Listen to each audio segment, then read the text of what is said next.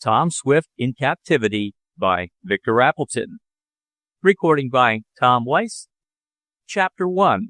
A Strange Request. Tom Swift closed the book of adventures he had been reading, tossed it on the table, and got up. Then he yawned. "What's the matter?" asked his chum, Ned Newton, who was deep in another volume. "Oh, I thought this was going to be something exciting," replied Tom, motioning toward the book he had discarded. "But say, the make-believe adventures that fellow had weren't anything compared to those we went through in the City of Gold or while rescuing the exiles of Siberia." "Well," remarked Ned, "they would have to be pretty classy adventures to lay over those you and I have had lately. But where are you going?" he continued, for Tom had taken his cap and started for the door. "I thought I'd go out and take a little run in the airplane. Want to come along? It's more fun than sitting in the house reading about exciting things that never have happened. Come on out and—" "Yes, and have a tumble from the aeroplane, I suppose you were going to say," interrupted Ned with a laugh. "Not much. I'm going to stay here and finish this book." "Say," demanded Tom indignantly, "did you ever know me to have a tumble since I knew how to run an airship?" "No, I can't say that I did. I was only joking." "Then you carried the joke too far, as the policeman said to the man he found lugging off money from the bank. And to make up for it, you've got to come along with me." "Where are you going?" "Oh, anywhere. Just to take a little run in the upper regions and clear some of the cobwebs out of my head. I declare, I guess I've got the spring fever. I haven't done anything since we got back from Russia last fall, and I'm getting rusty." "You haven't done anything?" exclaimed Ned, following his chum's example by tossing aside the book. "Do you call working on your new invention of a noiseless airship nothing?" "Well, I haven't finished that yet. I'm tired of inventing things. I just want to go off and have some good fun, like getting shipwrecked on a desert island, or being lost in the mountains, or something like that. I want action. I want to get off in the jungle and fight wild beasts and escape from the savages." "Say, you don't want much," commented Ned. "But I feel the same way, Tom." "Then come on out and take a run, and maybe we'll get on the track of an adventure," urged the young inventor. "We won't go far, just 20 or 30 miles or so." The two youths emerged from the house and started across the big lawn toward the airplane sheds, for Tom Swift owned several speedy aircrafts, from a big combined aeroplane and dirigible balloon to a little monoplane not much larger than a big bird, but which was the most rapid flyer that had ever breathed fumes of gasoline. "Which one you going to take, Tom?" asked Ned, as his chum paused in front of the row of hangars. "Oh, the little double-seated monoplane. I guess that's in good shape, and it's easy to manage. When I'm out for fun, I hate to be tinkering with levers and warping wingtips all the while. The Lark practically flies herself, and we can sit back and take it easy. I'll have Eradicate fill up the gasoline tank while I look at the magneto. It needs a little adjusting, though it works nearly to perfection since I put in some of that new platinum we got from the lost mine in Siberia." "Yes, that was a trip that amounted to something. I wouldn't mind going on another like that, though we ran lots of risk." "We sure did," agreed Tom, and then raising his voice he called out, "Rad! I say, Rad, where are you? I want you."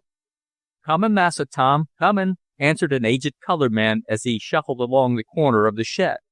"What do you all want of me?" "Put some gasoline in the Lark, Rad. Ned and I are going to take a little flight." "What were you doing?" "Just groomin' my mule Boomerang, Massa Tom. Dat's all. Poor Boomerang, he's gettin' old just same like I be. He's gettin' old, and he needs lots of attention. He has to have more oats than usual, Massa Tom, and he don't feel 'em like he uster. Dat's a fact, Massa Tom." "Well, Rad, give him all he wants. Boomerang was a good mule in his day, and he's good yet, Massa Tom. He's good yet," said Eradicate Sampson eagerly. "Don't you all forget dat, Massa Tom." And the colored man proceeded to fill the gasoline tank, while Tom adjusted the electrical mechanism of his aeroplane, Ned assisting by handing him the tools needed. Eradicate, who said he was named that because he eradicated dirt, was a colored man of all work who had been in the service of the Swift household for several years. He and his mule Boomerang were fixtures. "There, I guess that will do," remarked Tom, after testing the magneto and finding that it gave a fat, hot spark. That ought to send us along in good shape. Got all the gas in, Rad? Every drop, Massa Tom. Then catch hold and help wheel the Lark out. Ned, you steady her on that side. How are the tires? Do they need pumping up? Hard as rocks, answered Tom's chum, as he tapped his toe against the rubber circlets of the small bicycle wheels on which the aeroplane rested. Then they'll do, I guess. Come on now, and we'll give her a test before we start off. I ought to get a few hundred more revolutions per minute out of the motor with the way I've adjusted the magneto. Rad, you and Ned hold back while I turn the engine over. The youth and the colored man grasped the rear supports of the long tail-like part of the monoplane, while Tom stepped to the front to twist the propeller blades. The first 2 times there was no explosion as he swung the delicate wooden blades about, but the third time the engine started off with a roar and a succession of explosions that were deafening until Tom switched in the muffler, thereby cutting down the noise. Faster and faster the propeller whirled about as the motor warmed up, until the young inventor exclaimed, "That's the stuff. She's better than ever. Climb up, Ned, and we'll start off.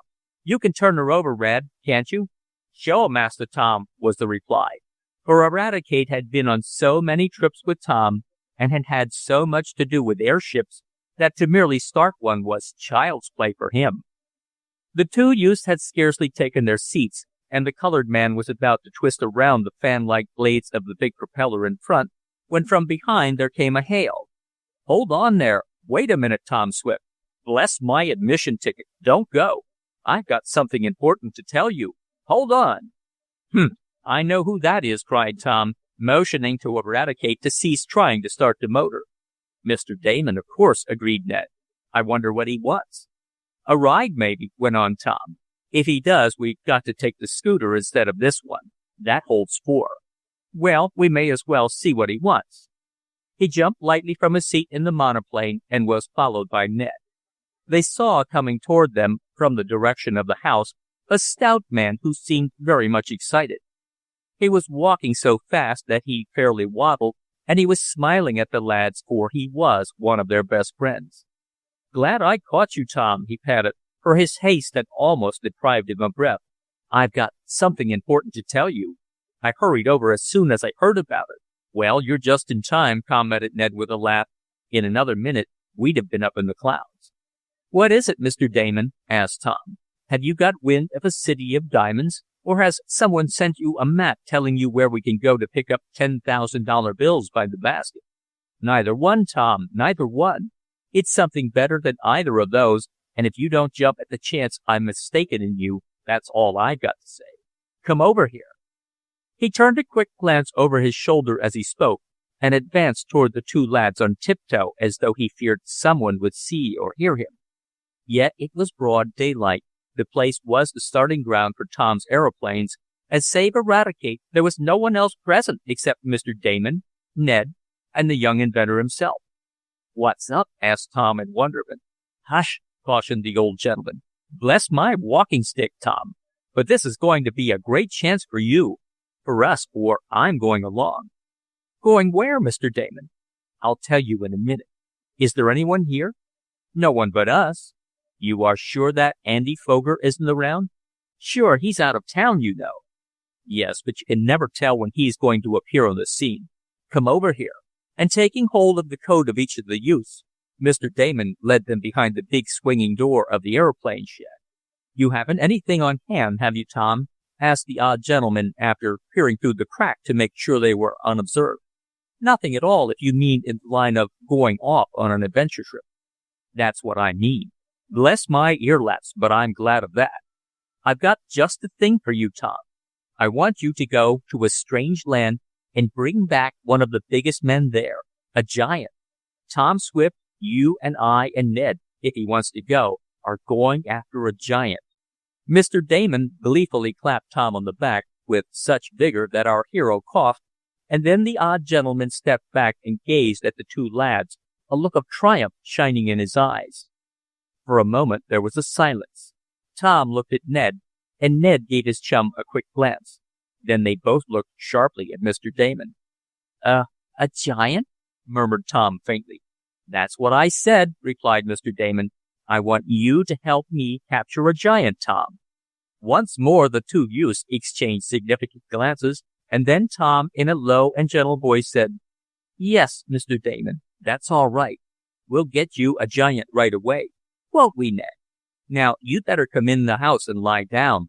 I'll have Mrs. Baggert make you a cup of tea, and after you have had a sleep you'll feel better.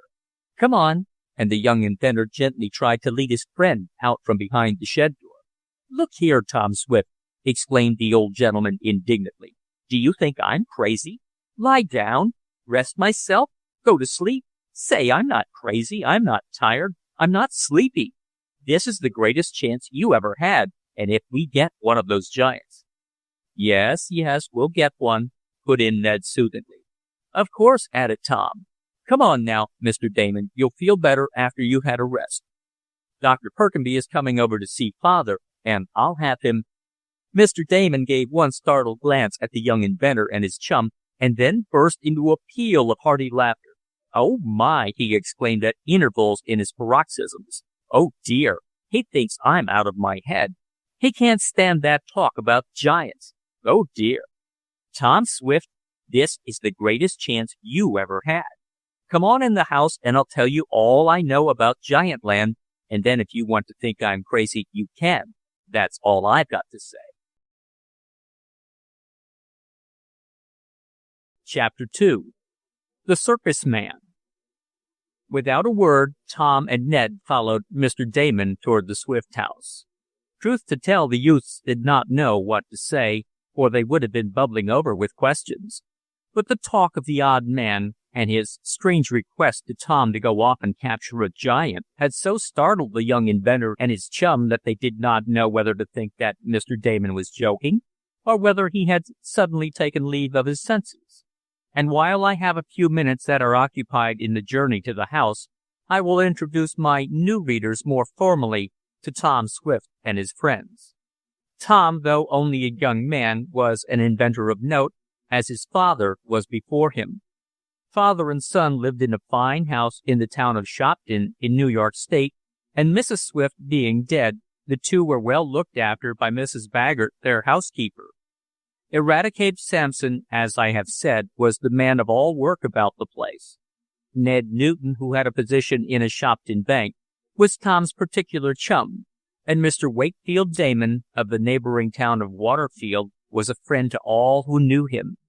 He had the odd habit of blessing anything and everything he could think of, interspersing it in his talk. In the first volume of this series, called Tom Swift and His Motorcycle, I related how Tom made the acquaintance of Mr. Damon, afterward purchasing a damaged motorcycle from the odd gentleman. On this machine Tom had many adventures, incidentally saving some of his father's valuable patents from a gang of conspirators. Later, Tom got a motorboat and had many races with his rivals on Lake Carlopa, beating Andy Foger, the red-haired bully of the town, in signal fashion. After his adventures on the water, Tom sighed for some in the air, and he had them in his airship, the Red Cloud. Tom Swift and His Submarine Boat is a story of a search after sunken treasure, and returning from that quest, Tom built an electric runabout, the speediest car on the road. By means of a wireless message later, Tom was able to save himself and the castaways of Earthquake Island, and as a direct outcome of that experience, he was able to go in search of the diamond makers and solve the secret of Phantom Mountain, as told in the book dealing with that subject. When he went to the caves of ice, Tom had bad luck, for his airship was wrecked, and he endured many hardships in getting home with his companions, particularly as Andy Foger sought revenge on him. But Tom pluckily overcame all obstacles, and later he built a sky racer in which he made the quickest trip on record. After that, with his electric rifle, he went after elephants in the interior of Africa, and was successful in rescuing some missionaries from the terrible Red Pygmies. One of the mission workers later sent Tom details about a buried city of gold in Mexico, and Tom and his chum, together with Mr. Damon, located this mysterious place after much trouble, as told in the book entitled Tom Swift in the City of Gold. The gold did not prove as valuable as they expected, as it was of low grade, but they got considerable money for it and were then ready for more adventures. The adventures soon came, as those of you who have read the book called Tom Swift and His Air Glider can testify. In that, I told how Tom went to Siberia and, after rescuing some Russian political exiles, found a valuable deposit of platinum, which today is a more valuable metal than gold. Tom needed some platinum for his electrical machines, and it proved very useful. He had been back from Russia all winter, and now that spring had come again, our hero sighed for more activity and fresh adventures. And with the advent of Mr. Damon and his mysterious talk about giants, Tom seemed likely to be gratified. The two chums and the odd gentleman continued on to the house, no one speaking, until finally, when they were seated in the library, Mr. Damon said, "Well, Tom, are you ready to listen to me now, and have me explain what I meant when I asked you to get a giant?" I suppose so," hesitated the young inventor. "But hadn't I better call Dad? And are you sure you don't want to lie down and collect your thoughts? A nice hot cup of tea." There, Tom Swift. If you tell me to lie down again, or propose any more tea, I'll use you as a punching bag. Bless my boxing gloves if I don't," cried Mr. Damon, and he laughed heartily. "I know what you think, Tom, and you too, Ned," he went on, still chuckling. "You think I don't know what I'm saying, but I'll soon prove that I do. I'm fully in my senses, I'm not crazy, I'm not talking in my sleep, and I'm very much in earnest. Tom, this is the chance of your life to get a giant, and pay a visit to Giantland. Will you take it?" "Mr. Damon, Tom stammered and looked at Ned. "Now look here, Tom Swift," exclaimed the odd man. "When you got word about the buried city of gold in Mexico, you didn't hesitate a minute about making up your mind to go there, did you?" "No, I didn't." "Well, that wasn't any more of a strain on your imagination than this giant business, was it?" "Well, I don't know as—" "Bless my spectacles! Of course it wasn't. Now, look here, Tom, you just make up your mind that I know what I'm talking about, and we'll get along better. I don't blame you for being a bit puzzled at first, but just you listen. You believe there are such things as giants, don't you?" "I saw a man in the circus once, 7 feet high. They called him a giant," spoke Ned. "A giant? He was a baby compared to the kind of giants I mean," said Mr. Damon quickly. "Tom, we are going after a race of giants, the smallest one of which is probably 8 feet high, and from that they go on up to nearly 10 feet, and they're not slim fellows either, but big in proportion. Now, in Giantland—" "Here's Mrs. Baggert with a quieting cup of tea," interrupted Tom. "I spoke to her as we came in and asked her to have some ready. If you'll drink this, Mr. Damon, I'm sure—" "Bless my sugar bowl, Tom! You make a man nervous with your cups of tea. I'm more quiet than you, but I'll drink it to please you. Now, listen to me." "All right, go ahead." "A friend of mine has asked me if I knew anyone who could undertake to go to Giantland and get him 1 or 2 specimens of the big men there. I at once thought of you, and I said I believed you would go. And I'll go with you, Tom. Think of that. I've got faith enough in the proposition to go myself." There was no mistaking Mr. Damon's manner. He was very much in earnest, and Tom and Ned looked at each other with a different light in their eyes. "Who is your friend, and where in the world is Giantland?" asked Tom. "I haven't heard of such a place since I read the accounts of the early travelers before this continent was discovered. Who is your friend that wants a giant?" "If you'll let me, I'll have him here in a minute, Tom." "Of course I will, but good land, have you got him concealed up your sleeve, or under some of the chairs?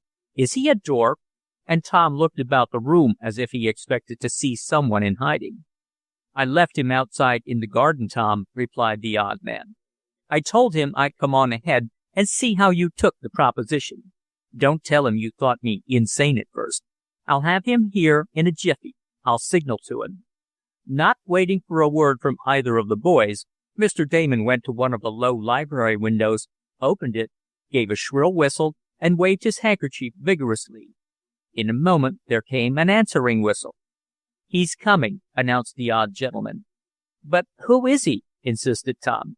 Is he some professor who wants a giant to examine? Or is he a millionaire who wants one for a bodyguard? Neither, Tom. He's the proprietor of a number of circuses and a string of museums, and he wants a giant or even two of them for exhibition purposes. There's lots of money in giants. He's had some 7 and even 8 feet tall, but he has lately heard of a land where the tallest man is nearly 10 feet high and very big, and he'll pay $10,000 for a giant alive and in good condition, as the animal men say. I believe we can get one for him, and, here he is now. And Mr. Damon interrupted himself as a small, dark-complexioned man with a very black mustache, black eyes, a watch chain as big around as his thumb, a red vest, a large white hat, and a suit of large-sized checked clothes appeared at the open library window. Is it all right, this strange-appearing man asked of Mr. Damon. I believe so, replied the odd gentleman. Come in, Sam. With one bound, though the window was some distance from the ground, the little man leaped into the library. He landed lightly on his feet, quickly turned 2 handsprings in rapid succession, and then, without breathing in the least rapidly, as most men would have done after that exertion, he made a low bow to Tom and Ned. Boys, let me introduce you to my friend Sam Preston, an old acrobat and now a circus proprietor, said Mr. Damon. Mr. Preston, this is Tom Swift, of whom I told you, and his chum, Ned Newton. And will they get the giant for me? Asked the circus man quickly. I think they will, replied Mr. Damon. I had a little difficulty in making the matter clear to them, and that's why I sent for you. You can explain everything. Have a chair, Tom invited politely. This is a new one on me, going after giants. I've done almost everything else, though. So Mr. Damon said, spoke Mr. Preston gravely. He was much more sedate and composed than one would have supposed after his sensational entrance into the room. I am very glad to meet you, Tom Swift, and I hope we can do business together. Now, if you have a few minutes to spare, I'll tell you all I know about Giant Land. Chapter 3. Tom Will Go. Joe, that sounds interesting, exclaimed Ned as he settled himself comfortably in his chair. It is interesting, replied the circus man. At least I found it so when I first listened to one of my men tell it. But whether it is possible to get to Giant Land and, what is more, bring away some of the big men is something I leave to you, Tom Swift. After you have heard my story, if you decide to go, I'll stand all the expenses of fitting out an expedition, and if you fail, I won't have a word to say. If, on the other hand, you bring me back a giant or two, I'll pay you $10,000 and all expenses. Is it a bargain? Let me hear the story first, suggested our hero, who was a cautious lad when there was need for it. Yet he liked Mr. Preston, even at first sight, in spite of his loud attire and the rather circusy manner in which he had entered the room. Then, too, if he was a friend of Mr. Damon, that was a great deal in his favor. I am, as you know, in the circus business, began Mr. Preston. I have a number of traveling shows and several large museums in the big cities. I am always on the lookout for new attractions, for the public demands them. Once get in the rut of having nothing new, and your business will fall off. I know, for I've been in the business, man and boy, for nearly 40 years. I began as a performer, and I can still do a double somersault over 15 elephants in a row.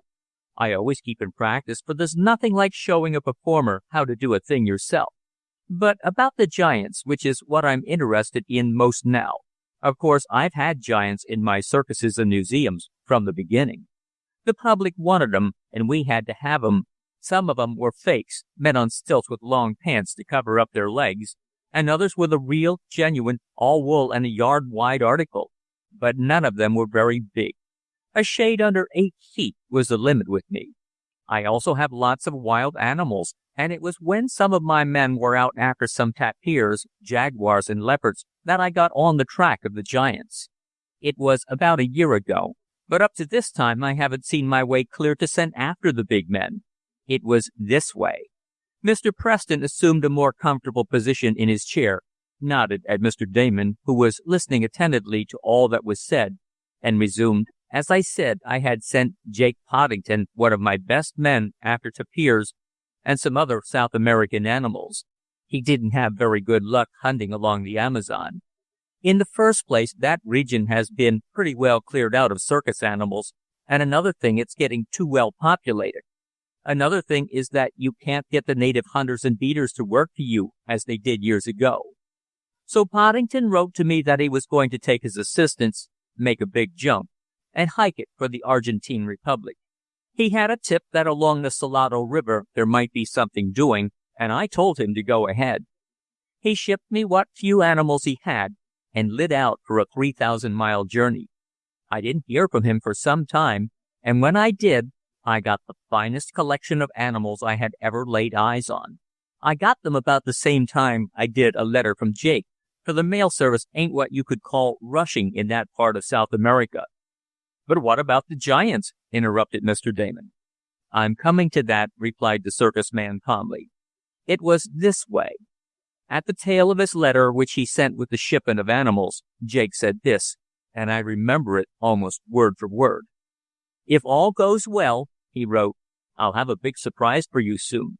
I've heard a story about a race of big natives that have their stamping ground in this section, and I'm going to try for a few specimens. I know how much you want a giant. Well, asked Tom after a pause, for the circus man had ceased talking and was staring out of the opened library window into the garden that was just becoming green. That was all I ever heard from poor Jake, said Mr. Preston softly. Bless my insurance policy, gasped Mr. Damon. You didn't tell me that. What happened to him? I never could find out, resumed Mr. Preston. I never heard another word from him, and I've never seen him from the time I parted with him to go after the animals. The letter saying he was going after the giants was the last line of his I've seen. But didn't you try to locate him? Asked Tom. Didn't he have some companions, someone who could tell what became of him? Of course I tried, exclaimed Mr. Preston. Do you think I'd let a man like Jake disappear without making some effort to find him?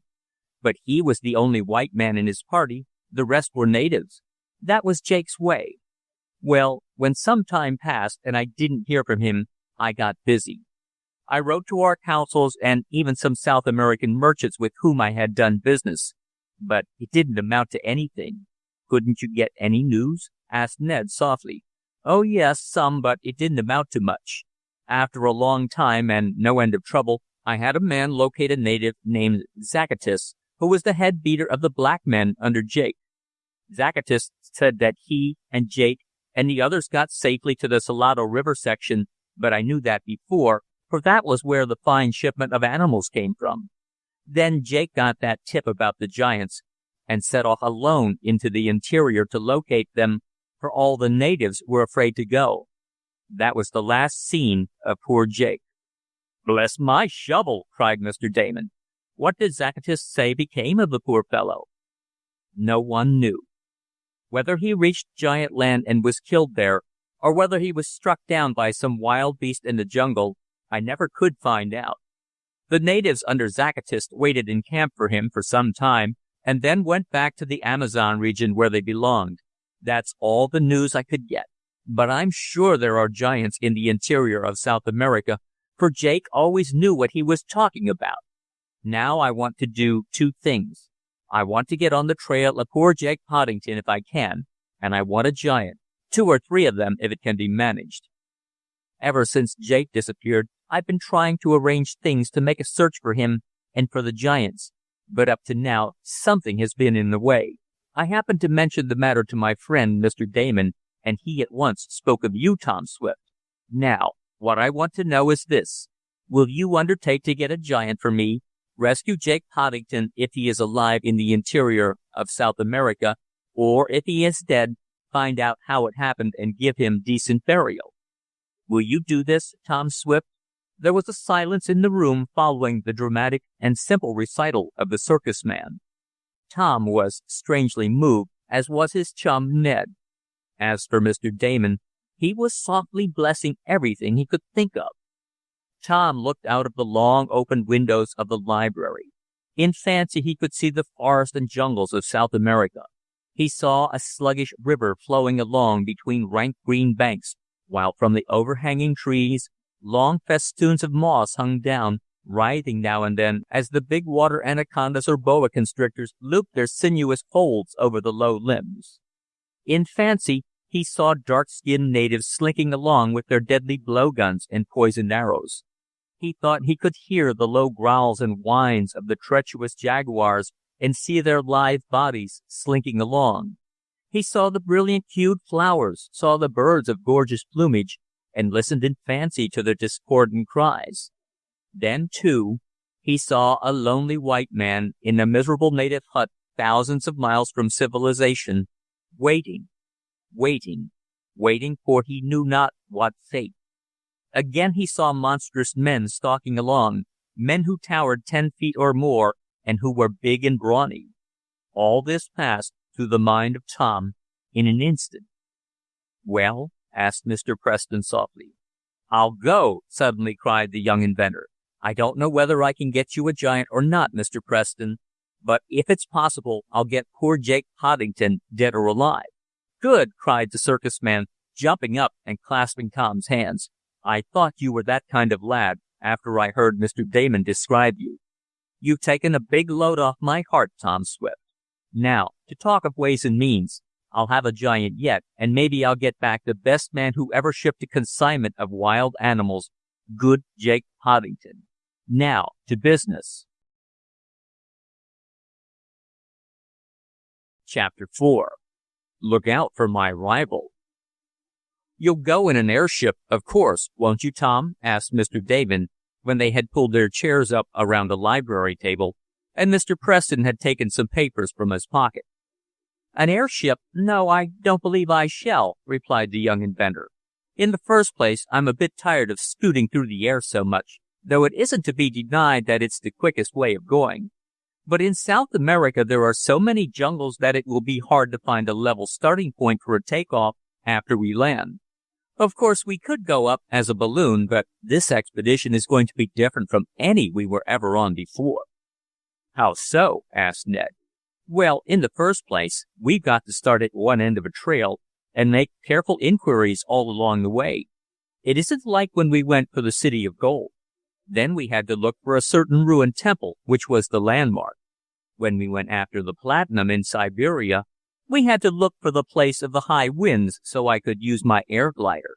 But now we're trying to locate a man who traveled on foot through the jungles, and if we went in an airship, we might just miss the connecting link.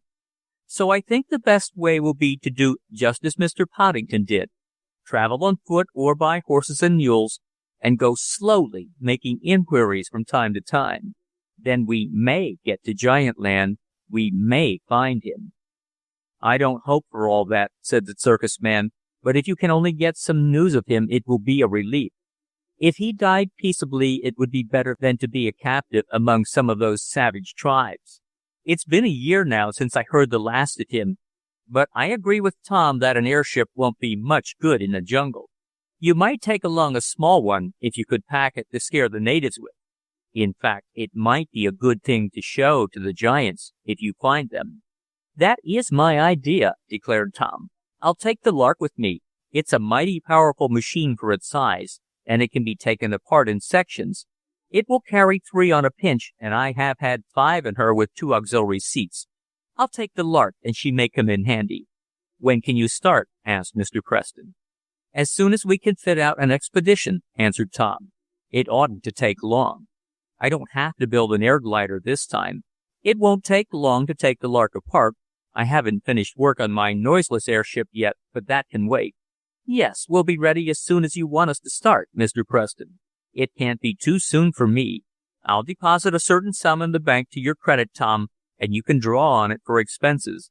I'll pay any amount to get word of poor Jake, to say nothing of having a giant for my circus. Now, as to the ways of getting there. Have you a large map of South America?" Tom had one, and he and the others were poring over it when Tom's father came into the room. "Well, well," he exclaimed, "what's this? What are you up to now, Tom, my boy? Mrs. Baggert said you took down the South American map. What's up?" "Lots, Dad. I'm going after giants this time." "Giants, Tom? Are you joking?" "Not a bit, Mr. Swift. answered Mr. Damon. Bless my checkbook. I believe if someone wanted the moon, Tom Swift would try to get it for them. Then Mr. Swift noticed the stranger present and was introduced to the Circus Man. Is it really true, Tom? Asked the aged inventor, when the story had been related. Are you going to have a try for Giantland? That's what I am, Dad, and I wish you were going along. No, Tom, I'm getting too old for that. But I did hope you'd stay home for a while and help me work on my gyroscope invention. It is almost completed. I will help you, Dad, as soon as I get back with a giant or two. Who knows, maybe I'll get one myself. What would you do with one? Asked Ned with a laugh. Have him help Eradicate, answered the young inventor. Rad is getting pretty old, and he needs an assistant. But are those giants black? Asked Mr. Swift. That's a point I don't know, answered the Circus Man frankly. Jake didn't say in his letter. They may be black, white, or midway between. That's what Tom has got to find out for us. And I'll do it, exclaimed our hero. Now, let's see. I suppose the best plan would be to take a ship right to the Rio de la Plata, landing, say, at Buenos Aires or Montevideo, and then organize an expedition to strike into the interior. Why don't you do just as Mr. Poddington did? Asked Ned. Start from the Amazon and work south. It would take too long, declared Tom. We know that the giants are somewhere in the northern part of Argentina, or in Paraguay or Uruguay, or they may be on the other side of the Uruguay River in Brazil. It's quite a stretch of territory, and we've got to take our time exploring it. That's why I don't want to waste time working down the Amazon. We'll go right to Buenos Aires, I think. That's what I'd do, advised the old circus man. Now, I can give you some points on what to take and how to act when you get there. The South Americans are a queer people, very nice when treated right, but very bad if not. And then he told some of his experiences as a circus man in South America, for he had traveled there. I'd go again if my business didn't keep me here, he concluded, for I'd ask nothing better than to hunt for Giantland or try to rescue poor Jake. But I can't. I'm depending on you, Tom Swift. What's that? Giantland? Exclaimed Mrs. Baggert, the motherly housekeeper, as she came in to announce that dinner was ready. You don't mean to tell me, Tom, that you're going off again. That's what I am, Mrs. Baggert. You'd better put me up a few sandwiches, for I don't know when I'll be back. And Tom winked at his chum. Of all the things I ever heard in all my born days, cried the housekeeper, throwing up her hands. Will you ever settle down, Tom Swift? Maybe he will when Miss Mary Nestor is ready to settle down, too, said Ned mischievously, referring to a girl of whom Tom was very fond. Say, I'll fix you for that, cried our hero, as he made an unsuccessful grab for Ned. But Mrs. Baggert, can you put on a couple of extra plates? Mr. Damon and Mr. Preston will stay to lunch. Not if it's going to put you out, Tom, objected the circus man. I can go to the hotel and— No, indeed, exclaimed Mrs. Baggert graciously, for she prided herself on her housekeeping arrangements, and she used to say that unexpected company never frustrated her. Soon the little party was seated around the table, where the talk went from grave to gay, the subject of the giants being uppermost. Mr. Preston told many funny stories of his circus days, and some of them had the spice of danger in them, for he had been all over the world, either as a performer or as the owner of amusement enterprises. Now, the next question to be settled, said the old circus man when they were once more gathered in the library, is how many are going. I am, for one, exclaimed Ned quickly. I'm sure my folks will let me, especially as we aren't going to use an airship, but will travel just as ordinary folks do. Except in case of emergency, explained Tom. We'll have the Lark to use if we need her. Oh, of course, agreed Ned. How about you, Mr. Damon? Will you go? The old man looked around the room before replying, as though he feared someone might be listening on the sly. Go on, Andy Foger isn't here, invited Tom with a laugh. I'll go, if I can persuade my wife to let me, said the odd man in a whisper, as if even then the good lady might overhear him. I'm not going to say anything about giants. I'll tell her we are going to rescue a poor fellow from the natives of South America, and I'm sure she'll consent. Of course I'll go. That's 3, remarked Tom. I think I can get Eradicate to go. He doesn't like airships, and when he knows we're not going in one, it will please him. Then he likes it hot, and I guess South America is about as warm as they come. I am almost sure we can count on Rad. That will make a nice party, commented the Circus Man. Now I'll make out a list of the supplies you'd better take and tell you what to do about getting native helpers and so on. And with that, he plunged into the midst of details that took up most of the remainder of the day. Well, then I guess that settles most everything, remarked Tom several hours later.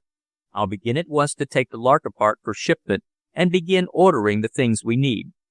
Oh, there's one thing I almost forgot about, said Mr. Preston suddenly. Queer how I should overlook that, too. I don't suppose you mind a fight or two, do you? He asked, looking sharply at Tom. Well, it all depends.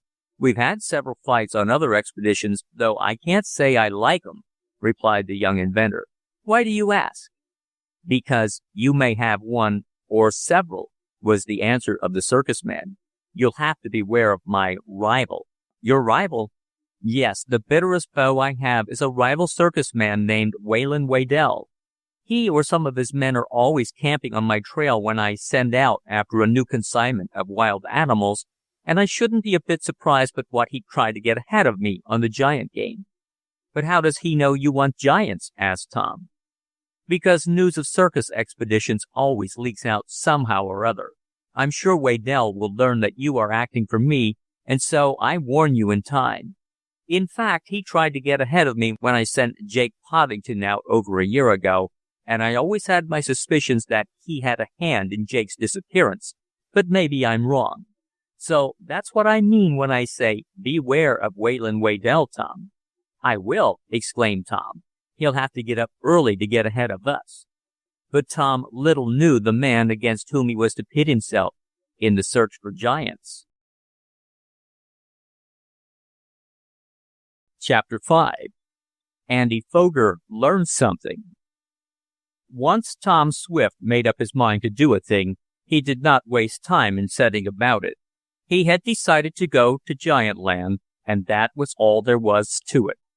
His father talked with him about the matter, pointed out the dangers, and suggested that as the young inventor had had many adventures in the last few years and had made considerable money from the discovery of the City of Gold and the platinum mines, the prize offered for a giant was not much of an inducement. But it isn't that so much, Dad, explained Tom. There's that poor circus man may be suffering in the center of South America.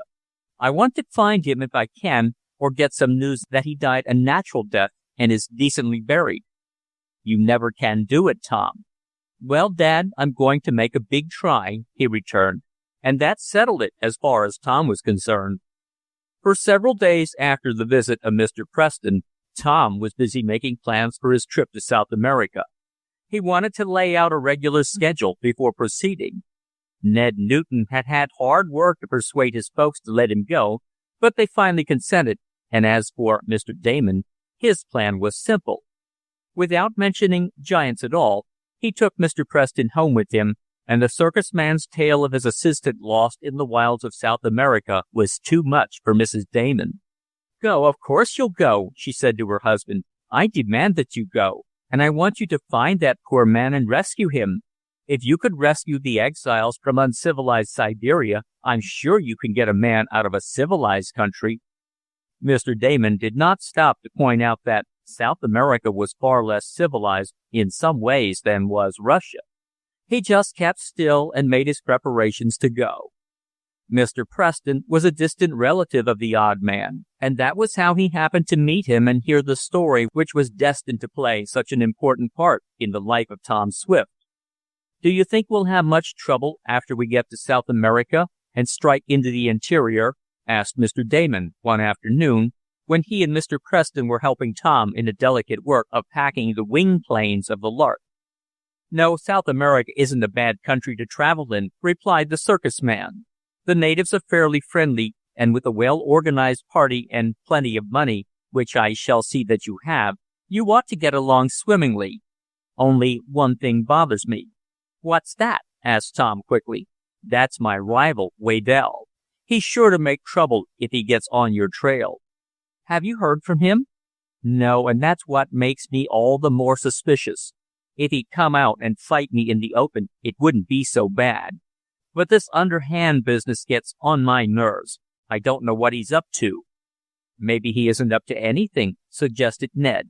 "He may not even know you are going to make another try for the giants." "Oh, yes, he does," replied the circus man. "He didn't succeed in beating me when poor Jake was after them, for the simple reason that it was a snap case, and even I didn't know that Poddington was trying for the giants until he had started. But Waddell was soon after him, and he knows that when I once set out for a freak or a certain kind of animal, I keep on until I get it. So he has probably already figured out that I'm making new plans to get a giant." "But how will he know that I am going?" inquired Tom. "I don't know how we will find out, but he will. We circus men have queer ways of finding out things. I shouldn't be a bit surprised but what he was already plotting and scheming to send an expedition on my trail to take advantage of anything you may learn." "Well, we'll try and fool him the same as we did the Mexicans when we hunted for the City of Gold," spoke Tom. And then, putting aside that worry, he and the others labored hard to get matters in shape for a departure to South America. "I suppose Eradicate is going?" remarked Ned, in the intervals of packing the aeroplane. "Well, I've hinted it to him," replied Tom, "but I haven't asked him outright. He said he wouldn't mind going to a hot country, though. Here he comes now. Guess I'll see how he takes it." The colored man shuffled up with a hammer and nails, for he had been putting covers on packing boxes. "Then you are coming with us to South America, aren't you, Rad?" asked Tom, winking at Ned. "South America? Am that the hot country you all was referencin' to?" asked Eradicate. "That's it, Rad. It's nice and warm there. All you have to do is lie under a tree, and coconuts will drop off into your mouth." "Coconuts in my mouth, Massa Tom. 'Scuse me, I don't want to go to no such country as that. Coconuts in my mouth. Why, I ain't got but a few teeth left, and a coconut dropping offen a tree would surely knock dem teeth out, surely." "Oh, Rad, I didn't mean coconuts. I meant oranges and bananas. They're soft." And Tom glanced quickly at Ned, for he saw that he had made a mistake. "Oh, well, then that's different, Massa Tom. I just loves oranges and bananas, and if you all is sure that I'll find some, why, I'll come along." "Find 'em? Oh, of course you will," cried Ned. "And coconuts, too," added Tom. "Only, Rad, I meant to say that the monkeys would throw the coconuts down to you from the trees. That breaks the hard shells, you see, and all you have to do is take out the meat and drink the milk. Then the monkeys throw you down a palm leaf fan to cool yourself off while you're eating it. Oh, I tell you, Rad, South America is the place to go to have a good time." "I believe you, Massa Tom. When do we all start?" "Pretty soon now. And what all am you gwine arter, Massa Tom?" The young inventor thought a moment. In times past he had not hesitated to confide in his colored helper, but of late years Eradicate had become somewhat childish, and he talked more than was necessary. Tom wondered if it would be safe to trust the giant's secret to him. After a moment's thought, he realized that it would not be. But at the same time, he knew that if he did not give some kind of answer, Eradicate would become suspicious, and that would be worse. The colored helper had been with Tom on too many trips not to know that his master never went without some object. "Well, Rad, we're after big game this time," Tom said. "I don't know what it will be that we'll get, whether animals or plants and—" "Oh, I knows, Massa Tom. Y'all means them orchard plants that live on air, dem big orchard plants." Eradicate meant orchids, of which many rare and beautiful kinds are found in South America. "Yes, Rad, I guess we will get some big orchids," agreed Tom. "And I surely will help climb dem trees arter them. Or maybe we can get de monkeys to throw 'em down, same as they will de coconuts." "Well, maybe, Rad. Well, now go ahead and nail up the rest of the boxes. We want to get started as soon as we can." And the colored man got busy murmuring from time to time something about oranges and bananas and coconuts. Everyone was occupied in getting matters in shape for the trip to South America, even Mr. Swift laying aside his work on his pet invention, a gyroscope, while he helped his son. And had Tom not been quite so engrossed with his preparations, he might have gone about town more, in which case he would have learned something that might have saved him and the others considerable trouble and no little danger. And this fact was that Andy Foger had been in Shopton several times lately. After the trouble which the red-haired bully and his father caused Tom and his friends on their trip to the City of Gold, Mr. Foger moved away from Shopton. He had lost his fortune and had to begin all over again. The Foger homestead was closed up, and Andy ceased to be a fixture of the town, for which Tom and Ned were very glad. But of late, Andy had been seen in Shopton several times, and it was noticed that on one or two occasions he had a man with him, a man who seemed to have plenty of money, a man with an air about him not unlike that of Mr. Preston, a man with what newspaper men would have called a circus or theatrical air. This man had visited Shopton soon after Mr. Preston made the giant proposition to Tom, and before meeting Andy Foger had made special inquiries about Tom Swift. Who are the people who have a hard feeling against this young inventor in town? The man had asked of several persons. Tom Swift has more friends than enemies, was the general reply. Oh, surely he must have some enemies, the man insisted. He's been running his airplanes and autos around town a long time, and surely there must be someone who has a grudge against him. I suppose he has lots of friends, but who are his enemies? Then he learned about Andy Foger, and hearing that Andy now lived in a nearby town, the man had at once gone there. It was not long before he reappeared, and the red-haired bully was with him. "And you haven't learned anything yet, Andy?" asked this mysterious man one afternoon when he met his tool in a quiet resort in Shopton. "Nothing yet, Mr. Waddell, but give me a little more time." "Time? You've had more time now than you need. When I agreed to pay you for finding out what part of South America Tom Swift would head for to get some sort of a freak or animal for Preston's circus, I thought you'd make good quicker than this." "So did I. But you see, Tom is suspicious of me, and so is his chum Ned Newton. I can't go to them, and if I'm seen sneaking around the house or shop after what happened last, I'll be driven off. Well, it's up to you. I paid you to get the information, and I expect you to do it. Why don't you tackle that old colored man whom I understand works for him? He ought to be simple enough to give the game away." "Eradicate? I will. I never thought of that. I'll get that information for you, Mr. Waddell, in a few days. You'd better if you want to keep that money." The two plotters parted, and that very afternoon gave Andy the chance he wanted. He met Eradicate on his way to the village where he was going after something Tom needed. "Hello, Rad," called Andy with a show of good feeling.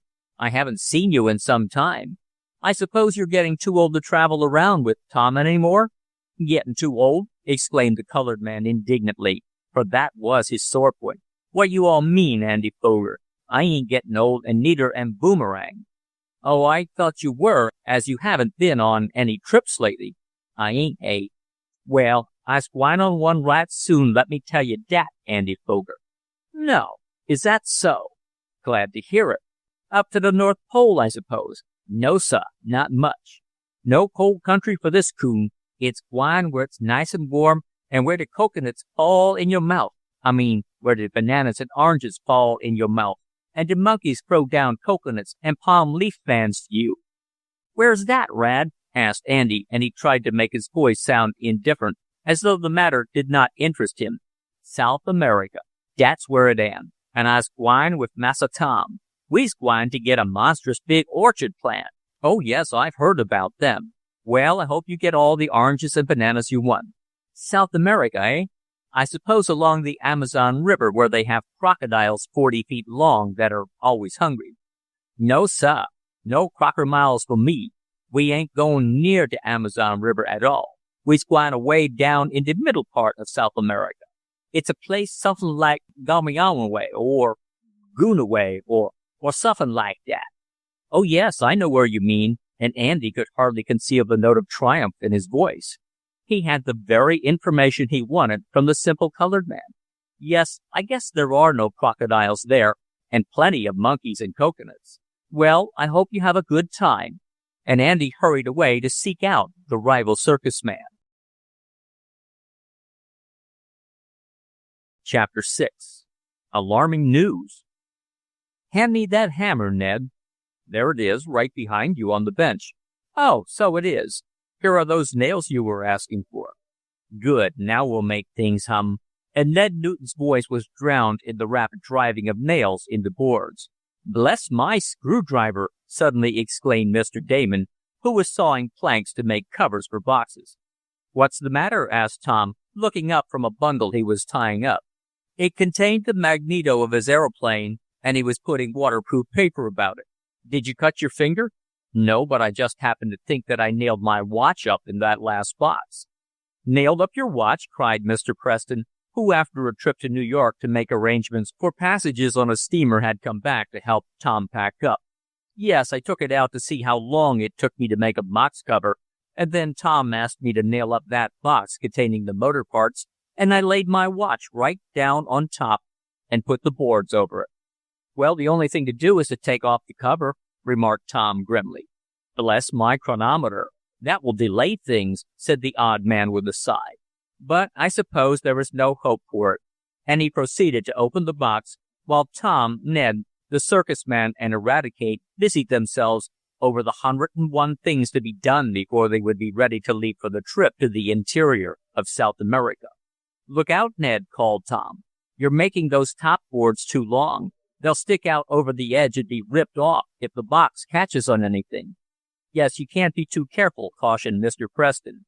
Each box or package must be the right weight, or the porters and mule drivers won't carry them into the interior. You may have to cross rough trails and even ford rivers. And as for bridges, well, the less said about them, the better. You aren't going to have any picnic, and if you want to back out, Tom Swift, now is the time to say so. What? Back out? Cried our hero. Never. I said I'd go, and I'm going. Ned, pass that brace and bit over, will you? I've got to bore a hole for these screws. And so the work went on in the big aeroplane shed, which they had made their packing headquarters. The Lark, that small but strong and speedy aeroplane, had been safely packed, and most of it had been sent on ahead to New York, where the travelers were to take the steamer. There remained to be transported their clothing, weapons, and ammunition, and several bundles and cases of trinkets which would be of more value in bartering with the natives than money. Tom and Mr. Preston had selected the things with great care, and at the last moment the young inventor had packed a box of his own and said nothing about it. Included in it were some of his own and his father's inventions, and had one been given a glance into that same box, he would have wondered at the queer things.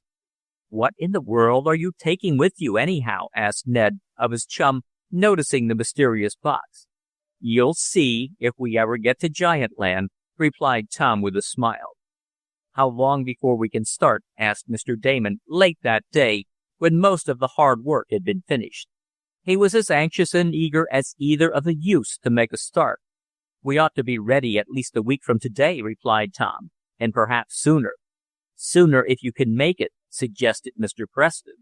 The steamer sails a week from today, and if you miss that one, you'll have to wait 2 weeks more. Then a week from today we'll sail, decided Tom with emphasis. We'll work nights getting things in shape. Really, though, not much more remained to be done, and the next day Mr. Preston again went to New York, accompanying a shipment of boxes and cases that Tom sent on ahead. The two chums were busy in the aeroplane hangar a few days after this, nailing up the last of some light cases containing medicines, personal effects, and comforts that would accompany them on their trip. Well, I'm glad of one thing, remarked Tom thoughtfully as he drove home the last nail in a box, and that is that we won't be bothered with that Andy Foger on this trip. I haven't seen hide nor hair of him in some time. I guess he and his father are down and out. I guess so. I haven't seen him either. Massa Andy were in town a few days ago, ventured Eradicate. He was? Cried Tom. Did you see him? What was he doing, Rad? Nuffin', same as usual. He done say I were too old to go on any more expeditions with you, and I proved that I wasn't. Proved that you weren't, Rad? How? And Tom looked anxiously at his colored helper. Why, I done say to him that I was gwine with you all this time to that come-away country after a big orchard plant. That's how I done prove it to that Andy Foger. Rad, You didn't tell him we were going to South America, asked Tom reproachfully. Sure I done so, Master Tom. That was the only way to prove to him that I wasn't getting too old. Oh, Rad, I'm afraid, and Tom hesitated. Oh, I don't believe it amounted to anything, interposed Ned. Andy didn't have anyone with him, did he, Rad? No, Massa Ned. He were all alone by hisself. Then I guess it's all right, Tom. Andy was only rigging Eradicate, and he didn't pay any attention to what he said. Well, I hope so. And the young inventor wore a thoughtful air as he resumed the finish of the packing. The colored man, blissfully unconscious that he had been the innocent cause of a grave danger that overhung Tom and his friends, whistled gaily as he gathered the boxes, bales, and packages into a pile, ready for the expressman who was to call in the morning. Tom, together with Ned, Mr. Damon, and Eradicate, were to leave the following afternoon and stay in New York until the sailing of the steamer. They preferred to be a day or so ahead of time than half an hour late, and were taking no chances. Bless my timetable, exclaimed Mr. Damon that night, as they sat in the library of the Swift home, checking over the list to make sure that nothing had been forgotten. Bless my timetable, but it doesn't seem possible that we are going to start at last. Yes, we'll soon be on the way to Giantland, spoke Tom in a low voice. Somehow the young inventor did not seem to be in his usually bright spirits. You don't seem very enthusiastic, remarked Ned. What's the matter, Tom? Oh, nothing much, though I would feel better if I knew that Andy Foger didn't have any inkling of what our plans were, he added, for Eradicate was not present. Oh, nonsense, exclaimed his chum. Mr. Preston will be here in the morning, and he'll know whether his rival has any idea of camping on our trail. Cheer up. Yes, I suppose I am foolish to worry, admitted Tom, but somehow I can't help it. I wish Mr. Preston was here now to tell us that Wayland Waddell had gone off to the center of Africa for a dwarf. Then I'd know we had nothing to fear. But I guess... Tom did not finish his sentence, for at that moment there came a peal at the doorbell. Instinctively everyone started, and Mr. Damon exclaimed, Bless my burglar alarm! What's that? Someone at the door, Tom, replied Mr. Swift calmly. That's nothing unusual. It's early yet. But in spite of his reassuring words, there was a feeling of vague alarm. I'll see who it is, volunteered Ned. If it's Andy Foger. Mrs. Baggert entered the room at that moment. She had hurried to the door, and as she entered she announced, Mr. Preston. Yes, it is I, added the circus man, following her quickly into the room. I came on tonight instead of waiting for the morning, Tom. I have some bad news for you. Bad news? Gasped the young inventor. Has Waddell got hold of your plans? I'll wager it has something to do with Andy Foger, exclaimed Ned. Neither one, spoke the circus man. But I have just had a cable dispatched from one of my animal agents in Brazil saying that war has broken out among the tribes in the central part of South America. A big native war is being waged all around Giantland, as near as we can figure it out. War among the native tribes, exclaimed Mr. Swift. Yes, and one of the worst in years. And of course, Tom, after such alarming news as this, I won't hold you to your promise to go. It's all off. I'm sorry, but you better wait. It won't be safe to go there now. Better unpack, Tom. For a moment there was a silence in the room. Then the young inventor leaped to his feet and faced the circus man. Unpack? Cried Tom in ringing tones. Never. I'm going to Giantland, fight or no fight. Ned, come with me, and we'll put in some of my electric rifles. I wasn't going to take them along, but I will now. Unpack? I guess not. I'm going to get a giant for you, Mr. Preston, and save Jake Poddington if he's alive. Come on, Ned. Chapter 7. Fire on Board. Your electric rifles, exclaimed Ned Newton, as he followed his chum to the storeroom where Tom kept a number of spare guns. It's a good thing you've thought of them, Tom. Yes, I didn't think we'd need them, for I believe peaceable means are the best to use on natives. But if there's a war and we have to defend ourselves against the tribes, we'll take along something that will do more damage than an ordinary rifle, and yet I can regulate it so it will only stun and not kill. That's the stuff, Tom. No use in being needlessly cruel. How many will you take? 2 or 3. We may need 'em all." A little later, the two lads returned to the library where Mr. Damon, Mr. Swift, and the circus man were anxiously awaiting them. Mr. Preston looked curiously at several objects which Tom and Ned carried. The objects looked like guns, but were different from any the giant seeker had seen. "What are they?" he asked Tom. "Electric rifles, one of my inventions," and Tom showed how the weapon worked. Those of you who have read the volume entitled Tom Swift and His Electric Rifle will remember this curious weapon. It was worked by a stored charge of magnetism of the wireless kind. By this, a concentrated globule of electricity was projected from the muzzle, and it could be made strong or weak at the will of the marksman. It could be made so powerful that it would totally annihilate a whale, as Tom had once proved, or it could be made so mild that it would put an enemy or several of them to sleep almost as gently as some narcotic, and they would awake after several hours, little the worse for their experience. A charge of electricity as powerful as 5,000 volts could be concentrated into a small wireless globule the size of a bullet, and this would fly through space or even through solid objects until, reaching the limit of the range set, would strike the object aimed at. With his wonderful electric rifle, Tom had not only killed elephants and other big game, but fought off the red pygmies of Africa. "And we may have a use for it in South America," he added as he explained the workings to Mr. Preston. "Well, I'm glad you didn't back out," commented the circus man, "and this may come in mighty handy. I'll feel easier about you now, Tom, when I know you have some electric rifles with you." The circus man was told of what Eradicate had said to Andy, but he was of the opinion that no harm would result from it. "As far as I can learn," went on Mr. Preston, "my old rival, Waddell, has given up the giant idea. He is looking for a two-headed crocodile, said to be somewhere along the Nile River, and he's fitting out an expedition there, I understand. I guess we won't be bothered with him. But the giant for mine, if I can get that sort of an attraction, his two-headed crocodile won't be in it. I hope you have luck, Tom Swift." The last details of the expedition were considered. Nothing seemed to have been left undone, and though carrying the electric rifles would make a little more baggage, no one minded that. "I can carry them," said Eradicate. "I ain't got so much baggage of my own."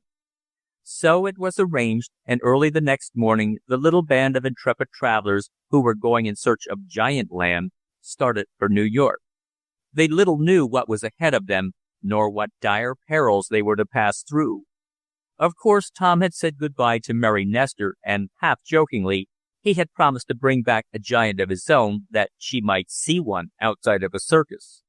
"But, Tom," Mary exclaimed with a laugh, "what will you do with one of the big creatures if you get one?" "Have him help me on my newest invention, the noiseless airship," answered the young inventor. "I need someone to lift heavy weights. It will save putting up a derrick. Yes, I think I'll get a giant of my own." The last goodbyes were said, and the parting between Tom and his father was affecting.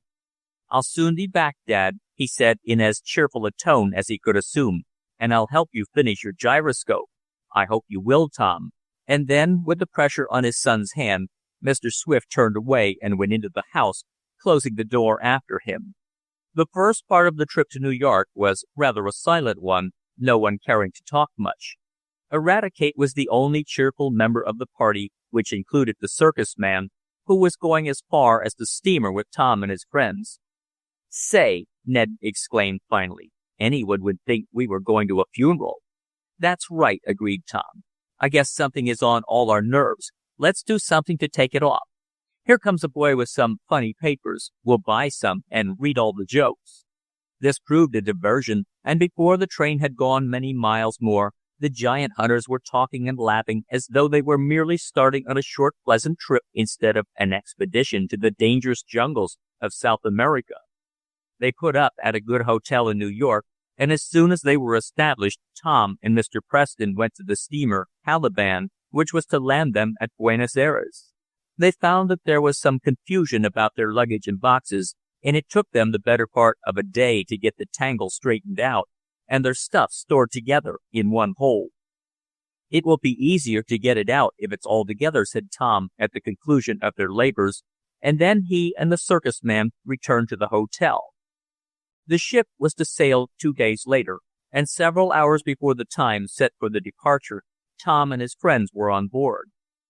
"You don't see anything of your rival circus friend, do you?" asked Tom of the man who wanted a giant.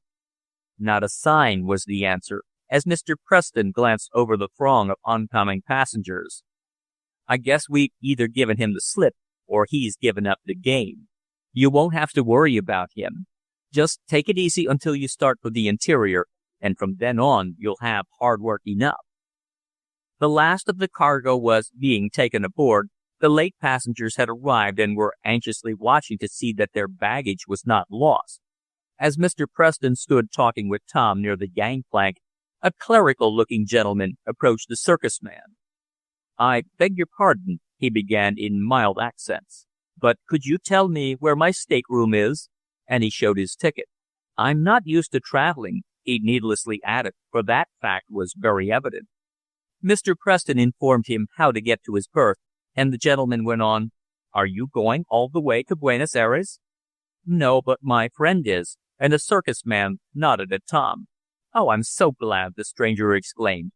"Then I shall have someone of whom I can ask questions. I am quite lost when I travel." "I'll help you all I can," volunteered Tom, "and I'll show you to your stateroom now." "Ah, thank you. Your name is—" "Tom Swift," supplied the young inventor. "Ah, yes, I believe I have read about your airships. I am the Reverend Josiah Blinderpool. I am taking a little vacation. I trust we shall become good friends." "Humph, he's a regular infant to be away from civilization," mused Tom, when he had showed the clergyman to the proper stateroom. "He'll get into trouble, he's so innocent."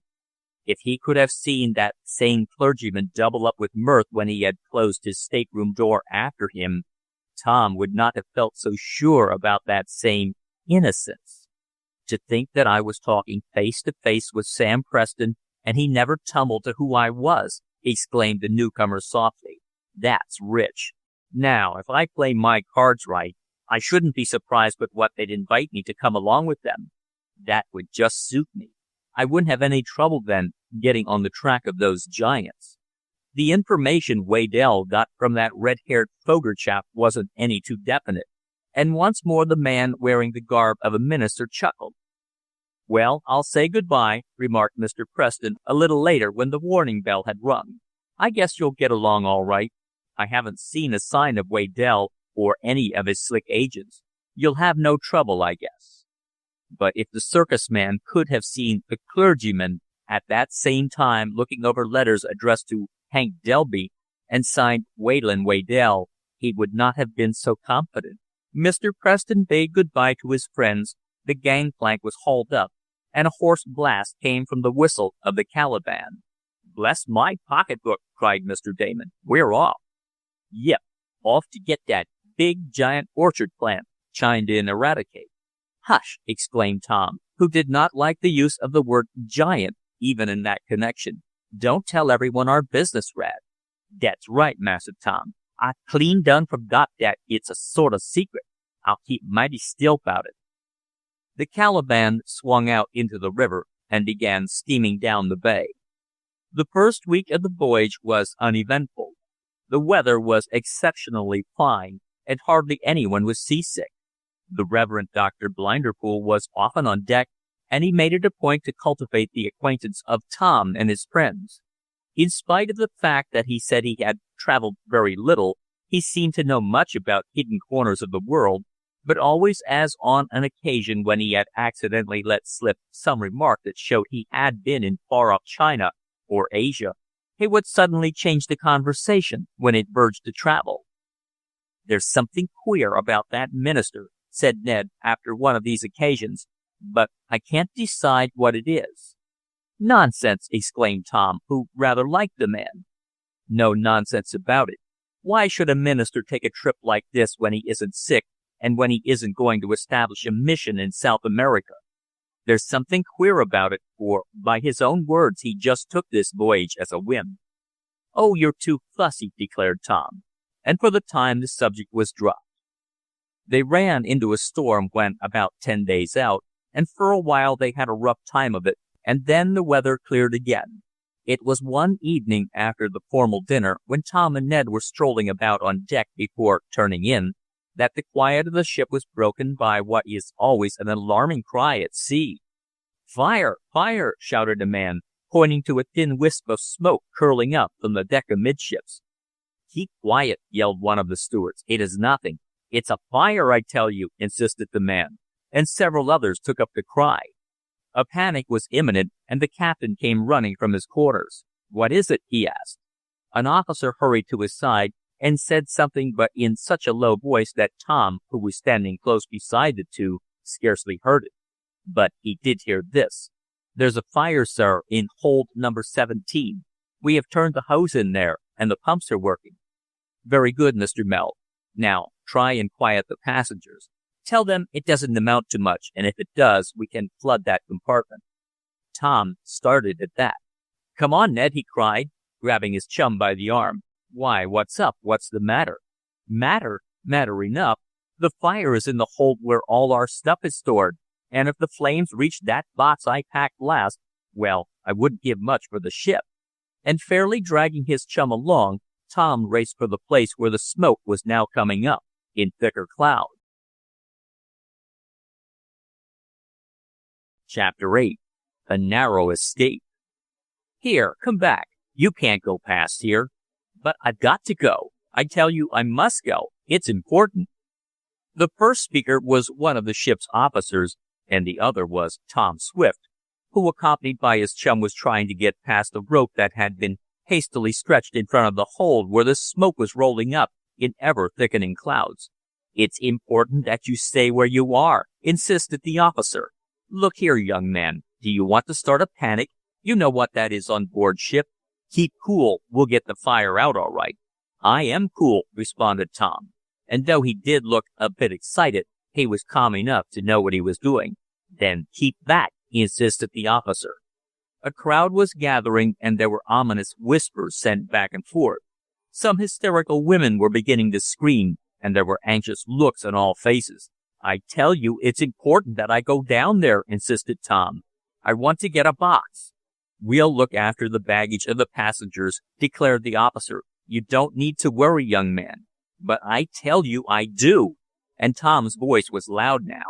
"It isn't so much on my account as—" And then stepping quickly to the side of the officer, he whispered something.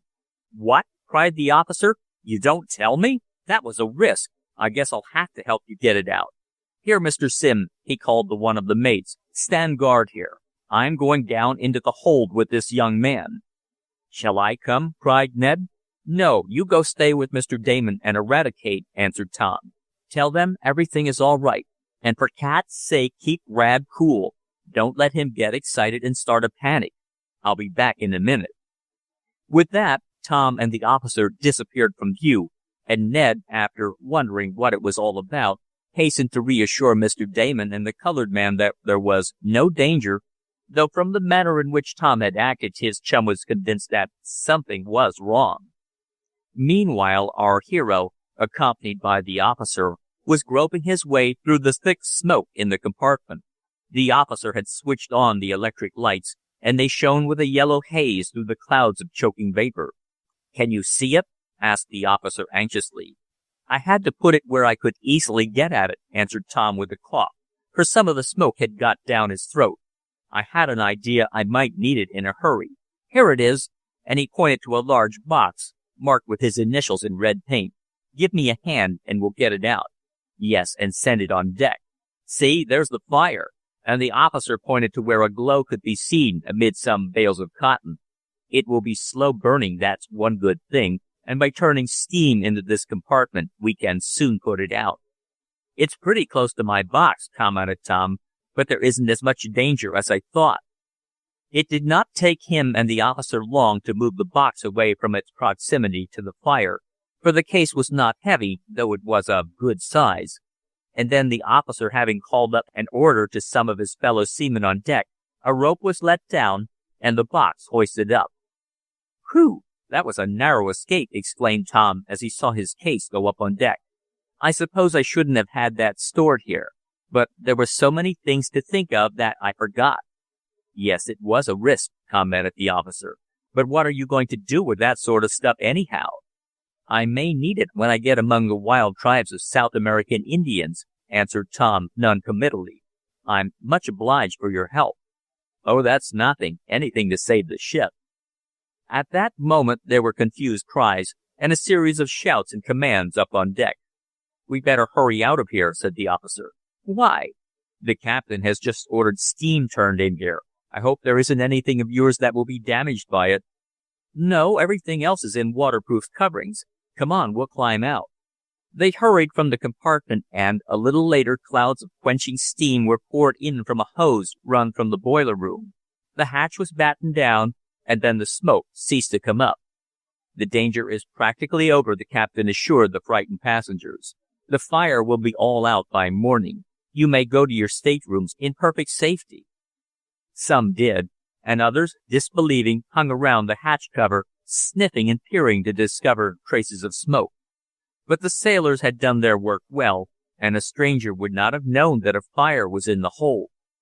The captain had spoken truly, and in the morning the fire was completely out, a few charred bales of cotton being the only things damaged.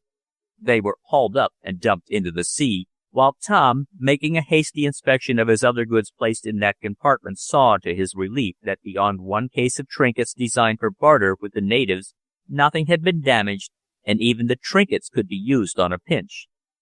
"But what was in that box?" asked Ned that night as they got ready to retire, the excitement having calmed down. "Hush, not so loud," cautioned Tom, for Mr. Damon was in the next stateroom, while Eradicate had one across the corridor. "I'll tell you, Ned, but don't breathe a word of it to Rad or Mr. Damon. They might not intend to give it away, but I'm afraid they would if they knew, and I depend on things in that box to give the native giants the surprise of their lives in case we come to close quarters." "Close quarters?" "Yes, have a fight, you know, or in case they get so fond of us that they won't hear of letting us go. In other words, if they make us captives." "Great Scott, Tom! You don't think they'll do that, do you?" "No telling, but if they do, Ned, I've got some things in that box that will make them wish they hadn't. It's got—" and Tom leaned forward and whispered, as though he feared even the walls would hear. "Good!" cried his chum. "That's the stuff! No wonder you thought the ship might be damaged if the fire got to that." It seemed that the slight fire was about all the excitement destined to take place aboard the Caliban, for after the blaze was so effectually quenched, the ship slipped along through the calm seas, and it was actually an effort to kill time on the part of the passengers. As they progressed further south, the weather became more and more warm, until, as they approached the equator, everyone put on the lightest garments obtainable. Crossing the line was the signal for the usual stunts among the sailors. Neptune came aboard with his usual sea-green whiskers made from long rope ends, and with his trident much in evidence, and there was plenty of horseplay which the passengers very much enjoyed. Then, as the tropical region was left behind, the weather became more bearable. There were one or two storms, but they were of no consequence, and the steamer weathered them easily. Tom and his friends had several talks with the Reverend Josiah Blinderpool, as the pretended clergyman still called himself. But he did not obtrude his company on them, and though he asked many questions as to where Tom and his party were going, the young inventor, with his usual caution in talking to strangers, rather evaded them. "Hang it all, he's as close-mouthed as a clam," complained Mr. Blinderpool to himself one day, after an attempt to worm something from Tom. "I'll just have to stick close to him and his chum to get a line on where they're heading for. And I must find out, or Waddell will think I'm throwing the game." As for Tom and the others, they gave the seeming clergyman little thought. That is, until one day when something happened. Ned had been down in the engine room, having had permission to inspect the wonderful machinery, and on his way back he passed the smoking cabin. He was rather surprised to see Mr. Blinderpool in there, puffing on a big black cigar, and with him were some men whom Ned recognized as personages who had vainly endeavored to get a number of passengers into a card game with them. And, unless Ned's eyes deceived him, The seeming clergyman was about to indulge in the game himself.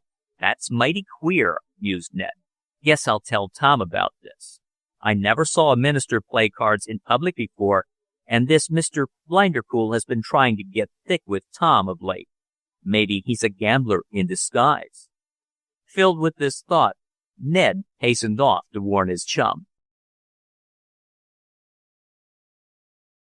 Chapter 9. Forward March. You don't say so, exclaimed the young inventor, when Ned had told him the queer news. Well, do you know I've been suspicious of that fellow ever since he tried to make friends with us? Suspicious? How so? You don't think... Oh, I think he's some kind of a confidence man who has adopted the respectable clothes of a minister to fool people. He may be a card sharper himself. Well, we won't have anything more to do with him. It won't be long before we arrive at Buenos Aires, and then we won't be bothered with card sharpers or anybody else but giants and fighting natives, finished Ned with a laugh. You forget, Tom, that there's a war going on near the very place we're headed for. That's so, Ned, but with what we have with us, I guess we can make out all right. I'm going to have the electric rifles handy the minute we start for the interior. The voyage continued and was fast drawing to a close. Mr. Blinderpool made several more attempts to strike up a friendship with Tom or his chum, but they were on their guard now, and failing to get into much of a conversation with the two young men, the pretended clergyman turned his attentions to Mr. Damon. That eccentric gentleman welcomed him at first, until a quiet hint from Tom brought that to an end. Bless my fire shovel, cried Mr. Damon. You don't say so. Not a clergyman at all? Dear me. And then, getting desperate, and needing very much to learn how long a journey his rivals were to undertake so that he too might prepare for it, Mr. Hank Delby, alias Blinderpool, began to pump Eradicate. But the latter was too sharp for him.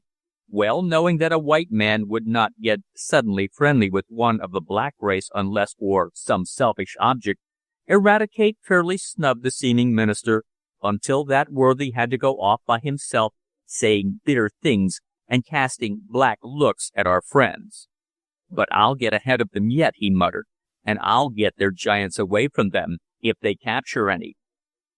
The box on which Tom set such an importance, and which had so nearly been the cause of a disaster, had been stored in one of the fireproof compartments of the ship, and now, as a few days more would see the vessel entering the harbor of the Rio de la Plata, thence to steam up to the ancient city of Buenos Aires, Tom and the others began to think of what lay before them.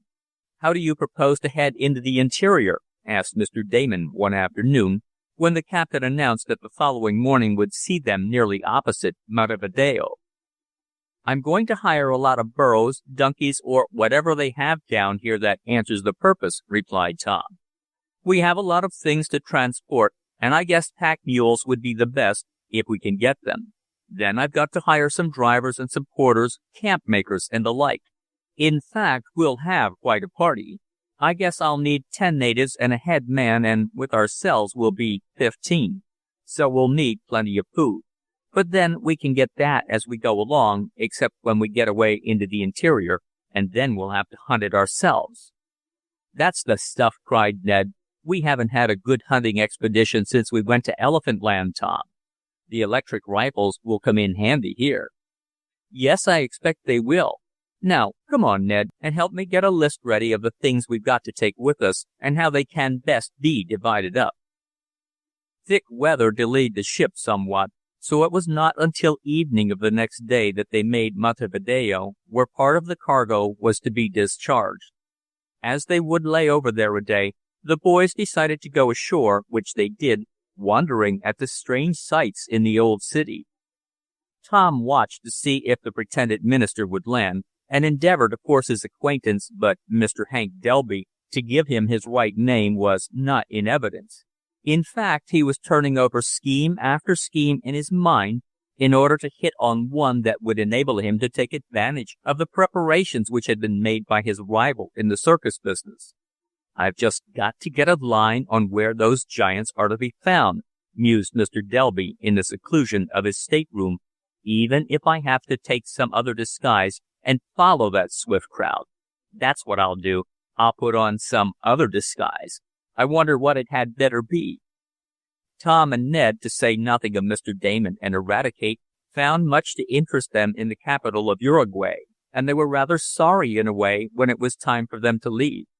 "But we'll see plenty more strange sights," remarked Tom, as the steamer started off for Buenos Aires. "In fact, our trip hasn't really begun yet." In due time they dropped anchor at the ancient city, and then began a series of confused and busy times.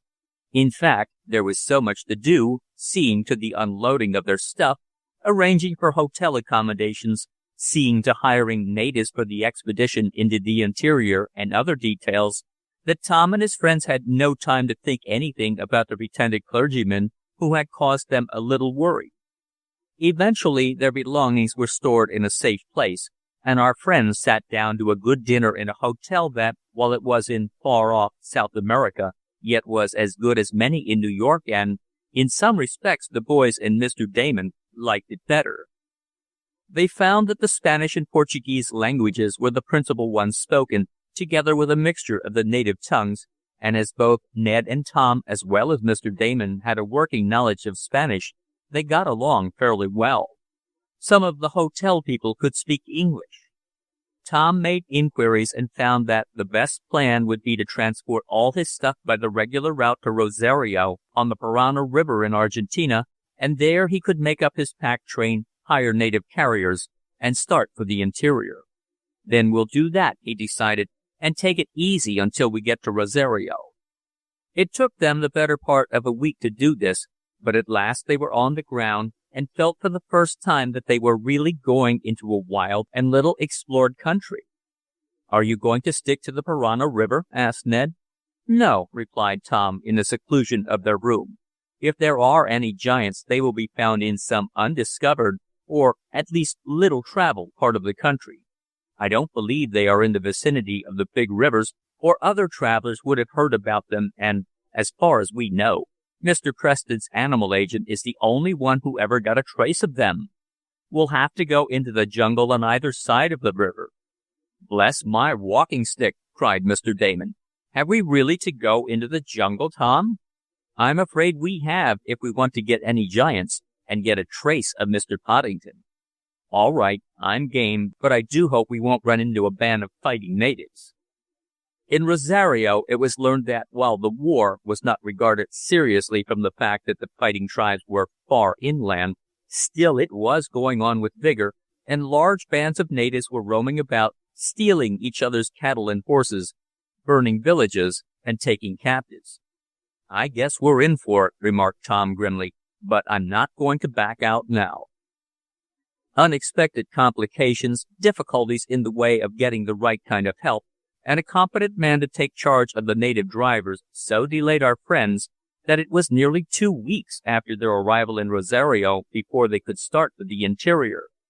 Of course, the object of the expedition was kept a secret, and Tom let it be known that he and his friends were merely exploring and wanted rare plants, orchids, or anything in that line.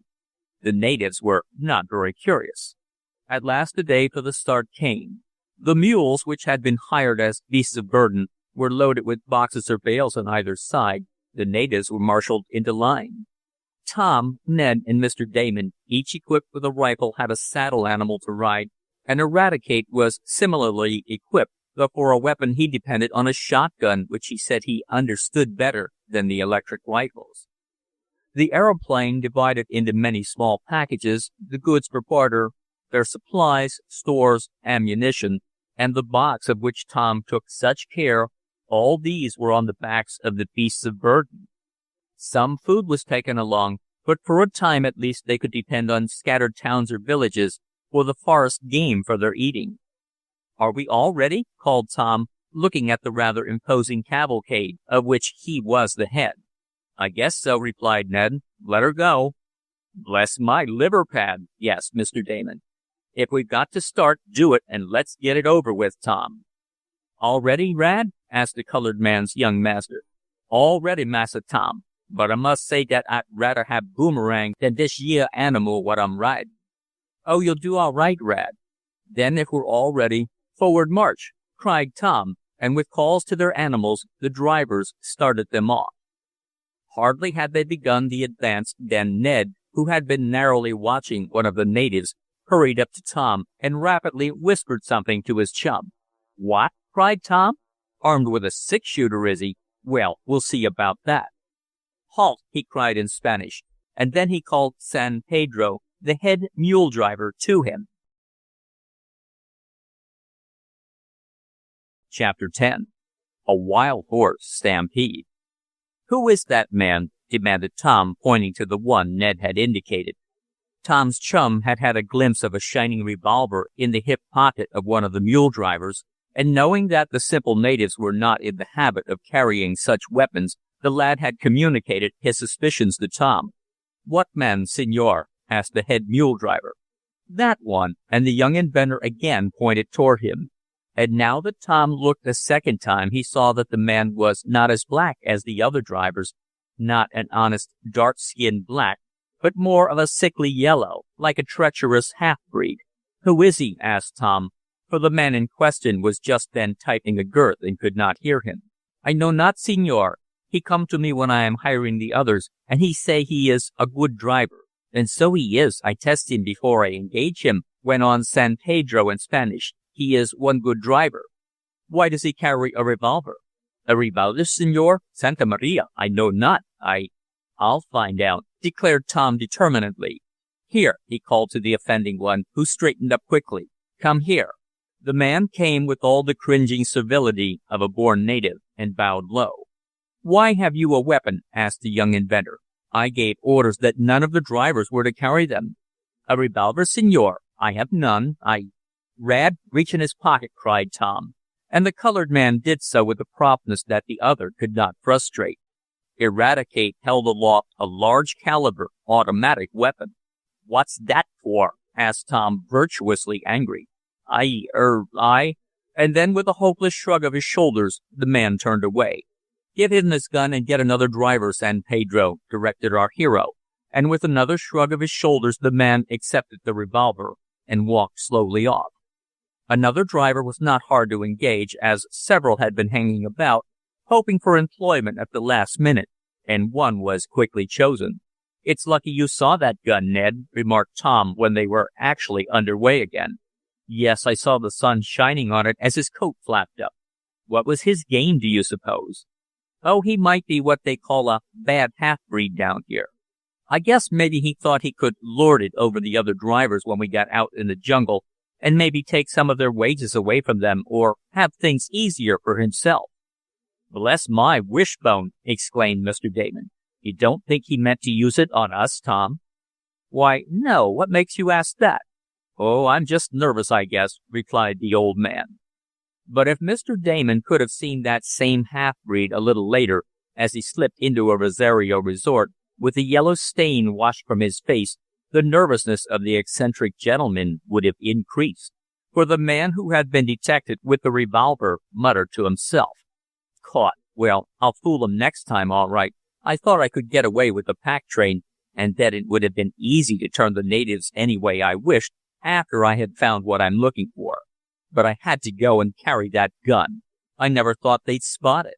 Well, it's all up now, and if Waydell heard of it, he'd want to fire me. But I'll make good yet. I have to adopt some other disguise and see if I can't tag along behind."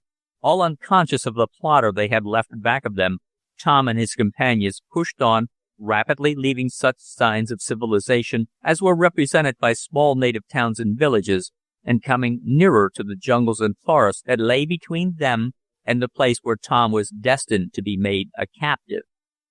They were far enough away from the tropics to escape the intolerable heat, and yet it was quite warm. In fact, the weather was not at all unpleasant, and once they were started, all enjoyed the novelty of the trip. Tom planned to keep along the eastern shore of the Parana River until they reached the junction where the Salado joins it. Then he decided that they would do better to cross the Parana and strike into the big triangle made by that stream and its principal tributary, heading north toward Bolivia. for it is in that little explored part of South America that I think the giants will be found," said Tom, as he talked it over with Ned and Mr. Damon in the privacy of their tent which had been set up. "But why should there be giants there any more than anywhere else?" asked Ned. "No particular reason," answered his chum, "but according to the last word Mr. Preston had from his agent, that was where he was heading for, and that's where Zacchaeus, his native helper, said he lost track of his master. I have a theory that the giants, if we find any, will turn out to be a branch of a Patagonian tribe." "Patagonians!" exclaimed Ned. "Yes, you know the natives of the southern part of Argentina grow to a considerable size. Now, Patagonia is a comparatively bleak and cold country. What would prevent some of that big tribe centuries ago from having migrated to a warmer country where life was much more favorable? After several generations, they may have grown to be giants." "Bravo!" exclaimed Mr. Damon. "It's a good theory, at any rate, Tom. Though whether you can ever prove it is a question." "Yes, and a big one," agreed the young inventor with a laugh. For some days they traveled along over a comparatively flat country bordering the river. At times they would pass through small native villages where they would be able to get fresh meat, poultry, and other things that varied their bill of fare. Again there would be long, lonely stretches of forest or jungle through which it was difficult to make their way, and occasionally they would come to fair-sized towns where their stay was made pleasant. "I don't see any of them oranges and bananas dropping into my mouth," Massa Tom complained to Eradicate one day, after they had been on the march for over a week. "Have patience, Rad," advised Tom. "We'll come to them when we get a little farther into the interior. First we'll come to the monkeys and the coconut trees." "Honest, Massa Tom?" "Surely." And though it was pretty far south for the nimble simians, the next day they did come upon a drove of them skipping about in the tall palm trees. "There they are, Rad! There they are!" cried Ned, as the chattering of the monkeys filled the forest. "By golly, so dey be! Here's where I get some coconuts." Before anyone could stop him, Eradicate caught up a dead branch and threw it at a monkey. The chattering increased, and almost instantly a shower of coconuts came crashing down, narrowly missing some of our friends. "Hold on, Rad, hold on!" cried Tom. "Some of us will be hurt." Crack came a coconut down on the skull of the colored man. "Bless my court plaster, someone's hurt now!" cried Mr. Damon.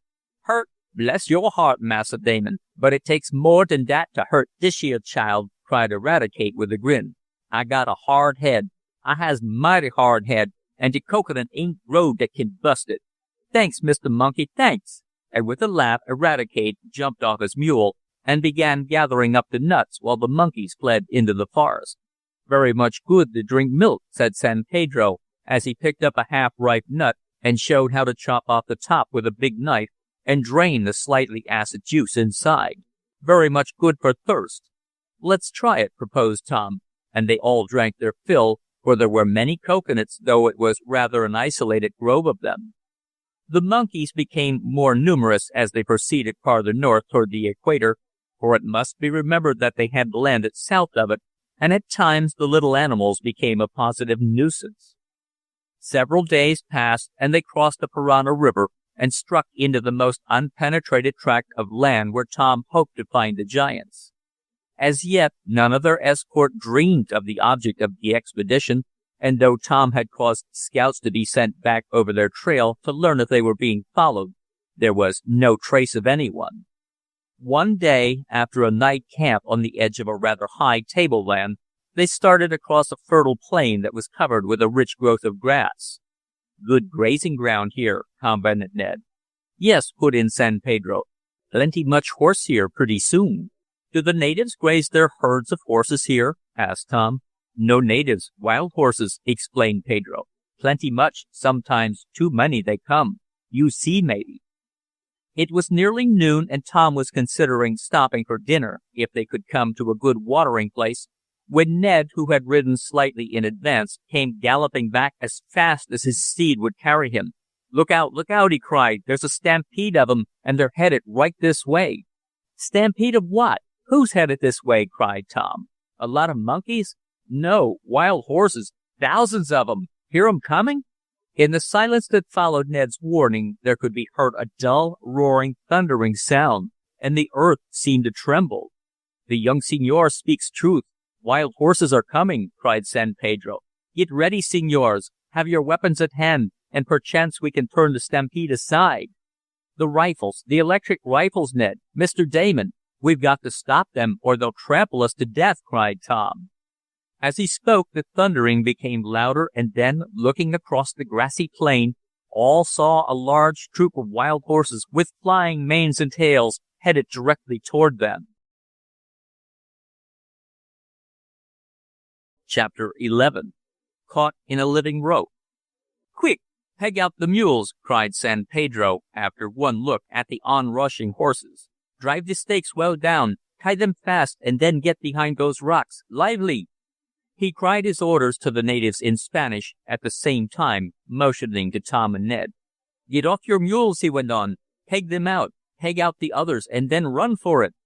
"Run for it," repeated Tom. "Do you think I'm going to leave my outfit in the midst of that stampede?" And he waved his hand toward the thundering, galloping wild horses which were coming nearer every moment.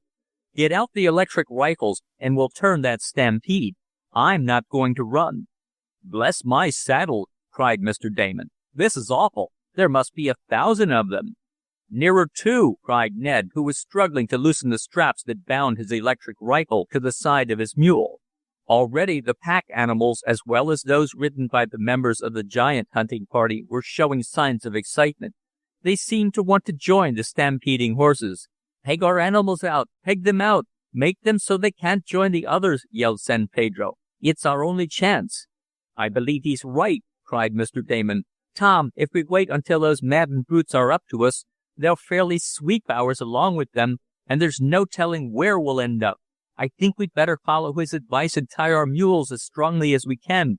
Then we can go over there by the rocks and fire at the wild horses. We may be able to turn them aside." "Yes, that's right," agreed the young inventor after a moment's thought. "Come on, Ned. Peg out."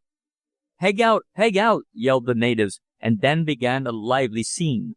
Pegging stakes were in readiness, and attached to the bridle of each mule was a strong rawhide rope for tying to the stake. The pegs were driven deeply into the ground, and in a trice the animals were made fast to them, though they snorted and tried to pull away as they heard the neighing of the stampeding animals and saw them coming on with an irresistible rush. "Hurry!" begged San Pedro, and hurry Tom, Ned, and the others did. Animal after animal was made fast, that is, all but one, and that bore on its back 2 rather large but light boxes, the contents of the case which Tom had rescued from the fire in the hold. "What are you going to do with the mule?" asked Ned, as he saw Tom begin to lead the animal away, the others having been pegged out. "I'm going to take him over to the rocks with me. I'm not going to take any chances on this mule getting away with those things in the boxes. Give me a hand here, and then we'll see what the electric rifles will do against those horses." But the one mule which Tom had elected to take with him seemed to resent being separated from his companions. Bracing his feet well apart, the animal stubbornly refused to move.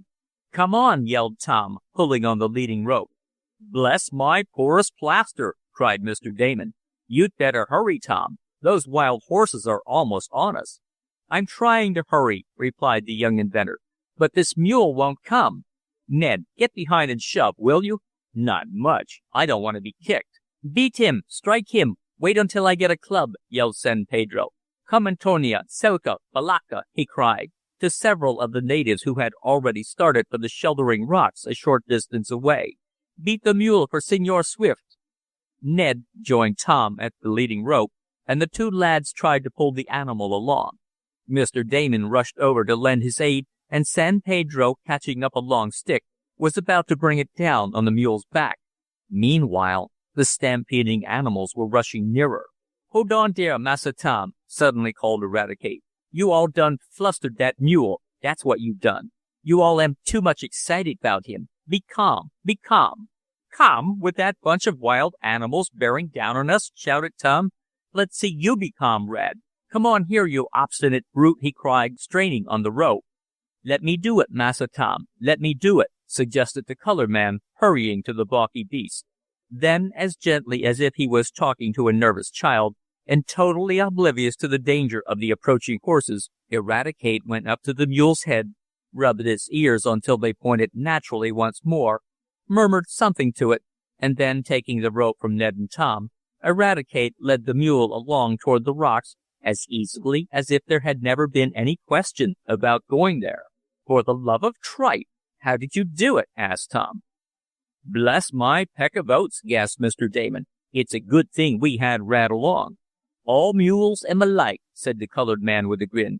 "And dish yeah one ain't much different from my Boomerang. I guess he's a sorter cousin." "Come on," yelled San Pedro. "No time to lose. Make for the rocks." Tom, Ned, and Mr. Damon sprinted then, and there was need to, for the foremost of the galloping horses was not 100 feet away. Then came Eradicate, leading the mule that had at last consented to hurry. The natives with San Pedro were already at the rocks, waiting for the white hunters with the deadly electric rifles. "If they stampede our mules, we'll be in a pickle," murmured Ned. "I guess those ropes will hold unless they bite them through," remarked Tom. "Yes, they sure hold," cried San Pedro, and indeed one had to shout now to be heard above the thundering of the horses. Now the tethered mules were lost to sight in the multitude of the other steeds all about them. "Come on, Ned!" yelled Tom as he sighted his rifle. "Pump it into them. We must turn them or they may come over this way, and if they do it will be all up with us." "Shoot to kill?" asked Ned as he drew back the firing lever of his electric rifle. "No, only a stunning charge. Those horses are valuable and there's no use killing them. All we want to do is turn them aside." "That's right," agreed Mr. Damon, forgetting in the excitement of the moment to bless himself or anything. "We'll only stun them." The rifles were quickly adjusted to send out a comparatively weak charge of electricity, and then they were trained on the dense mass of horses while the three marksmen began working the firing levers. At first, though horse after horse fell to the ground stunned, there was no appreciable effect on the thousands in the drove. The poor mules were hidden from sight, though by reason of divisions in the living stream of animals it could still be told where they were tethered and where the horses separated to go past them. Fortunately, the ropes and pegs held. "Fire faster!" cried Tom. "Shoot across the front of them and try to turn them to one side." From the rocks behind which the natives and our friends crouched, there came a steady stream of electric fire. Horse after horse went down, stunned but not badly hurt, and in a few hours the beast would feel no ill effects. The firing was redoubled, and then there came a break in the steady stream of horseflesh. Some hesitated and sought to turn back. Others behind pressed them on, and then, as if in fear at the unknown and unseen power that was laying low animal after animal, the great body of horses suddenly turned at right angles to their course and broke away. There were now two bodies of the wild runaways, those that had passed the tethered mules, and those that had swung off. The stampede had been broken. "That's the stuff!" cried Tom, jumping up from behind the rocks and swinging his hat. "We've turned them." "And just in time, too," added Ned as he joined his chum. Then all the others leaped up, and the sight of the human beings completed the scare. The stampeding animals swung off more than before, so that they were nearly doubling back on their own trail. The others thundered off, and the ground was strewn with unconscious, though unharmed animals. "One mule gone!" cried San Pedro, hastily counting the still tethered animals which were wildly tugging at their ropes. "Never mind," spoke Tom. "It's the one with some of that damaged bartering stuff I intended for trading. We can afford to lose that. Rad, is your animal all right?" "He sure am, Massa Tom. Dish yeah mule am almost as sensible as Boomerang, ain't yo?" And Eradicate patted the big animal he was leading. "I'll send a man down the trail and maybe he can pick up the missing one," said San Pedro, and while the other natives were quieting the restless mules, one tall black man hastened in the wake of the retreating horses. He came back in an hour with the missing animal that had broken its tether rope, and then, after running along with the wild horses, had evidently dropped out of the drove.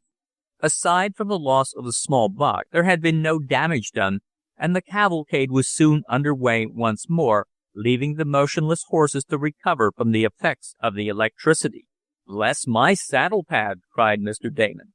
"I don't think I want to go through anything like that again." Neither do I, agreed Tom. We are well out of it. How much you take for one of them rifles? Asked San Pedro admiringly. Not for sale, answered Tom with a laugh. They camped in a fertile valley that night and had a much-needed rest.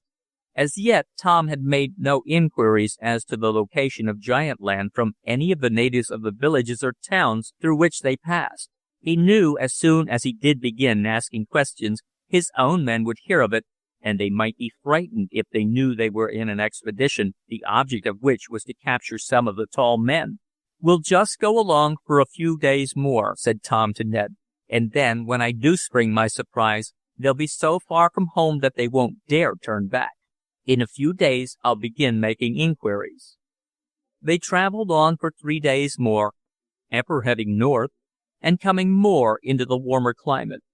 The vegetation began to take on a more tropical look, and finally they reached a region infested with many wild beasts and monkeys, and with patches of dense jungle on either side of the narrow trail.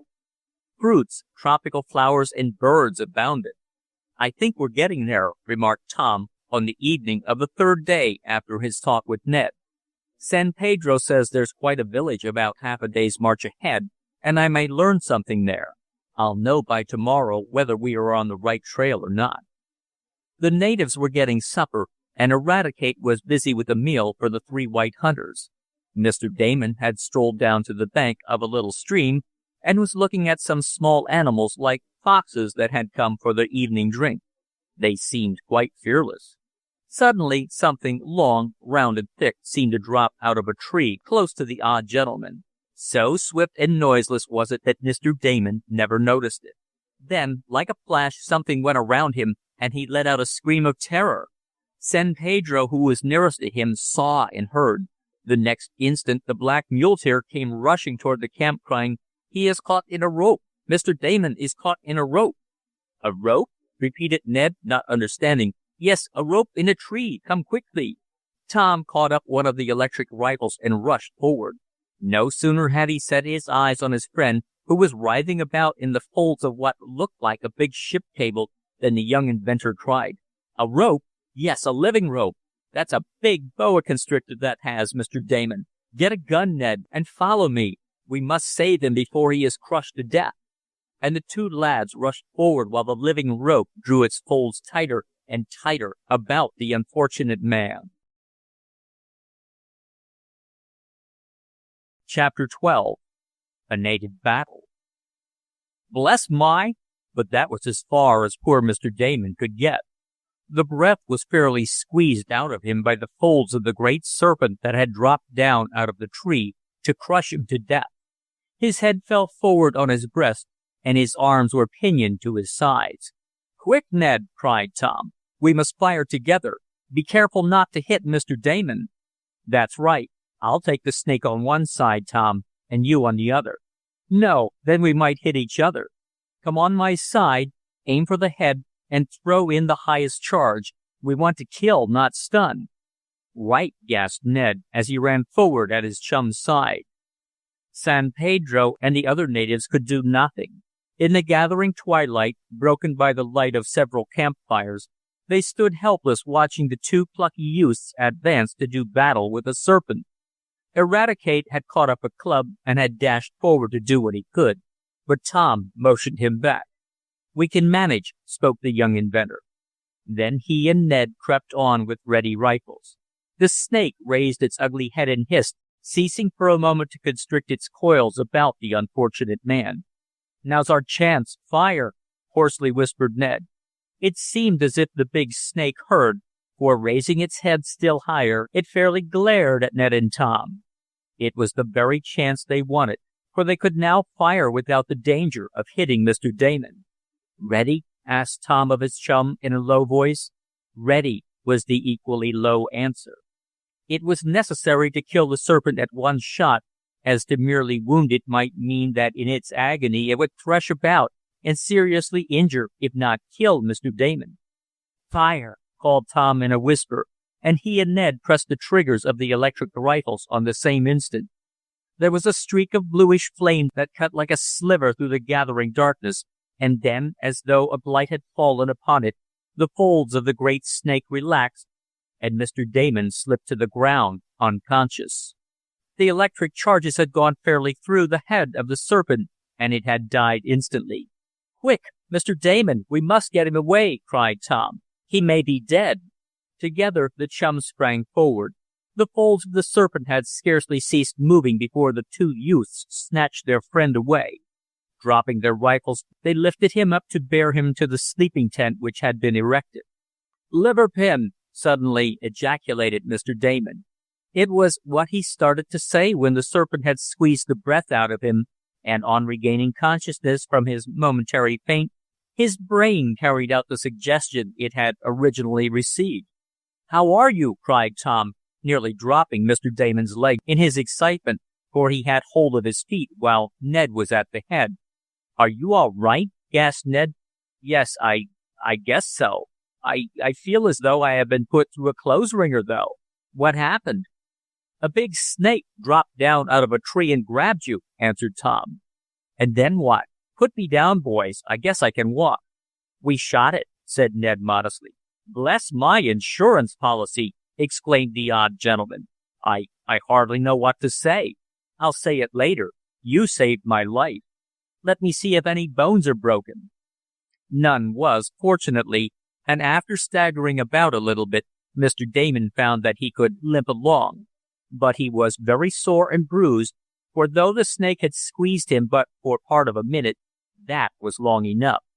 A few seconds more, and nearly every bone in his body would have been crushed, for that is the manner in which constrictor snake kills its prey before devouring it.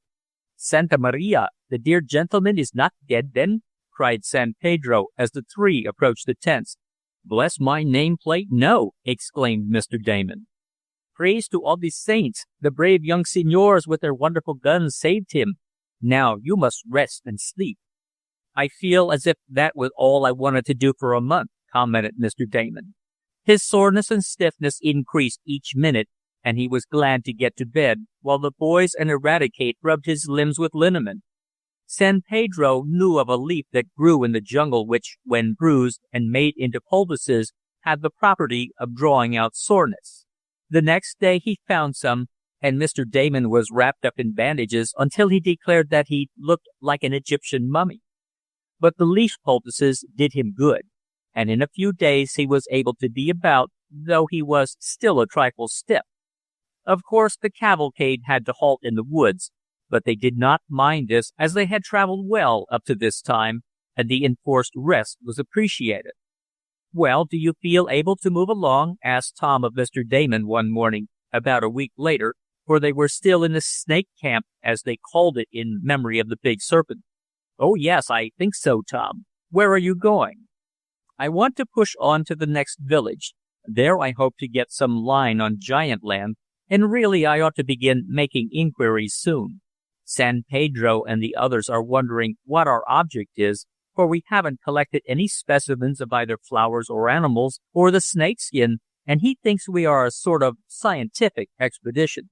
"Well, let's travel then. I'm able." So they started off once more along the jungle and forest trail. As San Pedro had predicted, they came upon evidences of a native village. Scattered huts, made of plastered mud and grass, with thatched roofs of palm leaves, were met with as they advanced, but none of the places seemed to be inhabited, though rude gardens around them showed that they had been the homes of natives up to recently. "No one seems to be at home," remarked Tom, when they had gone past perhaps half a dozen of these lonely huts. "I wonder what can be the matter?" asked Ned. "It looks as if they had gone off in a hurry, too. Maybe there's been some sort of epidemic." "No sickness," said San Pedro. "Natives no sick." "Bless my liver pill!" cried Mr. Damon, who was almost himself again. "Then what is it? Much fight, maybe." "Much fight?" repeated Tom. "Yes, tribes at war. Maybe natives go away so as not be killed." "By Jove!" exclaimed the young inventor. "That's so. I forgot about what Mr. Preston said. There's a native war going on around here. Well, when we get to the town we can find out more about it and steer clear of the two armies if we have to." But as they went farther on, the evidences of a native war became more pronounced.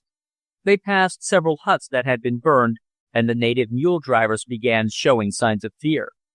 "I don't like this," murmured Tom to his chum. "It looks bad." "What can you do?" "Nothing, I guess. We've got to keep on. No use turning back now. Maybe the two rival forces have annihilated each other, and there aren't any fighters left." At that moment there arose a cry from some of the natives who, with the mules and their burdens, had pressed on ahead. "What's that?" exclaimed Tom. "Something's happened," gasped Ned. "Bless my cartridge box!" cried Mr. Damon. The three went forward and came to a little hill. They looked down into a valley that had sheltered a native village, but the village was no more. It was but a heap of blackened and fire-scarred ruins, and there were still clouds of smoke arising from the grass huts, showing that the enemy had but recently made their assault on the place. "Bless my heart!" cried Mr. Damon. "The whole place has been wiped out." "Not one hut left," added Ned. "Hark!" cried Tom. An instant later there arose, off in the woods, a chorus of wild yells. It was followed by the weird sound of tom-toms and the gourd and skin drums of the natives. The shouting noise increased, and the sound of the war drums also. "Look!" cried Mr. Damon, pointing to a distant hill, and there the boys saw two large bodies of natives rushing toward one another, brandishing spears, clubs, and the deadly blowguns. They were not more than half a mile away, and in plain view of Tom and his party, though the two forces had not yet seen our friends. "They're going to fight!" cried Tom. And the next moment the two bodies of natives came together in a mass, the enemies hurling themselves at each other with the eagerness and ferocity of wild beasts. It was a deadly battle. Chapter 13. The Desertion. "Say, look at those fellows pitch into one another," gasped Ned. "It's fighting at close range, all right," commented Mr. Damon. "If they had rifles, they wouldn't be at it hand to hand," spoke Tom. "Maybe it's just as well they haven't, for there won't be so many killed. But say, we'd better be thinking of ourselves. They may make up their quarrel and turn against us any minute." "No, never. No danger of them being friends. They are rival tribes," said San Pedro. "But either one may attack us, the one that is the victor. It is better that we keep away." "I guess you're right," agreed Tom. "Lead the way, San Pedro, and we'll get out of sight." But there was a fascination in watching the distant battle that was hard to resist. It was like looking at a moving picture, for at that distance none of the horrors of war were visible. True, natives went down by scores, and it was not to be doubted but what they were killed or injured, but it seemed more like a big football scrimmage than a fight. "This is great!" cried Tom. "I like to watch it, but I'm sorry for the poor chaps that get hurt or killed. I hope they're only stunned as we stunned the wild horses." "I'm afraid it is more serious than that," spoke San Pedro. "These natives are very bloodthirsty. It would not be well for us to incur their anger." "We won't run any chances," decided Tom. "We'll just travel on. Come on, Ned, Mr. Damon." As he spoke, there was a sudden victorious shout from the scene of the battle. One body of natives was seen to turn and flee, while the others pursued them. "Now's our time to make tracks," called Tom. "We'll have to push on to the next village before we can ask for the He caught himself just in time, for San Pedro was looking curiously at him. "The senor wishes to find something?" asked the head mule driver with an insinuating smile. "Yes," broke in Eradicate. "We all is looking for some monstrous giant orchids flowers." "Ah, yes, orchids," spoke San Pedro. "Well, there may be some in the jungle ahead of us, but the senors have come the wrong trail for flowers." And he looked curiously at Tom, while from afar come the sound of the native battle, though the combatants could no longer be seen. "Never mind," said our hero quickly. "I guess I'll find what I want. Now, come on." They started off, skirting the burned village to get on the trail beyond it. But hardly had they made a detour of the burned huts, than one of the native drivers, who was in the rear, came riding up with a shout. "Now what's the matter?" cried Tom, looking back. There was a voluble chattering in Spanish between the driver and San Pedro. "He says the natives that lived in this village have driven their enemies away and are coming back after us," translated the head mule driver. After us? Gasped Ned. Yes, replied San Pedro simply. They are coming even now.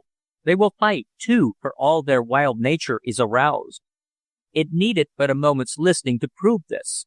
From the rear came wild yells and the beating of drums and tom-toms. Bless my fountain pen, cried Mr. Damon. What are we going to do? Stop them if we can, answered Tom coolly. Ned, you and I and Mr. Damon will form a rear guard.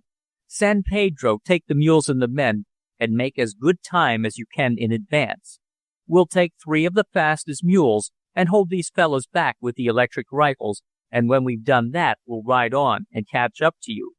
Very good, said San Pedro, who seemed relieved to know that he did not have to do any of the fighting. 3 of the lighter weight mules who carried small burdens were quickly relieved of them, and mounting these steeds in preference to the ones they had been riding since they took the trail, Ned, Tom, and Mr. Damon dropped back to try and hold off the enemy. They had not far to ride, nor long to wait.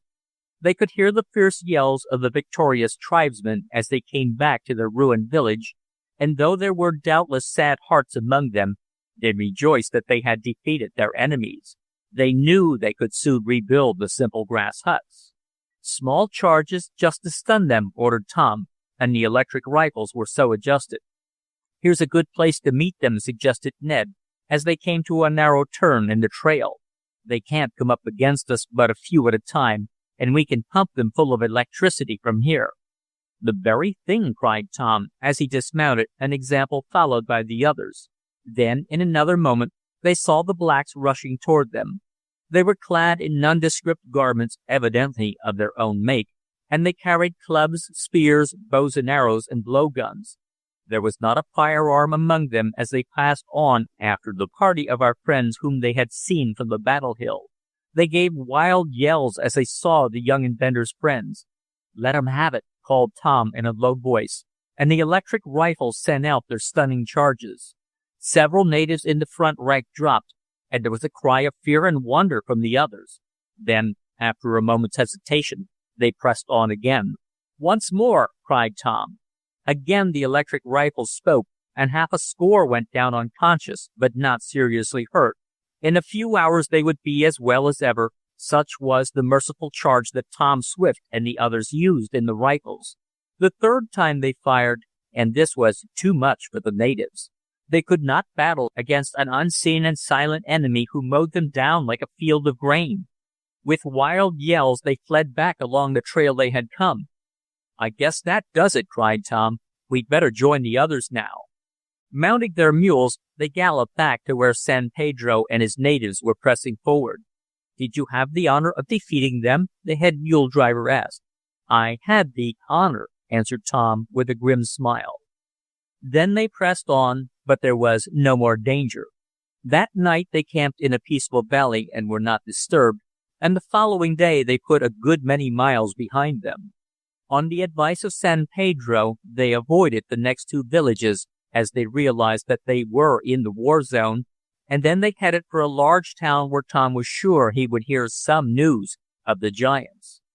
They had to camp twice at night before reaching this town, and when they did get to it, they were warmly welcomed, for white explorers had been there years before and had treated the natives well.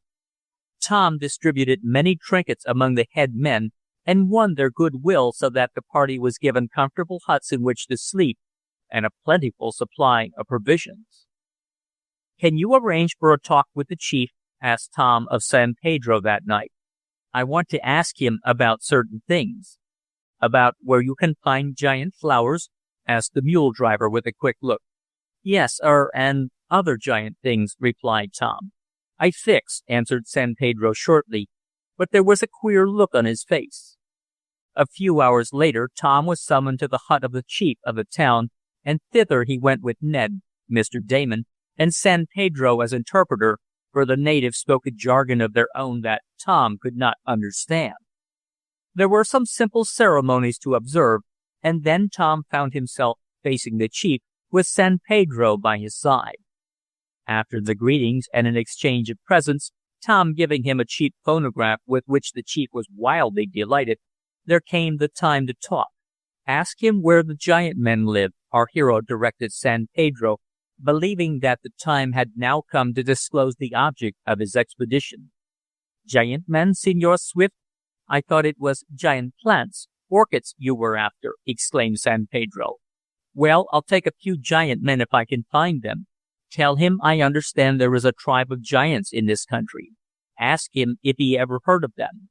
San Pedro hesitated. He looked at Tom, and the young inventor fancied that there was a twinge of white on the swarthy face of the chief mule driver. But San Pedro translated the question. Its effect on the chief was strange. He half leaped from his seat and stared at Tom. Then he uttered a cry of fear, and spoke rapidly.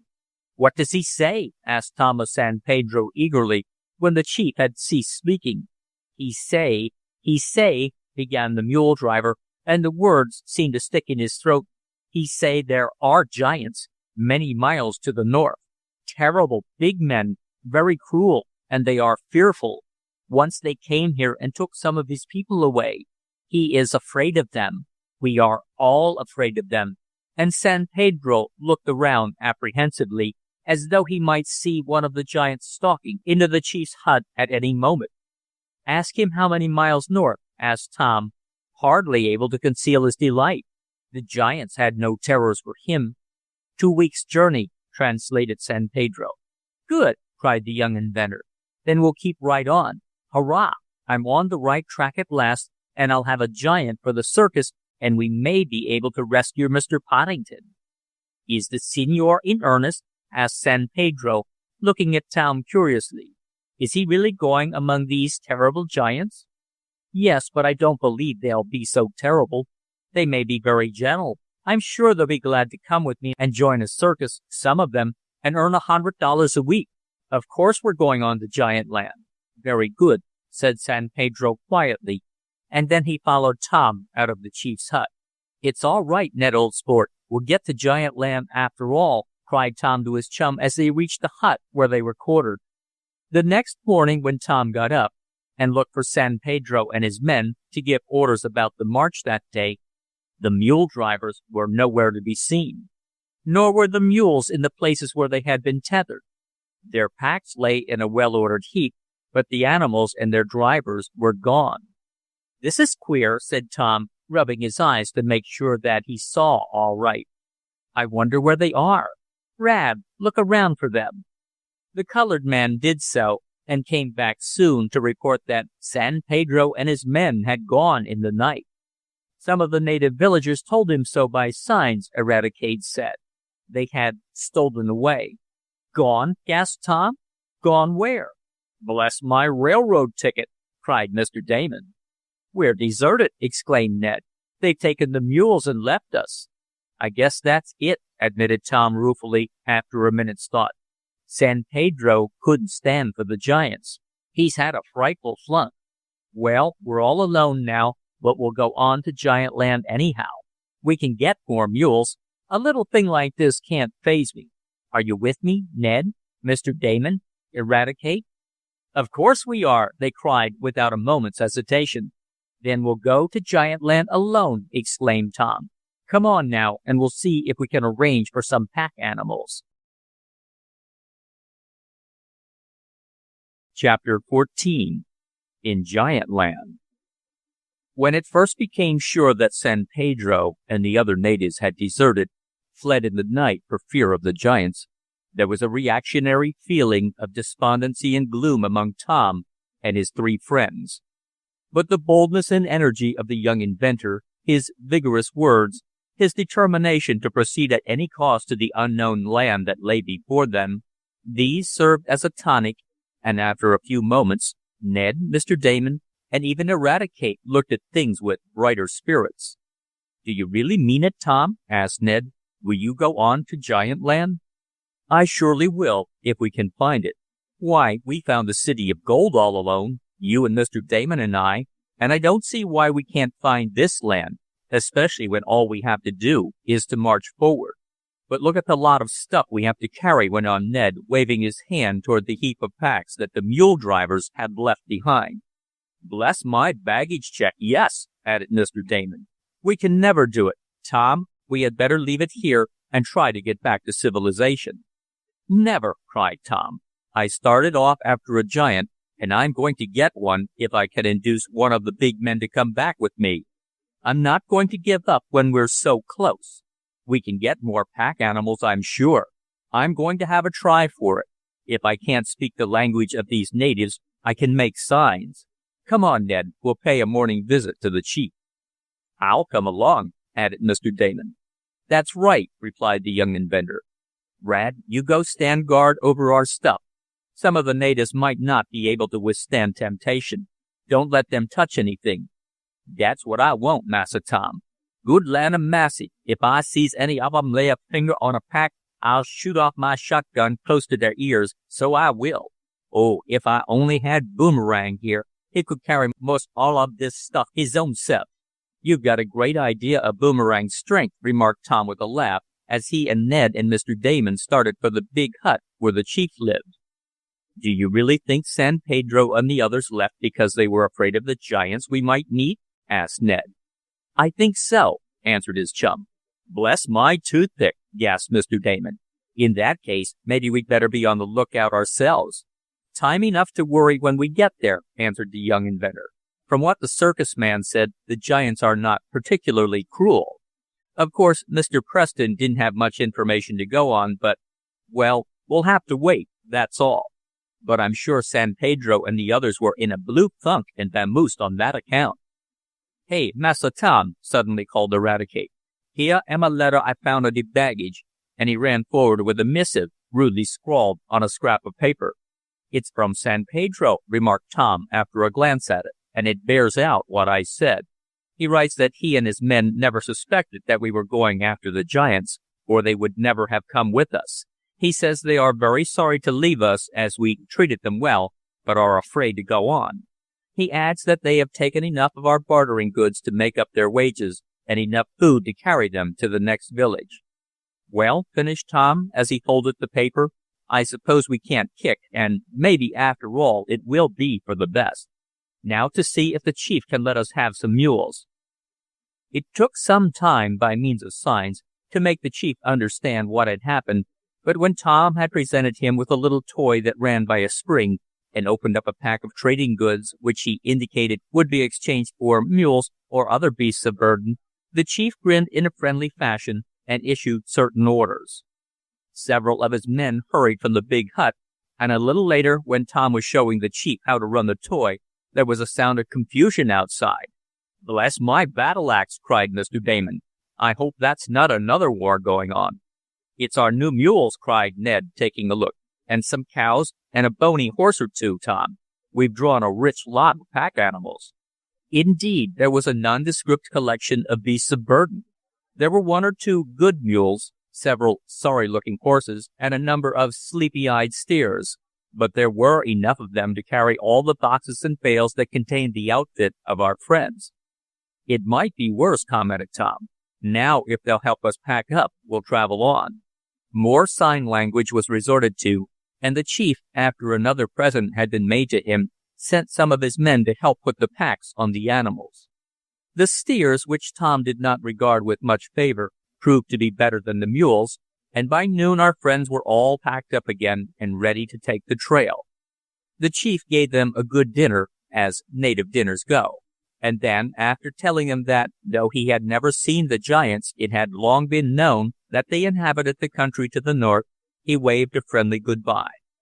"Well, we'll see what luck we'll have by ourselves," remarked Tom, as he mounted a bony mule, an example followed by Ned, Mr. Damon, and Eradicate.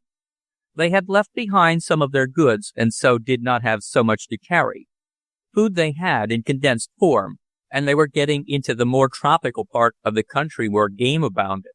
It was not as easy as they had imagined it would be, for, with only 4 to drive so many animals, several of the beasts were continually straying from the trail, and once a big steer, with part of the aeroplane on its back, wandered into a morass, and they had to labor hard to get the animal out.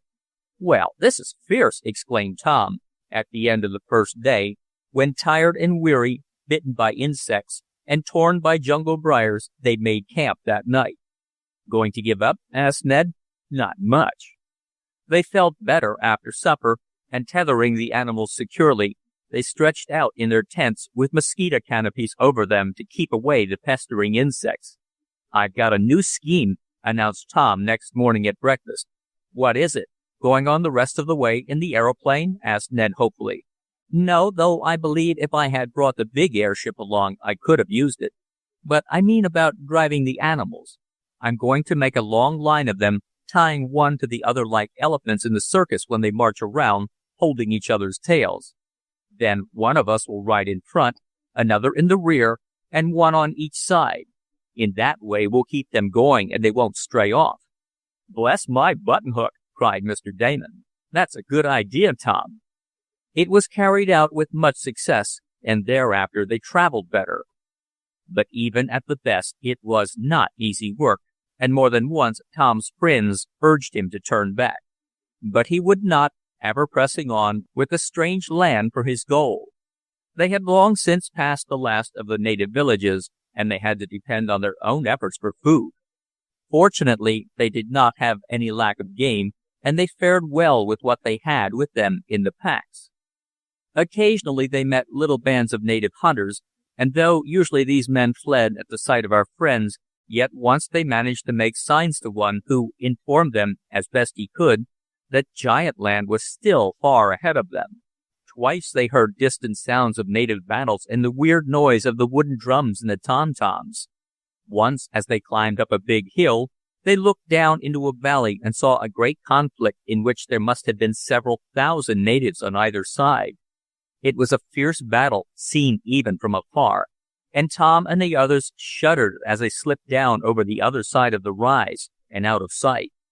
"We'd better steer clear of them," was Tom's opinion, and the others agreed with him. For another week they kept on, the way becoming more and more difficult, and the country more and more wild. They had fairly to cut their way through the jungle at times, and the only paths were animal trails, but they were better than nothing. For the last 5 days they had not seen a human being, and the loneliness was telling on them. "I'd be glad to see even a two-headed giant," remarked Tom whimsically one night as they made their camp. "Yes, and I'd be glad to hear someone talk, even in sign language," added Ned with a grin. They slept well, for they were very tired, and Tom, who shared his tent with Ned, was awakened rather early the next morning by hearing someone moving outside the canvas shelter. "Is that you, Mr. Damon?" he asked, the odd gentleman having a tent adjoining that of the boys. There was no answer. "Rad, are you getting breakfast?" asked the young inventor. "What time is it?" Still no answer. "What's the matter?" asked Ned, who had been awakened by Tom's inquiries. Before our hero had a chance to reply, the flap of his tent was pulled back, and a head was thrust in. But such a head! It was enormous. A head covered with a thick growth of tawny hair, and a face almost hidden in a big, tawny, bushy beard. Then an arm was thrust in, an arm that terminated in a brawny fist that clasped a great club. There was no mistaking the object that gazed in on the two youths. It was a gigantic man, a man almost twice the size of any Tom had ever seen. And then our hero knew that he had reached the end of his quest. "A giant!" gasped Tom. Ned, we're in the big men's country, and we didn't know it." I guess you're right, Tom." The giant started at the sounds of their voices, and then his face breaking into a broad grin that showed a great mouth filled with white teeth, he called to them in an unknown tongue and in a voice that seemed to fairly shake the frail tent. Chapter 15. In the Palace of the King. For a few moments after their first ejaculations, neither Tom nor Ned knew what to do. The giant continued to gaze at them with the same good-natured grin on his face. Possibly he was amused at the small size of the persons in the tent. Then Tom spoke. "He doesn't look as if he would bite, Ned." "No, he seems harmless enough. Let's get up and see what happens. I wonder if there are any more of them. They must have come out on an early hunt and stumbled upon our camp." At this moment there arose a cry from Mr. Damon's tent. "Bless my burglar alarm!" shouted the odd gentleman. "Tom, Ned, am I dreaming? There's a man here as big as a mountain. Tom, Ned!" "It's all right, Mr. Damon," called Tom. "We're among the giants all right, They won't hurt you." "For the good land of Massey!" screamed Eradicate a second later, and then they knew that he, too, had seen one of the big men. "For the love of pork chops! Am dis the Angel Gabriel? Listen to the blowin' of the trump! Oh, please, good Massa Angel Gabriel, ain't never done nothin'. I's just poor old Eradicate Sampson, and I got a mule boomerang, and that's all I got. Please, good Mr. Angel." "Dry up, Rad!" yelled Tom. "It's only one of the giants. Come on out of your tent and get breakfast. We're on the borders of giant land, evidently, and they seem as harmless as ordinary men. Get up, everybody."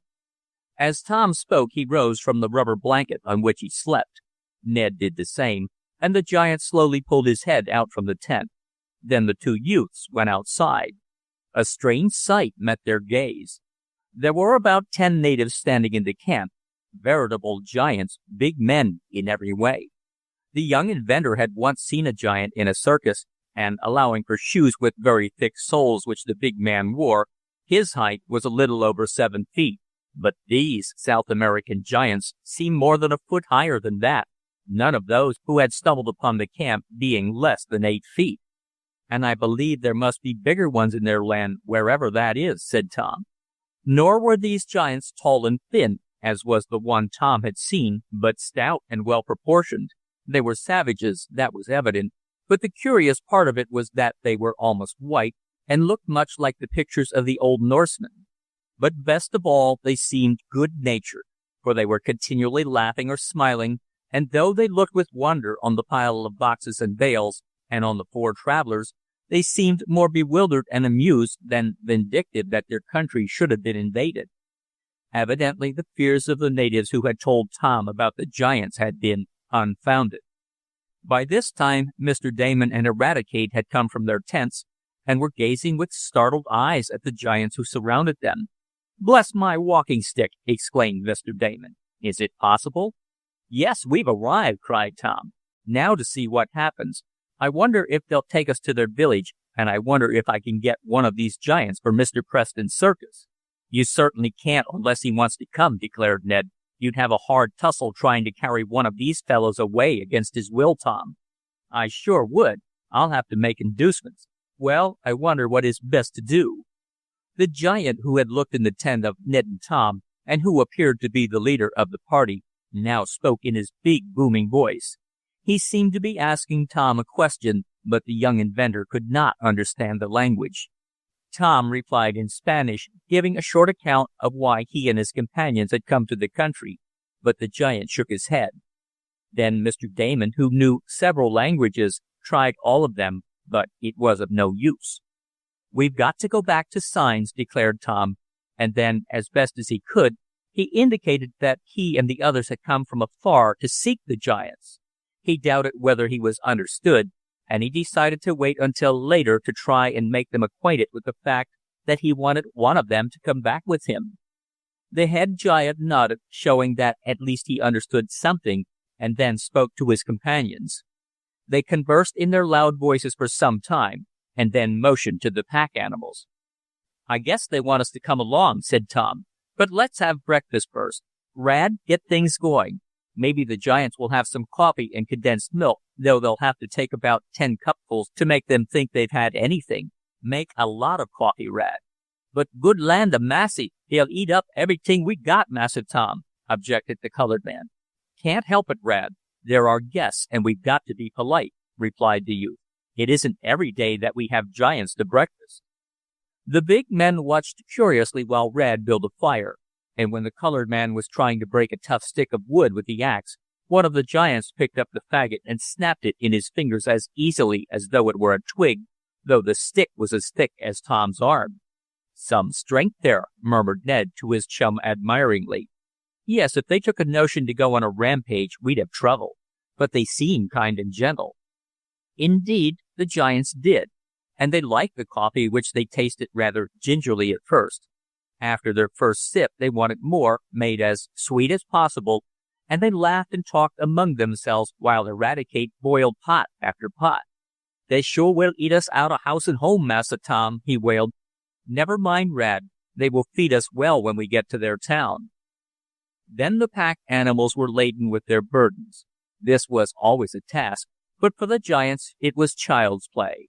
With one hand they would lift a box or bale that used to tax the combined strength of the 4 travelers, and soon the steers, horses, and mules were ready to proceed. The giants went on ahead to show the way. The first one, who seemed to be called Ohm, for that was the way his companions addressed him, walked beside Tom, who rode on a mule. In fact, the giant had to walk slowly so as not to get ahead of the animal. Ohm tried to talk to Tom, but it was hard work to pick out the signs that meant something, and so neither gained much information. Tom did gather, however, that the giants were out on an early hunt when they had discovered our friends, and their chief town lay about half a day's journey off in the jungle. The path along which they proceeded was better than the forest trails, and showed signs of being frequently used. "It doesn't seem possible that we are really among giants, Tom," spoke Ned as they rode along. "I hardly believe there were giants." "There always have been giants," declared the young inventor. "I read about them in an encyclopedia before I started on this trip.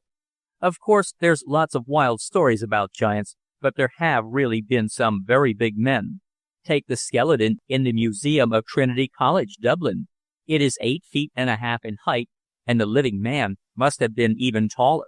There was a giant named O'Brien, and his skeleton is in the College of Physicians and Surgeons of England. That one is 8 feet 2 inches high, while there are reliable records to show that, when living, O'Brien was 2 inches taller than that. In fact, according to the books, there have been a number of giants 9 feet high." "Then these chaps aren't so wonderful," replied Ned. "Oh, we haven't seen them all yet. We may find some bigger than these fellows, though any one of these would be a prize for a museum. Not a one is less than 8 feet, and if we could get one, say, 10 feet, that would be a find." "Rather an awkward one," commented Ned. It did not seem possible that they were really in giant land, yet such was the fact. Of course, the country itself was no different from any other part of the jungle, for merely because big men lived in it did not make the trees or plants any larger. "I tell you how I account for it," said Tom, as they traveled on. "These men originally belonged to a race of people noted for their great size. Then they must have lived under favorable conditions, had plenty of flesh and bone-forming food, and after several generations they gradually grew larger.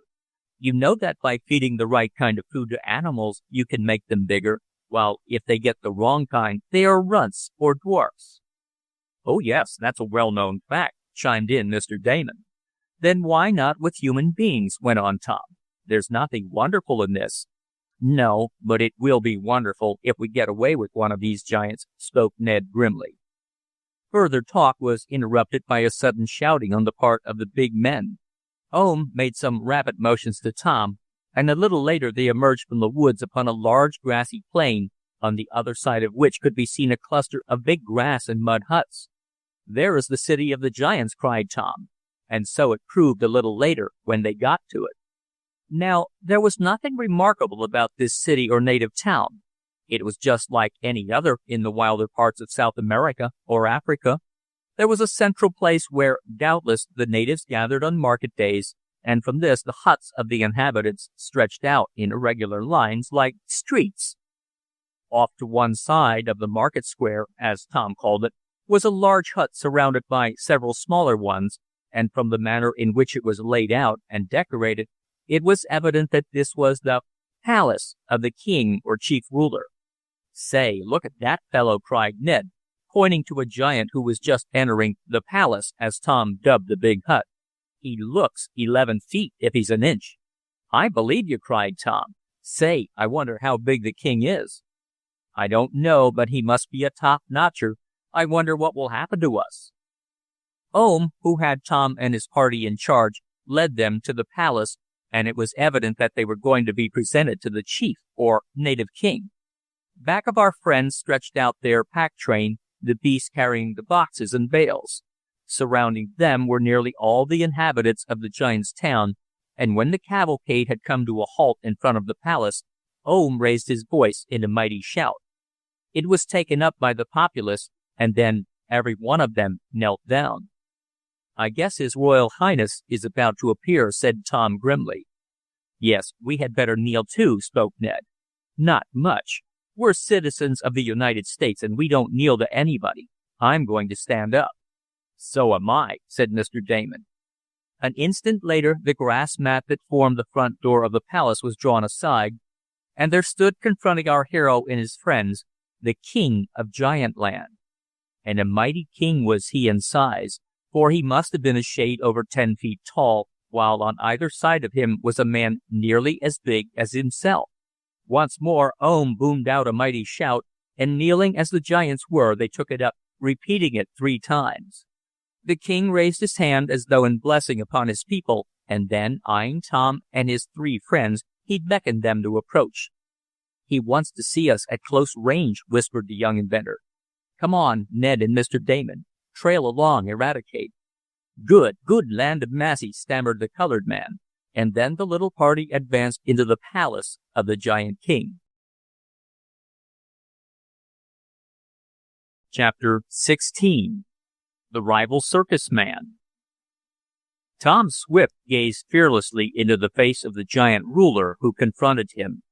The young inventor said later that he had made up his mind that to show no fear was the only way of impressing the big king, for surely no show of strength could have done it. With one hand the giant could have crushed the life from our hero, but evidently he had no such intentions, for after gazing curiously at the 4 travelers who stood before him, and looking for some time at the honest, black face of Eradicate, the king made a motion for them to sit down. They did, upon grass mats in the big hut that formed the palace of the ruler. It was not a very elaborate place, but then the king's wants were few and easily satisfied. The place was clean, Tom was glad to note.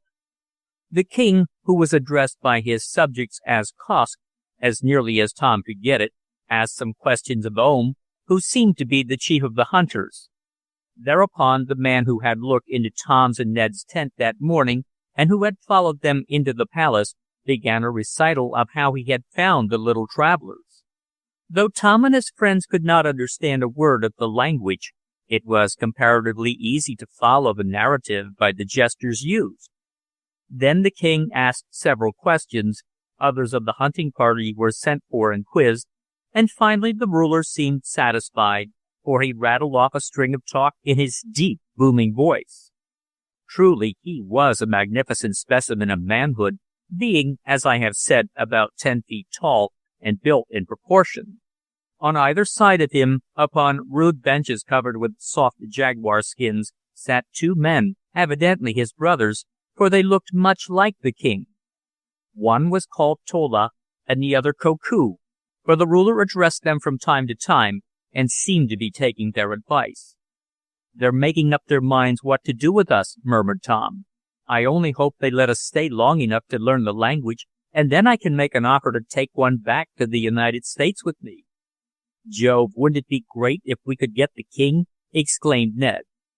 "Oh, that's too much, but I'd like one of his brothers. They're each a good 9 feet tall, and they must be as strong as horses." In contrast to some giants of history, whose only claim to notoriety lay in their height, these giants were very powerful.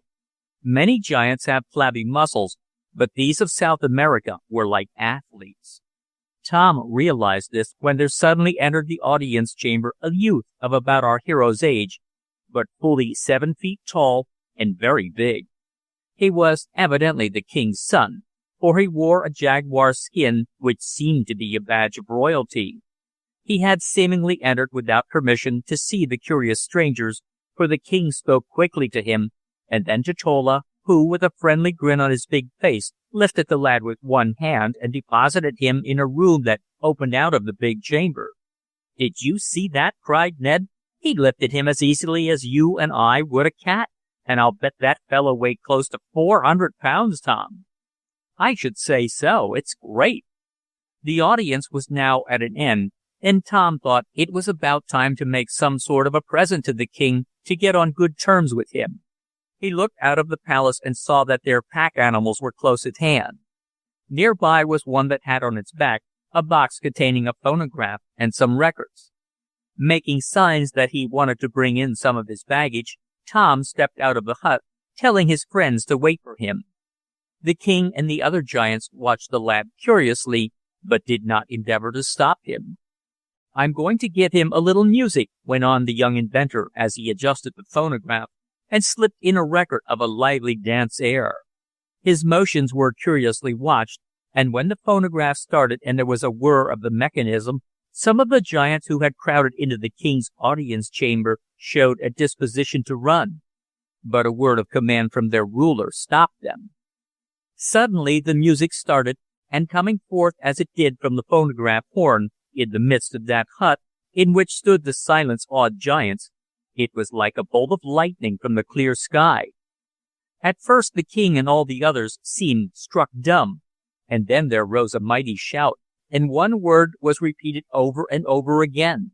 It sounded like "Chakalot, Chakalot," and later Tom learned that it meant wizard, magician, or something like that. Shout after shout rent the air, and was taken up by those outside, for through the open door the strains of the music floated. The giants seemed immensely pleased after their first fright, and suddenly the king, coming down from his throne, stood with his big ear as nearly inside the horn as he could get it.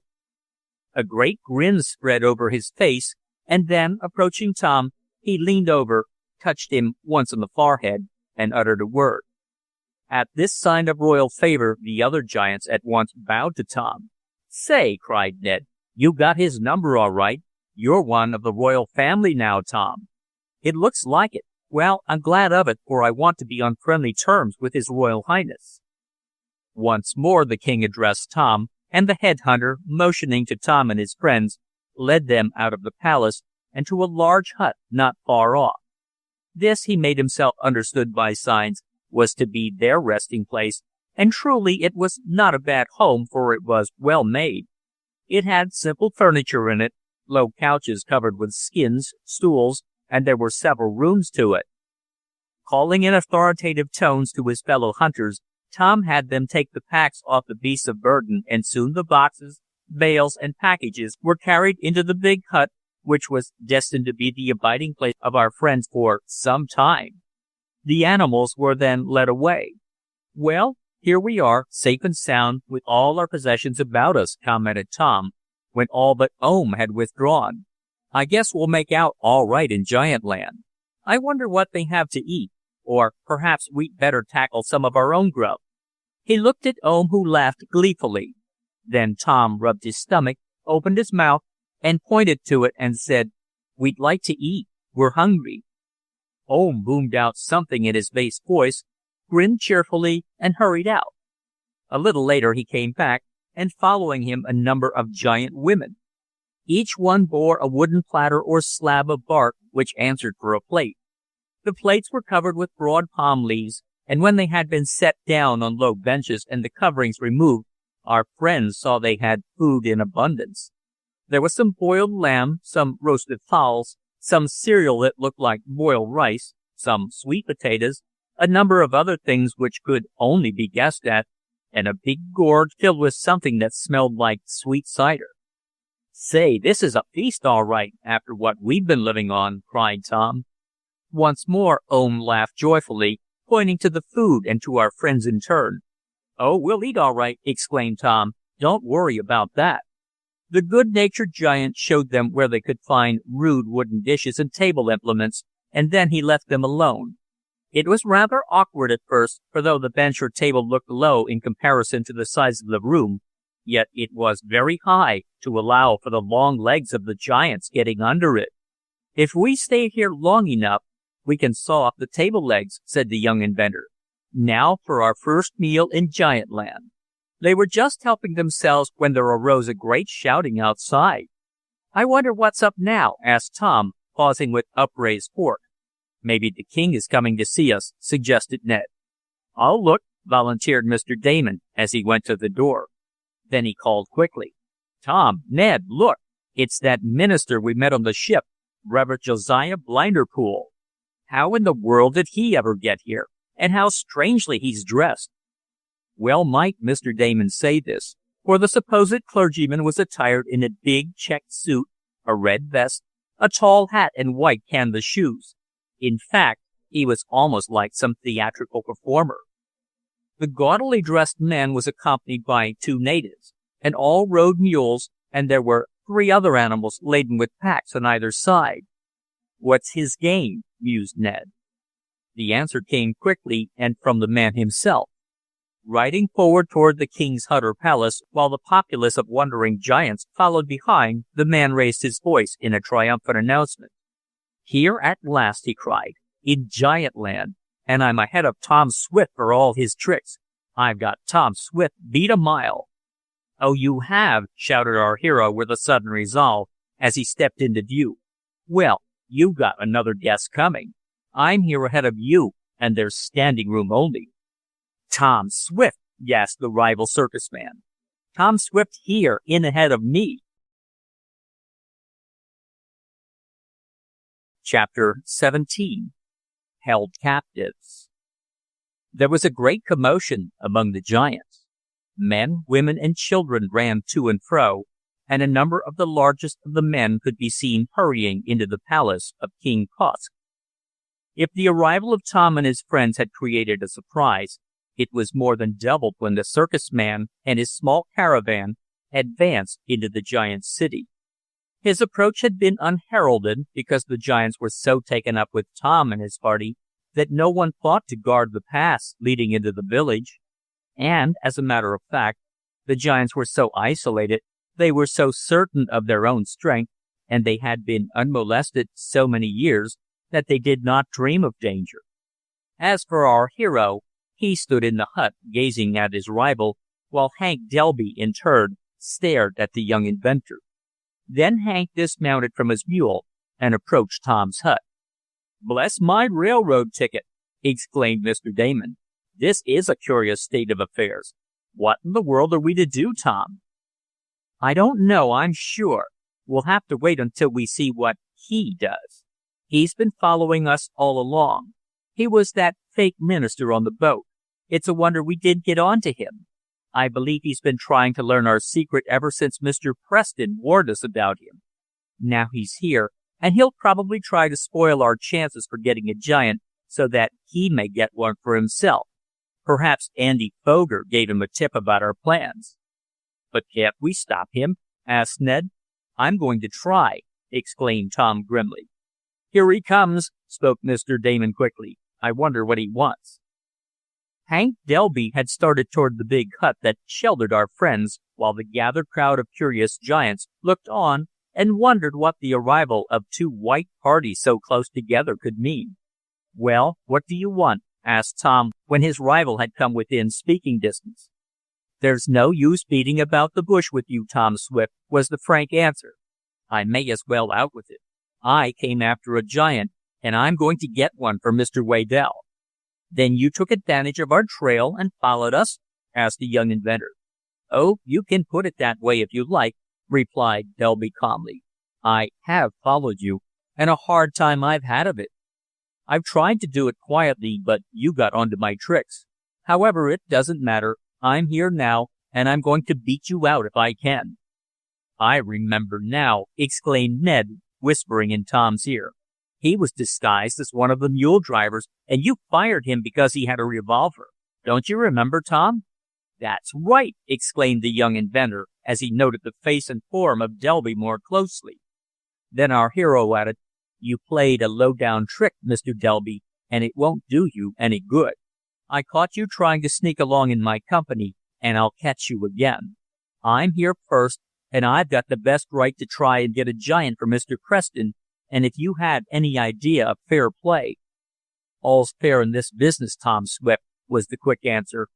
"I'm going to do my best to beat you, and I expect you to do your best to beat me.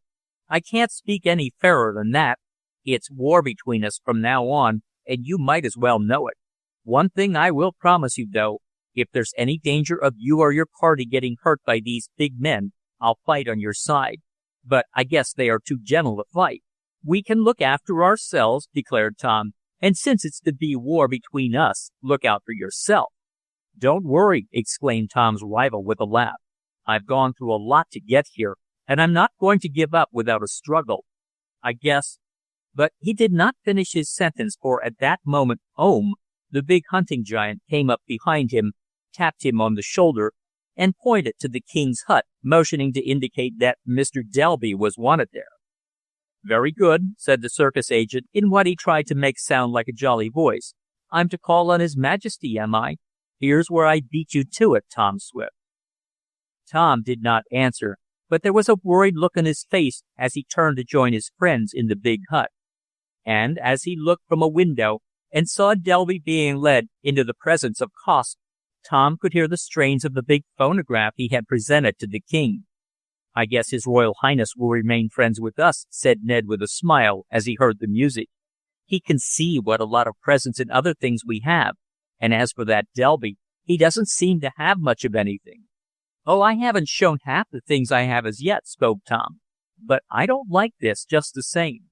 Those giants may turn from us and favor him on the slightest pretense. I guess we've got our work cut out for us." "Then let's plan some way to beat him," suggested Mr. Damon. "Look over your goods, Tom, and make the king a present that will bind his friendship to us."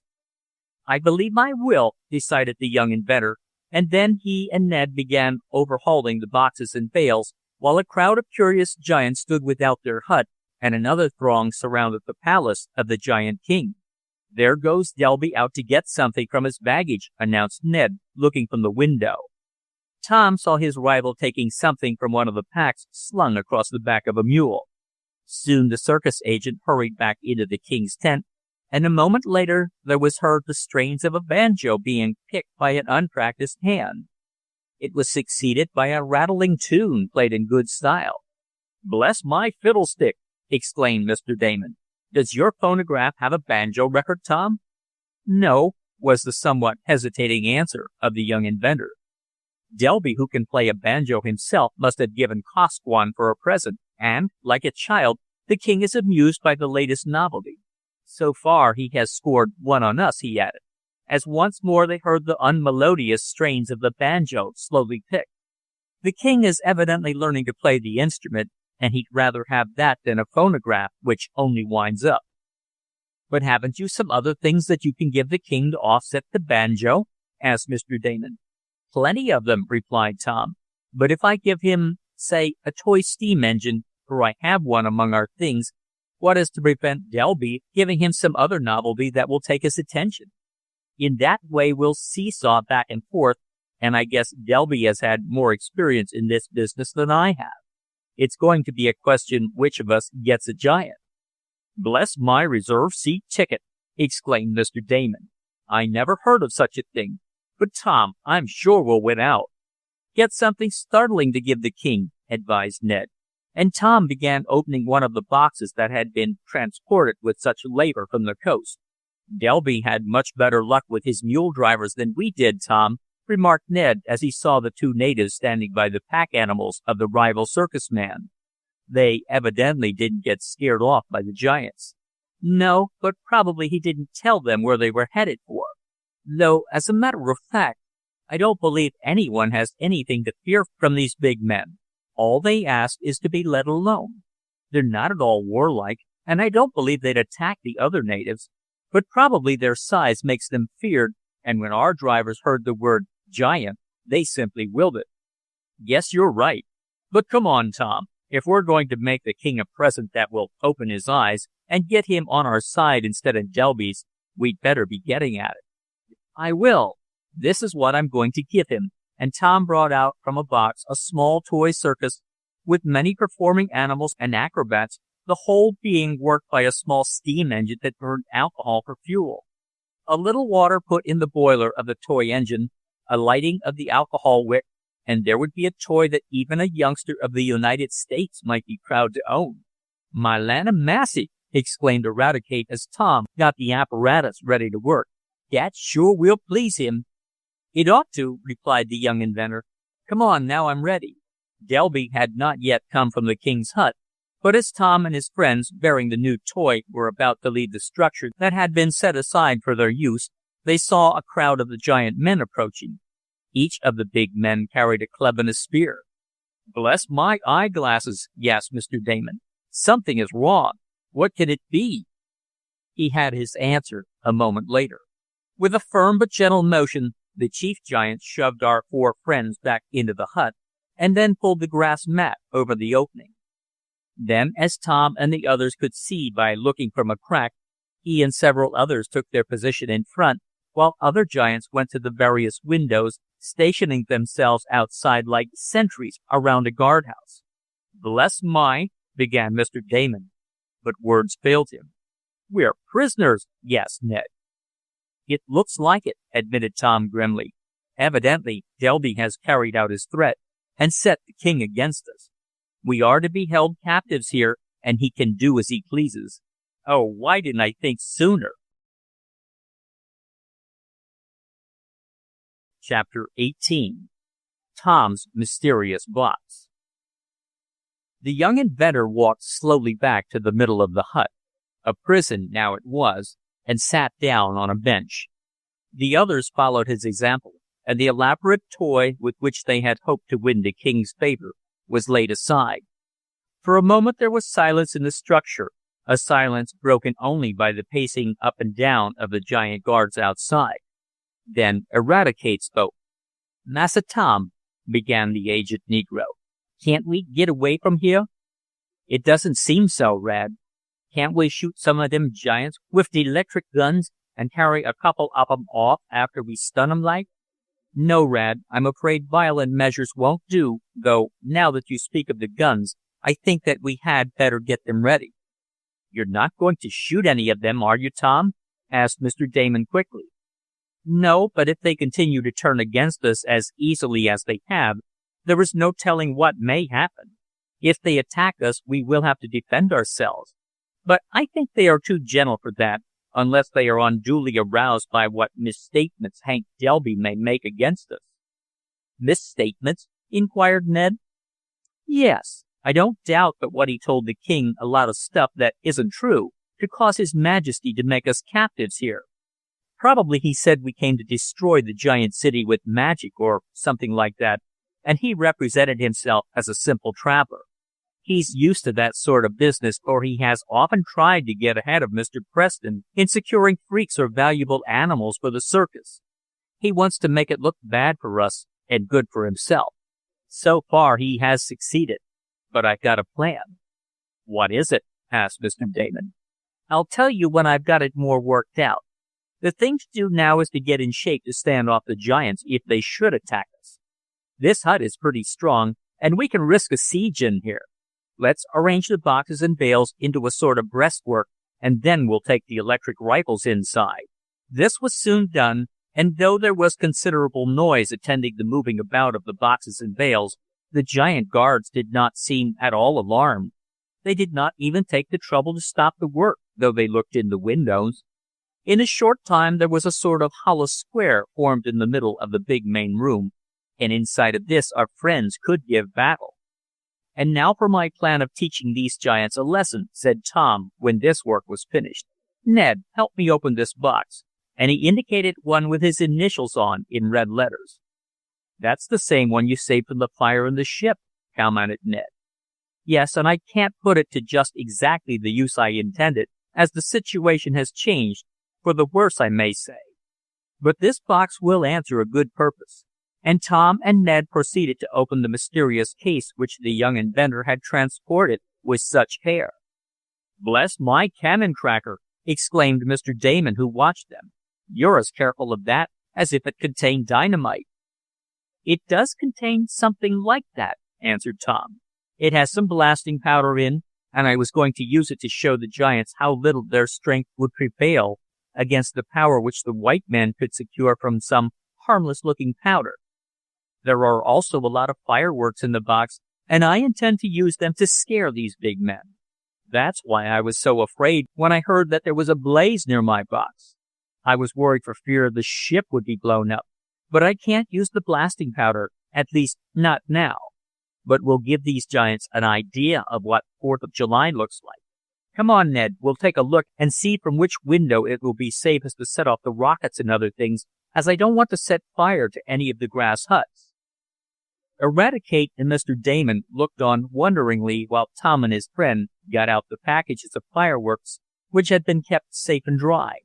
As for the giant guards, if they saw through the windows what was going on, they made no effort to stop Tom.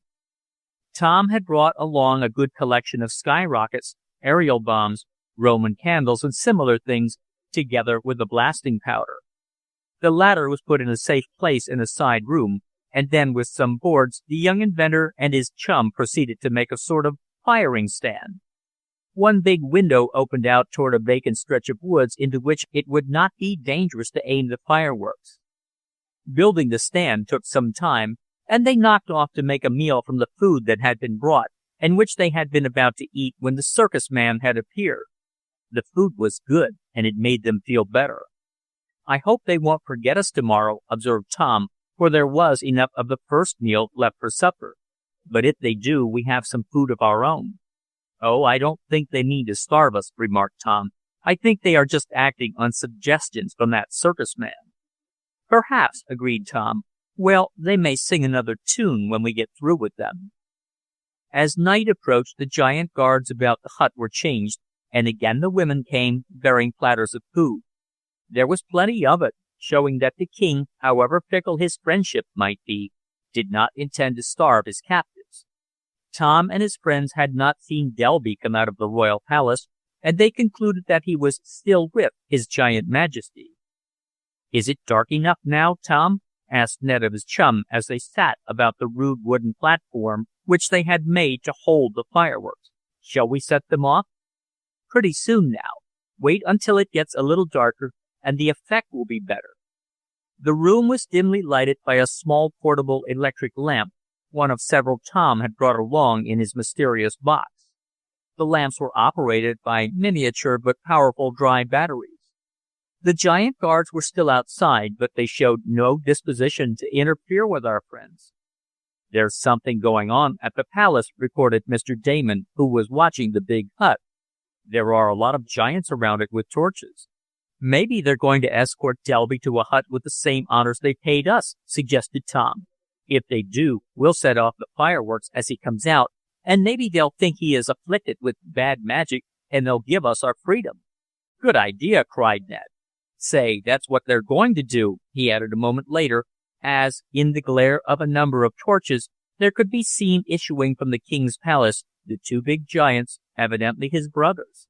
Between them was the figure of the Circus Man, looking like a dwarf.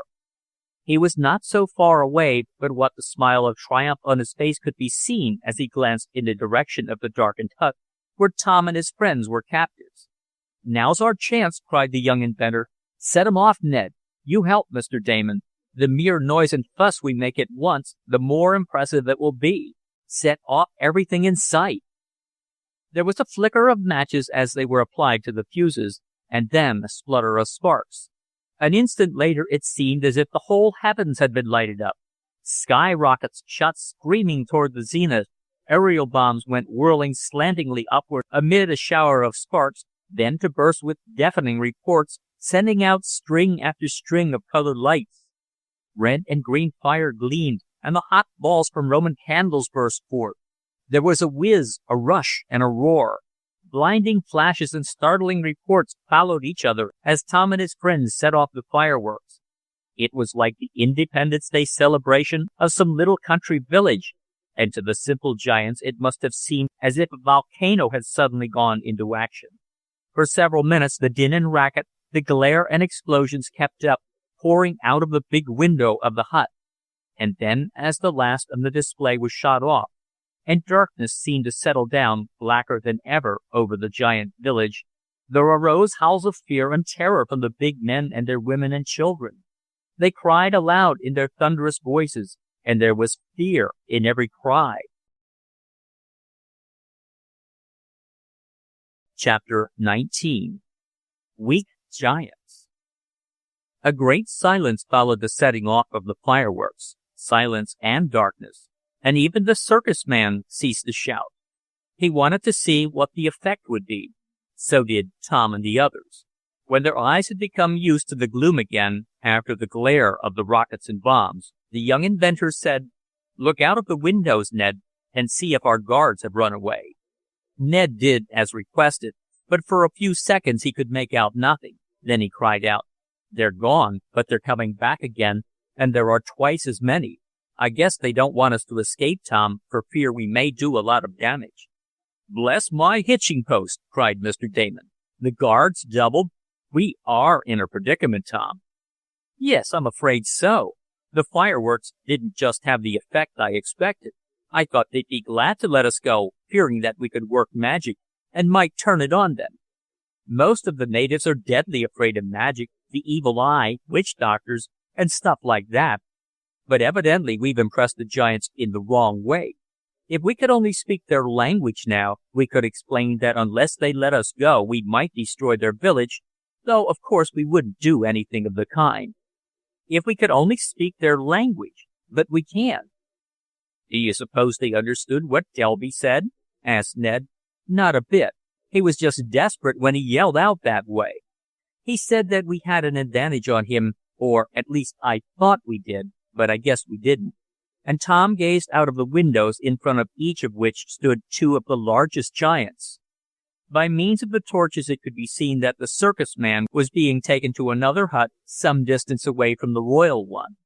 Then, after an awed silence, there broke out a confused talking and shouting among the giant population that was drawn up in a circle a respectful distance from the hut where the captives were confined.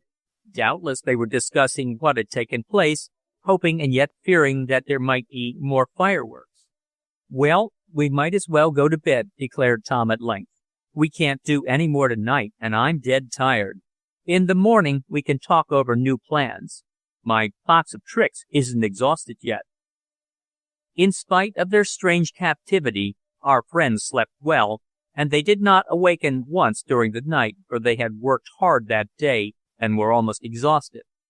In the morning they looked out and saw guards still about the hut. "Now for a good breakfast and another try," exclaimed Tom, as he washed in a big earthen jar of water that had been provided. Freshened by the cool liquid, they were made hungry for the meal which was brought to them a little later. They noticed that the woman cooks looked at them with fear in their eyes, and did not linger as they had done before. Instead, they set down the trays of food and hurried away. "They're getting to be afraid of us," declared Tom. "If we could only talk their language."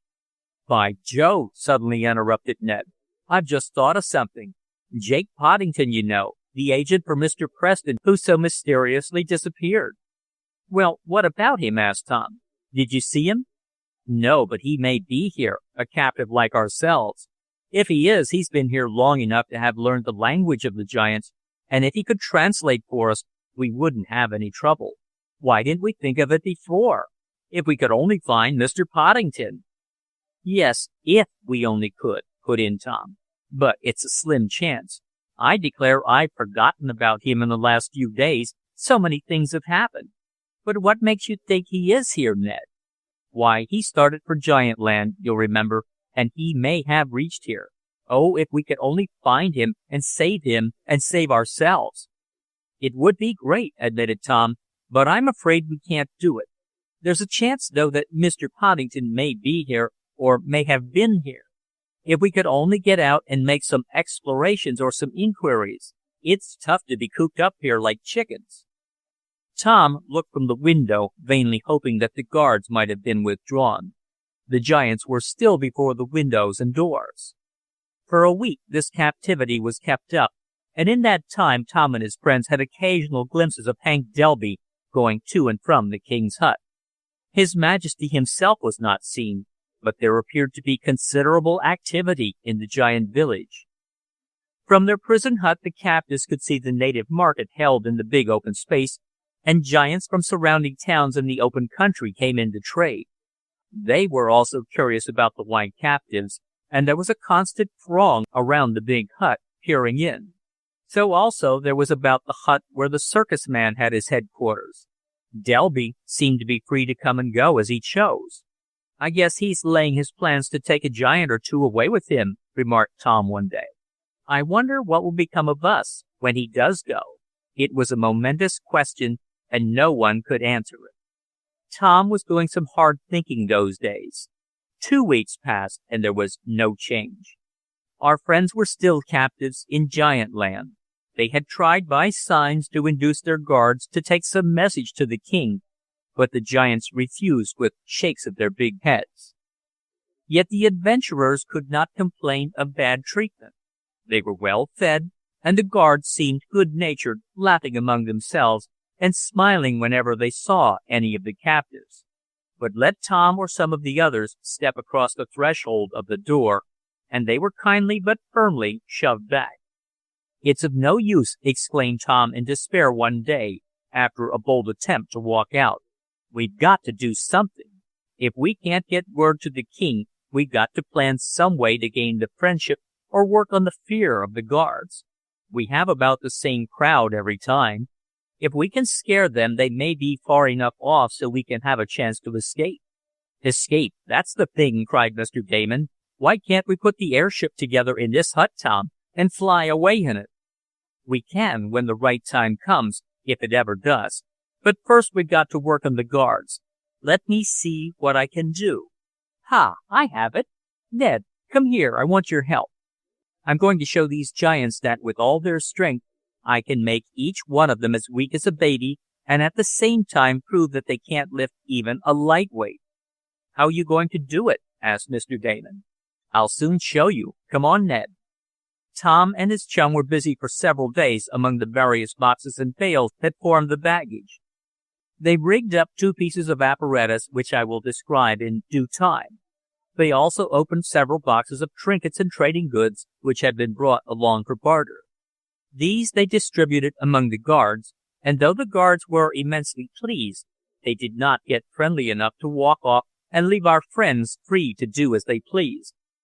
"Well, I guess we're ready for the lesson now," remarked Tom one afternoon, when they had been held captives for about 3 weeks. "If they won't respond to gentle treatment, we'll try some other kind of persuasion." The guards had become so friendly of late that some of them often spent part of the day inside the hut, looking at the curious things Tom and his party had brought with them. This was just what the young inventor wanted, as he was now ready to give them a second lesson in white man's magic. Tom and Ned had learned a few words of the giants' language, which was quite simple, though it sounded hard, and one day, after he had shown them simple toys, the young inventor brought forth a simple-looking box with 2 shining handles. "Here is a little thing," explained Tom, partly by words, and partly by using signs, "a simple little thing which, if one of you will but take hold of, you cannot let go of again until I move my finger. Do you believe that a small white man like myself can make this little thing stronger than a giant?" he asked. One of the biggest guards shook his head. "Try," invited Tom. "Take hold of the handles. At first you will be able to let go easily. But when I shall move my finger, though but a little, you will be held fast. Then another movement, and you will be loose again. Can I do it?" Once more the giant shook his head. "Try," urged Tom, and he put the 2 shining handles into the big palms of the giant. The native grinned, and some of his companions laughed. Then, to show how easy it was, he let go. He took hold again. "Now!" cried Tom, and he moved his finger. Instantly the giant leaped up into the air. He uttered a howl that seemed to shake the very roof of the hut, and his arms were as rigid as poles. They were drawn up in knots, and though he tried with all his great might, he could not loose his fingers from the shiny handles. He howled in terror, and his companions murmured in amazement. "It is as I told you!" exclaimed Tom. "Is it enough?" "Loose me! Loose me! Loose me from the terrible magic!" cried the giant, and, with a movement of his finger, Tom switched off the current from the electric battery. Instantly the giant's arms dropped to his side, his hands relaxed, and the handles dropped clattering to the floor. With a look of fear and a howl of anguish, the big guard fled, but to the surprise and gratification of Tom and his friends, the others seemed only amused, and they nodded in a friendly fashion to the captives. They all pressed forward to try the battery. One and all endeavored to loose their hands after Tom, by a movement of his forefinger, had turned the switch of the battery, and one and all of the giant guards were unable to stir as the electricity gripped their muscles. They were evidently awed. "This is working better than the fireworks did," murmured Tom. "Now, if I can only keep up the good work and get ahead of Delby, I'll be all right. Now for the other test, Ned." Ned brought from a box what looked to be a small iron bar with a large handle on the top. the bottom was ground very smooth. "This is very small and light," explained Tom, partly by signs and partly by words. "I can easily lift it by one finger, and to a giant it is but a feather's weight." He let the giants handle it, and of course they could feel scarcely any weight at all, for it tipped the scales at only a pound. But it was shortly to be much heavier. "See," went on the young inventor, "I placed the weight on the floor and lifted easily. Can you do it?" The giants laughed at such a simple trick. Tom set the iron bar down and raised it several times. So did several of the giants. "Now for the test," cried Tom with a dramatic gesture. "I shall put my magic upon you, and you shall all become as weak as babies. You cannot lift the bar of iron." As he spoke, he made a signal to Ned, who stood in a distant corner of the room. Then Tom carefully placed the weight on a sheet of white paper on a certain spot on the floor of the hut, and motioned to the largest giant to pick up the iron bar. With a laugh of contempt and confidence, the big man stooped over and grasped the handle. But he did not arise. Instead, the muscles of his naked arms swelled out in great bunches. "See, you are as a little babe," taunted Tom. "Another may try." Another did, and another, until it came the turn of the mightiest giant of all the guard that day. With a sudden wrench, he sought to lift the bar. He tugged and strained. He bent his back and his legs. His shoulders heaved with the terrific effort he made, but the bar still held to the floor of the hut as though a part of the big beams themselves. "Now," cried Tom, "I shall show you how a white man's magic makes him stronger than the biggest giant."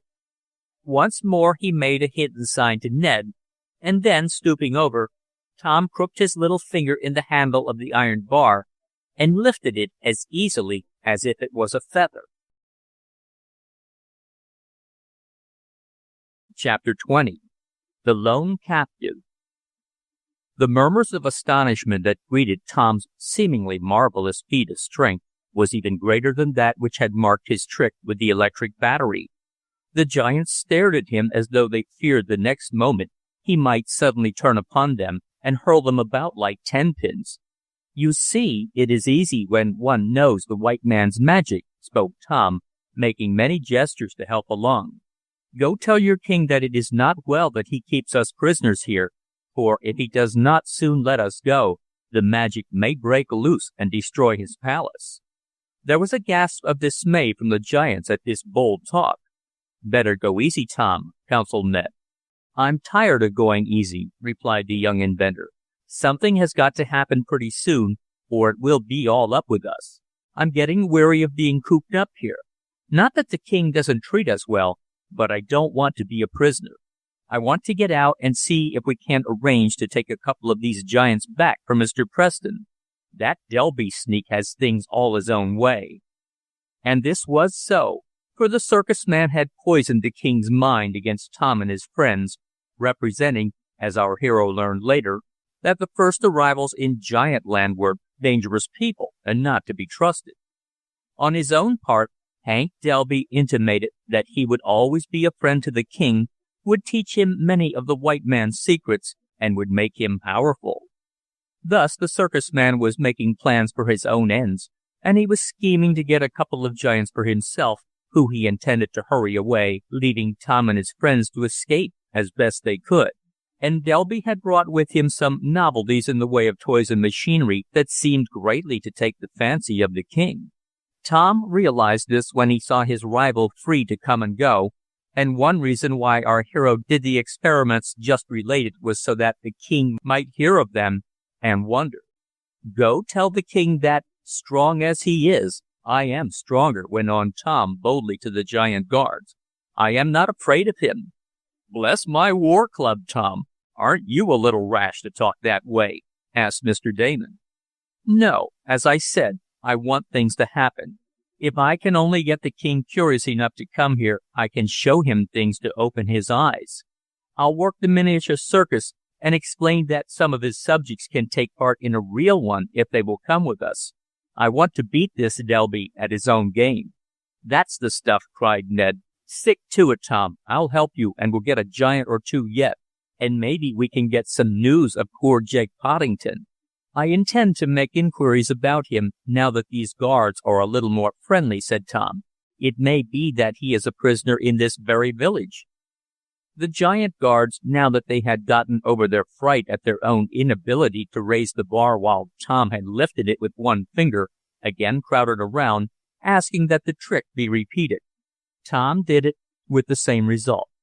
None of the giants could move the iron, yet Tom had no difficulty in doing so. Of course, my readers have already guessed how the trick was done. It was worked by a strong magnet hidden in the floor.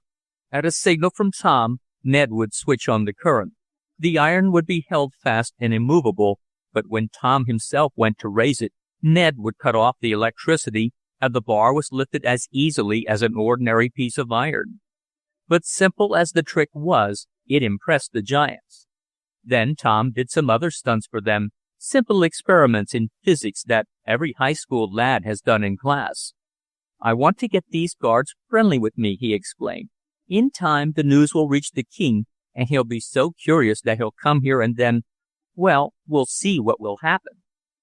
But this did not take place as soon as Tom desired. In fact, the giants were very slow to act. The guards did get quite friendly, and every day they wanted the same two first tricks performed over again. Tom did them many times, wondering when the king would come. Then he played a bold game and made open inquiries about a white man, one like the king's captives who might have come to Giantland about a year previous. "Is there a lone white captive here?" asked Tom. The giant guard to whom he directed his question gave a start, for Tom could now speak the language fairly well, and after the first indication of surprise, the guard muttered something to his companions. There was a startled ejaculation, a curious glance at the captives, and then silence. The guards filed slowly away, and a little later could be seen going into the king's big hut. "By Jove, Tom," cried Ned. "You touched them that time. There's something up, as sure as you're born." "I believe so myself," agreed the young inventor. "And now to throw a real scare into these giants," he added, as he went to a distant room of the hut where he had hidden some of the things he had taken from his box of tricks, as Ned dubbed it. "Bless my necktie!" cried Mr. Damon. "What's up now, Tom?" "I'm going to show these giants that they'd better make friends with us soon, or we may blow their whole town sky high," cried Tom. "I'm going to use some of the blasting powder, just a pinch, so to speak, and knock an empty hut into slivers. I think that will impress these fellows. If I can only—" "Look, Tom!" suddenly cried Ned. "The king's two brothers are coming here. Something's up. He sent some of the family to interview us. Get ready to receive them." "Couldn't be better," cried the young inventor. "I've been waiting for this. Now I'll give them a surprise party." The two big brothers of the king, for such Tom and his friends had recently learned was the relationship the giants on either side of the throne bore to the ruler, were indeed headed toward the hut of the captives. They came alone in their royal garments of jaguar skins, and, standing about the palace hut, could be seen the giant guards who had doubtless carried the news of the question Tom had asked. "Come on, Ned, we've got to get busy," exclaimed Tom. "Connect the electric battery and get that magnet in shape. I'm going to make a fuse for this blasting powder bomb, and if I can get those royal brothers to plant it for me, there'll be some hijinks now." Tom busied himself in making an improvised bomb, while Ned attended to the electrical attachments, and Mr. Damon and Eradicate acted as general assistants. The two giant brothers entered the hut and greeted Tom and the others calmly. Then they explained that the king had sent them to investigate certain stories told by the guard. "I'll show you," exclaimed Tom, and he induced them to take hold of the handles of the battery. The current was turned on full strength, and from the manner in which the royal brothers writhed and howled, Tom judged that the experiment was a success. "With all your strength you cannot let go until I move my finger," the young inventor explained, and it was so. Even the skeptical giants agreed on that.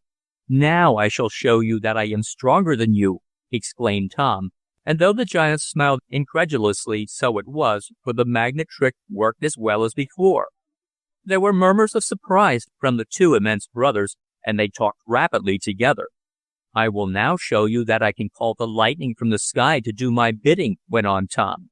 Is it possible to any of you giants?" "Never, never, no man can do it," cried Tola and Koku together. "Then watch me," invited Tom. "Is there an empty hut near here?" he asked. "One that it will do no harm to destroy?" Tola pointed to one visible from the window of the prison of our friends. "Then take this little ball with a string attached to it and place it in the hut," went on Tom. "Then flee for your lives, for standing from here I shall call the lightning down and you shall see the hut destroyed." "Why don't you ask them something about Jake Poddington?" asked Ned. "Time enough for that after I've shown them what a little powder will do when I attach electric wires to it and press a button," replied Tom. "I've got that bomb fixed so it will go off by an electric fuse. If they'll only put it in the hut for me, I'd do it myself, only they won't let me go out." The brothers conferred for a moment, and then, seeming to arrive at a decision, Koku, who was slightly the larger, took the bomb, looked curiously at it, and walked with it toward the empty hut, the electric wire being reeled out behind it by Tom. The bomb was left inside the frail structure, the two brothers hurried away, and, standing at a safe distance from the hut of the captives, as well as the one that Tom had promised to destroy by lightning, they waved their hands to show that they were ready. "Bless my admission ticket!" exclaimed Mr. Damon. "You've got quite an audience, Tom." And so he had, for there was a crowd in the market square, another throng about the king's palace, while all about, hidden behind trees or huts, was nearly the whole population of the giant town. "That's what I want," said the young inventor. "It will be all the more impressive." "And there's the king himself!" exclaimed Ned. "He's standing in the door of his royal hut." "Better yet!" cried Tom. "Are those wires all connected, Ned?" "Yes," answered his chum after a quick inspection. "Then here she goes!" cried Tom, as he pressed the button. Instantly the hut, in which the bomb had been placed, arose in the air. The roof was lifted off, the sides spread out, and there was a great flash of fire and a puff of smoke.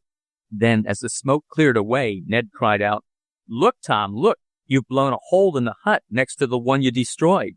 "Yes, and bless my checkbook!" exclaimed Mr. Damon. "Someone is running out of it. A white man, Tom, a white man. It's Poddington, poor Jake Poddington. We've found him at last. This way, Mr. Poddington, this way. Mr. Preston sent us to rescue you," cried Tom. Chapter 21. A Royal Conspiracy. Howls of terror, cries of anger, and a rushing to and fro on the part of the giants followed the latest trick of Tom Swift to impress them with his power. But to all this the young inventor and his friends paid no attention. Their eyes were fixed on the ragged figure of the white man, who was rushing toward their hut as fast as his legs, manacled as they were, would let him. Come on!" cried Tom.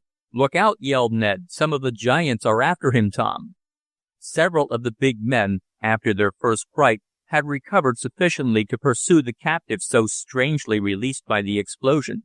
"Hand me an electric rifle, Ned," cried Tom. "Bless my shoelaces!" cried Mr. Damon. "You're not going to kill any of the giants, are you, Tom?" "Well, I'm not going to let them capture Jake Poddington again," was the quick answer. "But I guess if I stun a few of them with the electric bullets, that will answer." Poddington, for later the white captive did prove to be the missing Circus Man, ran on, and close behind him came two of the giants, taking long strides. Tom aimed his electric rifle at the foremost and pulled the trigger. There was no sound, but the big man crumpled up and fell, rolling over and over. With a yell of rage his companion pressed on, but a moment later he too went down, and then the others who had started in pursuit of their recent captive turned back. "I thought that would fix 'em," murmured Tom gleefully. In another 5 seconds Poddington was inside the hut, gasping from his run. He was very thin and pale, and the sudden exertion had been too much for him. "Water, water," he gasped, and Mr. Damon gave him some. He sank on one of the skin-covered benches, and his half-exhausted breath slowly came back to him. "Boys," he gasped, "I don't know who you are, but thank heaven you came just in time. I couldn't have stood it much longer. I heard you yell something about Preston. Is it possible he sent you to find me?" "Partly that, and partly to get a giant," explained Tom. We didn't know you were in that hut, or we'd never have blown up the one next to it, though we suspected you might be held captive somewhere around here from the queer way the giants acted when we asked about you." "And so you blew up that hut?" remarked the circus agent. "I thought it was struck by lightning, but it did me a good turn. I was chained to the wall of the hut next door, and your explosion split the beam to which my chains were fastened. I didn't lose any time running out, I can tell you. Oh, but it's good to be free once more and to see someone my own size." "How did you get here, and why did they keep you a prisoner?" asked Tom. Then Poddington told his story, while Ned and Mr. Damon aided Tom in filing off the rude iron shackles from his wrists and ankles. As Mr. Preston had heard, Jake Poddington had started for Giantland, but he lost his way, his escort of natives deserted him, just as Tom's did, and he wandered on in the jungle, nearly dying. Then, merely by accident, he came upon Giantland, but he had the misfortune to incur the anger of the big men, who took him for an enemy. They at once made him a prisoner, and had kept him so ever since, though they did not harm him otherwise, and gave him good food. I think they were a bit afraid of me in spite of my small size," explained the circus man. "I never thought to be rescued, for, though I figured that Mr. Preston might hear of my plight, he could never find this place. How did you get here?" Then Tom told his story, and of how they themselves were held captives because of the treachery of Hank Delby. "That's just like him," cried Poddington. "He was always mean and always trying to get the advantage of his rivals. But I'm glad I'm with you. With what stuff you have here, it oughtn't to be difficult to get away from Giantland." "But I want a giant," insisted Tom. "I told Mr. Preston I'd bring him back one, and I'm going to do it." "You can't," cried the circus man. "They won't come with you, and it's almost impossible to make a prisoner of one. You'd better escape. I want to get away from Giantland. I've had enough."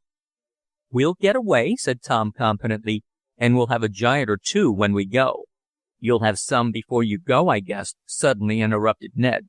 "There's a whole crowd of 'em headed this way, and they've got clubs, bows and arrows, and those blowguns. I guess they're going to besiege us." "All right," cried Tom. "If they want to fight, we can give 'em as good as they send. Ned, you and Mr. Damon and I will handle the electric rifles. Eradicate, use your shotgun and fire high. We don't want to hurt any of the big men. We'll merely stun them with the electric bullets, but the noise of Rad's gun will help some." "What can I do?" asked Mr. Poddington. "You're too weak to do much," replied Tom. "You just keep on the lookout, and tell us if they try any surprises. I guess we can handle 'em all right." With shouts and yells, the big men came on. Evidently their indifference toward their captives had turned to anger because of the freeing of Poddington, and now they were determined to use harsh measures. They advanced with wild yells, brandishing their clubs and other weapons, while the weird sound of the tom-toms and native drums added to the din. When a short distance from the hut, the giants stopped and began firing arrows and darts from the blowguns. "Look out for those," warned Tom. "They probably are poison, and a scratch may mean death. Give 'em a few shots now, Ned and Mr. Damon. Rad, give 'em a salute, but fire high." "That's what I will, Massa Tom." The gun of the colored man barked out a noisy welcome, and at the same time 3 giants fell, stunned by the electric bullets, for the rifles were adjusted to send out only mild charges. Thrice they charged, and each time they were driven back, and then, finding that the captives were ever ready for them, they gave up the attempt to overwhelm them and hurried away, many going into the king's hut. His Royal Majesty did not show himself during the fight. "Well, I guess they won't try that right away again," remarked Tom, as he saw the stunned giants slowly arouse themselves and crawl away. "We've taught them a lesson." They felt better after that, and then, when they had eaten and drank, they began to consider ways and means of escape. But Tom would not hear of going until he could get at least one giant for the circus. "But you can't," insisted Mr. Poddington. "Well, it's too soon to give up yet," declared Tom. "I'd like to take the king's 2 brothers with me." "By Jove!" exclaimed Mr. Poddington. "I never thought of that. There is just a bare chance. Did you know that the 2 brothers, who are twins, dislike the king? For he is younger than they, and he practically took the throne away from them. They should rule jointly by rights. If we could enlist Tola and Koku on our side, we might win out yet. "Then we'll try," exclaimed Tom.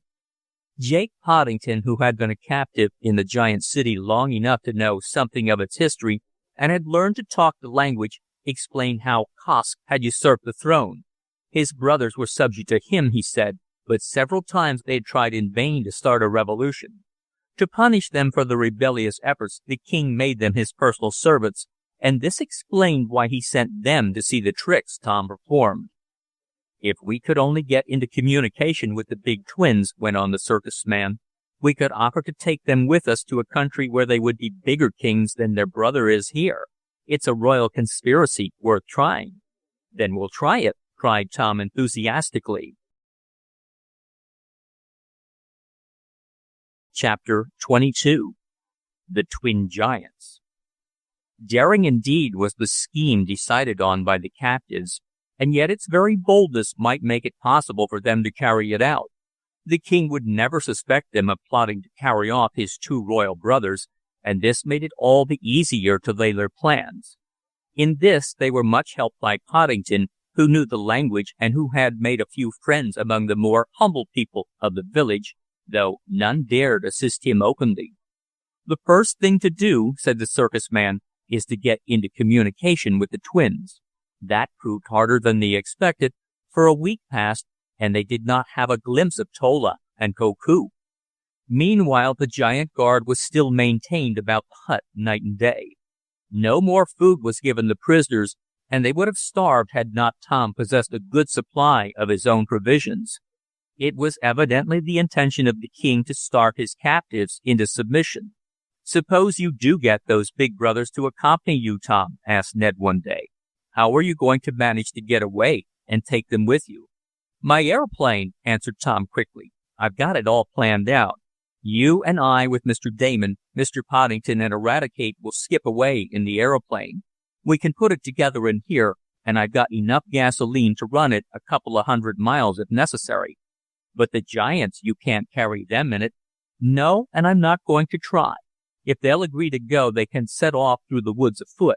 We'll meet them in a certain place where there's a good landmark which we can easily distinguish from the airplane. We'll take what stuff we can with us and leave the rest here." "Oh, it can be done, Ned. But when you start out with the airplane, they'll make a rush and overwhelm us." "No, for I'll do it so quickly that they won't have a chance. I'm going to saw through the beams of one side of this hut. To the rear there is level ground that will make a fine starting place. When everything is ready, say some night, we'll pull the side wall down, start the aeroplane out as it falls, and sail away. Then we'll pick up the giant brothers out in the woods and travel to civilization again." "By Jove, I believe that will work," cried the circus man. "Bless my corn plaster, I think so myself," added Mr. Damon. "But first we've got to get the brothers to agree," went on Tom, "and that is going to be hard work." It was not so difficult as it was tedious. Through an aged woman with whom he had made friends when a captive, Jake Poddington managed to get word to the royal twins that he and the other captives would like to see them privately. Then they had to wait for an answer. In the meanwhile, the giants tried several times to surprise Tom and his friends by attacks, but the captives were on the alert, and the electric rifles drove them back. One night nearly all the guards were observed to be absent. There was not more than half a dozen scattered about the hut. "I wonder what that means?" asked Tom, who was puzzled. "I know," exclaimed Jake Poddington after a moment's thought. "It's their big annual feast. Even the king goes to it. They were just getting over it when I struck here last year, and maybe that's what set them so against me. Boys, this may be our chance." "How?" asked Ned. "The king's brothers might find an opportunity to come and talk to us when the feast is at its height," was the reply. Anxiously they waited, and in order that the royal brothers might come in unobserved, if they did conclude to speak to the captives, Tom and his companions hung some pieces of canvas over the windows and doors, and had only a single light burning. It was at midnight that a cautious knock sounded at the side of the hut, and Tom glided to the main door. In the shadows he saw the two royal brothers, Tola and Koku. "Here they are," whispered Tom to Jake Poddington, who came forward. "Come," invited the circus man in the giant's tongue, and the brothers entered the tent. How Jake persuaded them to throw in their fortunes with the captives, the circus man hardly knew himself. Perhaps it was due as much as anything to the dislike they felt toward the king and the mean way he had treated them. "Come, and you will be kings among the small men in our country," invited Poddington. The brothers looked at each other, talked together in low tones, and then Koku exclaimed, "We will come, and we will help you to escape. We have spoken, and we will talk with you again." Then they glided out into the darkness, while from afar came the sounds of revelry at the big feast. Chapter 23. A Surprise in the Night. Tom and his friends could scarcely believe their good fortune.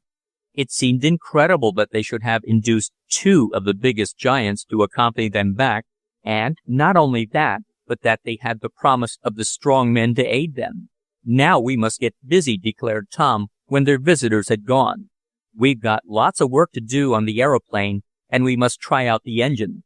Then we've got to fix the side of the hut so that it will fall out when we're ready for it. And we've got to plan how to meet the giants later in the forest." "Yes," agreed the circus man, "and we must take care that Hank Delby doesn't spoil our plans." Then ensued busy days. In the seclusion of their hut, the prisoners could work undisturbed at the aeroplane, which had been almost assembled. The engine was installed and tried, and when the motor began its thundering explosions, there was consternation among the giants, who had again surrounded the hut to see that the prisoners did not escape. Meanwhile, Delby seemed to be unusually active. He could be observed going in and out from his hut to that of the king, and he often carried large bundles. "He's making himself solid with his Royal Highness," declared Tom. "Well, if all goes right, we won't have to worry much longer about what he does." "If only those twin giants don't fail us," put in Ned. "Oh, you can depend on them," said Mr. Poddington. "These giants are curious creatures, but once they give their word, they stick to it." He told much about the strange big men, confirming Tom's theory that favorable natural conditions for a number of generations had caused ordinary South American natives to develop into such large specimens. Our friends were under quite a nervous tension, for they could not be sure of what would happen from day to day. They continued to work on the aeroplane, and then, finding that it would work in the seclusion of the hut, they were anxious for the time to come when they could try it in the open. "Do you think it will carry the 5 of us with safety?" asked the circus man as he gazed rather dubiously at the somewhat frail-appearing affair. "Sure," explained Tom. "We'll get away all right if I can get enough of a start. Now we must see to opening the side of the hut." This work had to be done cautiously, yet the prisoners had a certain freedom, for the guards were afraid to approach too closely. The supporting and cross beams were sawed through, for Tom had brought a number of carpenter tools along with him. Then, in the silence of the night, the 2 royal brothers brought other beams that could be put in place temporarily to hold up the roof when the others were pulled out to allow the aeroplane to rush forth. In due time, all was in readiness for the attempt to escape. The royal twins had agreed to slip off at a certain signal and await Tom and his party in the forest that lay at the foot of a very large hill that was a landmark for miles around. The giants could travel fast, but not as fast as the aeroplane, so it was planned that they were to have a day and night start. They would take along food and would arrange to have a number of Tom's mules hidden in the woods, so that our hero and his friends would have means of transportation back to the coast after they had ended their flight in the airship. "I wish we had brought along the larger one so we could take the giants with us," said Tom. "But I guess they're strong enough to walk to the coast. We'll take what provisions we can carry, our electric rifles, and the rest of the things we'll leave here for the king, though he doesn't deserve them." "What do you think Delby will do?" asked Ned. "Give it up. He's got some plan, though. I only hope he doesn't get a giant. Then ours will be a greater attraction." Several days passed, and the last of the preparations had been made. "The giant twins will pretend to go off on a hunting trip tomorrow morning," said the circus man one night. "But they won't come back. They'll wait for us at the big hill. Then we must escape the following morning," decided Tom. "Well, I'm ready for it." From their hut, surrounded as it was still by the giant guards, our friends watched the royal brothers start off, seemingly on a hunting expedition. The day passed slowly. Tom went carefully over the aeroplane to see that it was in shape for a quick flight, and he looked to the wall of the hut, the wall that was to be pulled from place to afford egress for the aircraft. They went to bed early that night, the night they hoped would be their last in Giantland. It must have been about midnight when Tom suddenly awoke. He thought he heard a noise outside the hut, and in a moment he had jumped up. "Repel boarders!" cried Tom. Chapter 24. The Airship Flight. For a few moments there was confusion inside the hut that was to be the last stronghold of our friends against the approaching force of giants. Confusion and not a little fear were mingled, for Tom's words sent a chill to every heart. Then, after the first panic, there came a calmer feeling, a feeling that each one would do his duty in the face of danger, and if he had to die, he would die fighting. "Everyone take a window," yelled Tom. "Don't kill anyone if you can help it. Shoot to disable Rad. Mr. Poddington, there's an extra shotgun somewhere about. See if you can find it. We'll use the electric rifles. Get those Roman candles, somebody." Tom was like a general giving orders, and once his friends realized that he was managing things, they felt more confidence. Ned grasped his electric rifle, as did Mr. Damon, and they stood ready to use them. "The strongest stunning charge," ordered the young inventor. "Something that will lay 'em out for a good while. We'll teach 'em a lesson." Bang! That was Eradicate's shotgun going off. It had a double load in it, and the wonder of it was that the barrel did not burst. It sounded like a small cannon, but it had the good effect of checking the first rush of the giants, for the electric rifles had not yet been adjusted, and Mr. Poddington, in the light of the single electric torch that had been left burning, could find neither the spare shotgun nor the Roman candles. Bang! Eradicate let the other barrel go, almost in the faces of the advancing giants, but over their heads, for he bore in mind Tom's words not to injure. "That's the stuff!" cried Tom. "Come on, Ned, we're ready for 'em." But the giants had retreated, and could be seen standing in groups about the hut, evidently planning what to do next. Then from back in the village there shone a glare of light. "Bless my insurance policy! It's a fire!" cried Mr. Damon. "They're going to burn us out." "Joe, if they do!" exclaimed Ned. "We mustn't let 'em!" shouted Tom. "Fire, Ned!" Together the chums discharged their electric rifles at the enemy, and a number of them fell stunned and were carried away by their companions. The glaring light approached, and now it could be seen that it was caused by a number of the big men carrying torches of some kind of blazing wood. It did look as though they intended to fire the prison hut. "Give 'em another taste of it!" shouted Ned, and this time the 3 electric rifles shot out their streaks of blue flame, for Mr. Damon had his in action. It was still dark in the hut, for to set aglow more of the electric torches meant that Tom and his friends would be exposed to view, and would be the targets for the arrows or darts from the deadly blowguns. Several more of the giants toppled over, and then began a retreat to some distance, the first squad of fighters going to meet the men who had come up with the torches. There was no sign of women or children. "Shall we fire again?" asked Ned. "No," answered Tom. "Save your ammunition until they are closer, and we'll be surer of our marks. Besides, if they let us alone, that's all we ask. We don't want to hurt 'em." "Bless my gizzard!" exclaimed Mr. Damon. "I wonder why they attacked us anyhow." "Maybe it's about the 2 giant brothers who have not come back," suggested Mr. Poddington. "They may imagine that we have them captive, and they want to rescue them." "That's so," admitted Tom. "Well, if they had only postponed this reception for a few hours, we'd have been out of their way, and they wouldn't have had this trouble." And he glanced at the aeroplane that stood in the big hut, ready for instant flight. "They're coming back!" suddenly shouted Ned, and a look from the half-opened windows showed the giants advancing again. "I've got the Roman candles," called Mr. Poddington from a corner where he had been rummaging in that box of Tom's which contained so many surprises. "What shall I do with them?" "Let 'em go right in their faces!" yelled Tom. "They won't do much damage, but they'll throw a scare into the big fellows. Get ready, Ned." "They're dividing!" shouted his chum. "They're coming at us from 2 sides." "They're only trying to confuse us," decided Tom. "Fire at the main body." And with that he opened up with his electric rifle, an example followed by Mr. Damon and Ned. With a whiz and several sharp explosions, the Circus Man got the Roman candles into action.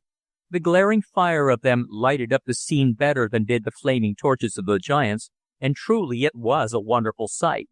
There in that lonely hut, in the midst of a South American jungle, 4 intrepid white persons and an aged but brave Negro stood against hundreds of giants, mighty men who, had they come to a personal contact, any one of which would have been more than a match for the combined strength of Tom and his party.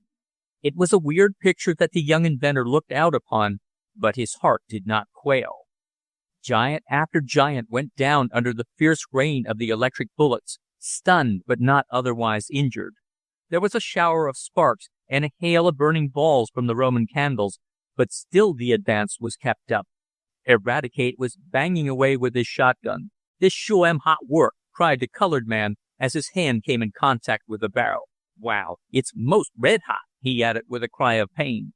"Use the other gun," advised Tom, never turning his head from the window through which he was aiming. "That one may get choked and explode in here." "All right," answered Eradicate. "Duck!" yelled Ned with sudden energy. "They're going to fire." A number of the giants could be seen fitting arrows to bowstrings, while others raised to their lips the long hollow reeds from which the blowguns were made. It was the first time the enemy had fired, and doubtless they had held back because they hoped to capture Tom and his friends alive. But they did not count on such a stubborn resistance. Everyone moved away from the windows, and not an instant too soon, for a moment later a shower of arrows and darts came in, fortunately injuring no one. Then, above the shouting and yelling of the giants, whose deep bass voices had a terrorizing effect, there came the din of the tom-toms, making a weird combination of sound. "We've got 'em on the run again," cried Ned, and so it proved, for the larger body of giants, who had approached the hut from the front and 2 sides, were running back. "Guess they've given it up," exclaimed Tom. "I'm glad of it, too, for—" He paused and glanced behind him. A tiny spurt of flame at the base of the rear wall of the hut had caught his eye. Instantly the flame grew larger, and a puff of smoke followed. "Fire!" cried Ned. "We're on fire!" "Bless my water bucket!" gasped Mr. Damon. "They've set fire to the hut." It was but too true. While Tom and the others had been standing off the giants in front, a smaller force had crept around to the rear and set the inflammable side of the hut ablaze. Desperately Tom looked around. There was no means at hand of fighting fire. Hardly a bucket of water was in place, and the structure was filled with quick burning stuff, while the fireworks that remained and the blasting powder made it doubly dangerous. Then Tom's eyes lighted on the big aeroplane, ready for instant service. "That's it!" he cried suddenly. "It's our only hope, and the last one. Come on, everybody, down with that wall. Pull on the ropes, and it will come. We've got to go now. In another minute it will be too late. Climb up, Mr. Poddington, Mr. Damon, Ned, and I will start the engine." "The wall first! The wall!" cried Ned. "Sure," answered Tom. He and his friends grasped the 2 ropes that had been attached to the key beams in the structure. It had been so arranged that when the supports were pulled out, the wall would fall outward, making a fairly smooth and level gangplank on which the aeroplane could rush from the hut. There was a creaking of timbers, a straining of ropes, and then with a crash, the wall fell. Instantly there was a yell of surprise from the giants, and a brighter glare from the torches as those carrying them rushed up to see what had happened. The din of the tom-toms was well nigh deafening. Fortunately, the enemy forgot to take advantage of the opening and pour in a flight of arrows or darts. "Start the motor!" cried Tom to his chum. There was a rattling, banging noise like a salvo of small arms, and the big propellers revolved with incredible swiftness. The 2 white men were already in place, and now Eradicate, still carrying his shotgun, clambered up. "Up with you, Ned!" yelled Tom. "I'm going to head her around and make a flying start." Chapter 25. Tom's Giant. Conclusion. "I don't see anything of them, do you?" "No, and yet this is the place where they said they'd meet us." It was Tom who asked the question, and Ned who answered it. It was the day after their sensational escape from the giant's prison, and they were circling about in the aeroplane which had been the means of getting them away from Giant Land. For they were safely away from that strange and terrible place, and they were now seeking the two giant brothers who had promised to meet them at a certain big hill. For an hour that night, Tom and his friends had traveled on the wings of the lark, and when a rising moon showed them a level spot for a landing, they had gone down and made a camp. They had provisions with them and plenty of blankets, and it was so warm that more shelter was not necessary. The next day, leaving Mr. Damon, Eradicate, and the Circus Man in the temporary camp, Tom and Ned had gone aloft to see if they could pick up the giant twins, who were to meet them and have some mules ready for the journey back to civilization. "Well, we're in no great hurry," went on Tom, after vainly scanning the ground below. "They may not have traveled as fast as we thought they could, and the mules may have given trouble. We'll stick around here a day or so and—" "Look!" suddenly exclaimed Ned. "Didn't you see something moving then?" "Where?" "By that big dead tree." Tom took a look through a pair of field glasses while Ned steered the airplane. Then the young inventor cried, "It's all right. It's one of the giants, but I can't tell which one. Ned, I believe they're hiding because they're afraid of us. They've never seen an aeroplane in action before. I'm going down." Quickly and gracefully the Lark was volplaned to a level place near the dead tree. No one was in sight, and Tom, after looking about, called, "Tola! Koku! Where are you? It is I, Tom Swift. We have escaped. Where are you? Don't be afraid." There was a moment's silence, and then two big forms rushed from the dense bushes, one of them, Koku, advancing to Tom and catching him up in what was meant for a loving hug. "Oh, I say now, Koku," cried the young inventor with a laugh. "I've got ribs, you know. Easy on that squeeze." The two giant twins laughed too, and they were immensely pleased to see their friends again, both talking at once, and so fast that not even the Circus Man could catch what they said. "Have you got the mules?" asked Tom, for he knew that much depended on the animals. "Is everything all right?" "All right," answered Koku, the talk being conducted in the language of the giants, of which Tom was now fairly a master when it was spoken slowly. Then the brothers explained that they had gotten safely away, had gathered up the mules, and with a supply of food had hidden the beasts in a nearby valley. The giant twins were waiting for Tom to arrive, but though they had seen the aeroplanes in the hut, they had no idea that it could fly so nearly like a bird, and when they saw it hovering over them they had become frightened and hidden until Tom's voice had reassured them. "Well, get the animals," advised Tom, after he had told of the fight of the night before and the escape. "I'll go find the others and we can start from here. Then we'll hike for the United States as fast as we can."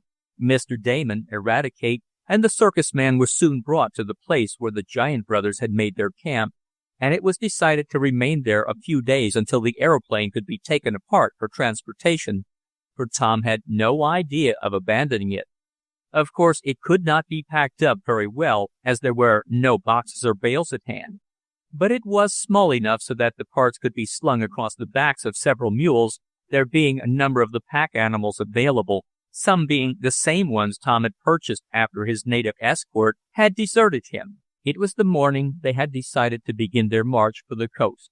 Everything was in readiness. They had some food, and with the shotguns and the electric rifles which they had brought along, they could get game. All their other things, save a few necessaries, had been left behind. Eradicate, as he had always done, rode his mule up beside Tom to look after his young master. Suddenly Koku, who seemed to have become very fond of Tom, strode forward and took his place on the other side of the mule ridden by the young inventor. "Me stay by you," he said with a grin on his big face. "Me like you. Me take care of you, Tom. Be your servant. Him too cold." And he motioned to Eradicate. "Eh? What's that you done said?" gasped the colored man. "Me too old. Looky here, giant man. I'll have you know that I's been in the Swift family a good many years, and I's just as spry as I ever was. I can look after Master Tom as good as ever. Now you get back where you belongs, giant man, and don't let me hear no more of that foolishness talk. Nobody waits on Master Tom Swift but me. Does you hear that, giant man?" "Me's Tom's man," exclaimed the big fellow, and in fairly good English. Tom laughed. He had no idea the giant had picked up any words. "Go on away," cried Eradicate. Koku gave the colored man one look, then, with a good-natured grin on his face, he reached over one hand, calmly lifted Eradicate from his mule, and set him on the ground. Then with a push he shoved the mule galloping ahead and took his place at the side of the young inventor. "Well, what do you know about that?" gasped Ned. "Bless my coffee cup!" cried Mr. Damon. Eradicate stood still for a moment, gazing first at his master and then at the big being who had so ruthlessly plucked him from the mule's back as easily as he would have lifted a child. Then Eradicate, with a trace of tears in his eyes, stretched forth his hands toward Tom and turned aside.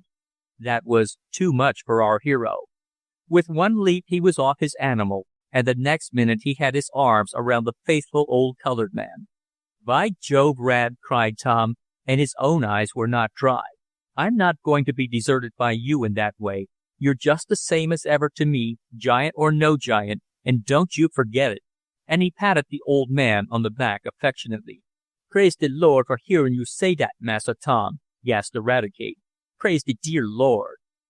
And then, knowing that he still held a place in his young master's heart, the colored man was content. And from then on he rode on one side of Tom while the giant Koku strode along on the other. He had established himself as Tom's bodyguard, and even though Eradicate insisted on remaining, Koku would not go away. "I guess I'll have to keep 'em both," said Tom with a grin, "but I'm going to change Koku's name." "What are you going to call him?" asked Ned. "Let's see, what month is this?" "August," said Mr. Damon. "Then August is his name," exclaimed Tom. "Koku sounds too much like a coconut cake. Here, August, shift that package on the white mule," he called. "It's cutting her back." And the giant, with a pleased grin, did as he was bid. And August he was called from then on. But my story is getting too long, so I must bring it to a close. And really, there is not much to tell. The march back to the coast was full of hardships, danger, and difficulties, but they accomplished it. The two giants seemed glad that they had left their own country behind, and they were simple and affectionate beings. Tom made up his mind he would let the Circus Man have one and keep the other for his personal attendant. They traveled by day and slept at night, shooting game as they needed it. Several times they narrowly escaped getting mixed up in the native conflicts. Tom had one striking evidence of his giant servant's usefulness. One day he was stalking a small beast like a deer, when from a tree overhead a jaguar sprang down at him. But August was at hand, and like Samson of old, the giant slew the beast barehanded, choking it to death. In fine time our friends reached the native town, and the wonder caused by the giants was no less than the amusement of the big men at the things they saw. They wondered more when they got to a city and saw some marvels of the white man's progress. Then Tom and his friends reached the coast and took a steamer for New York.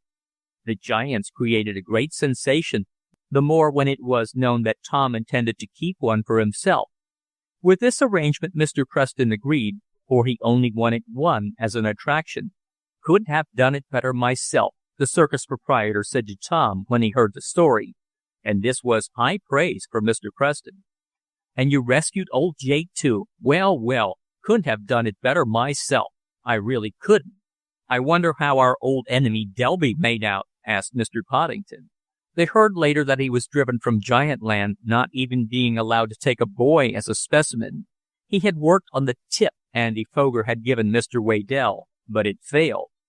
When Tom escaped, the king confiscated all the things in the hut, and he was so taken up with the novelties that he paid no more attention to the circus agent, who had all his trouble plotting and scheming against Tom for his pains.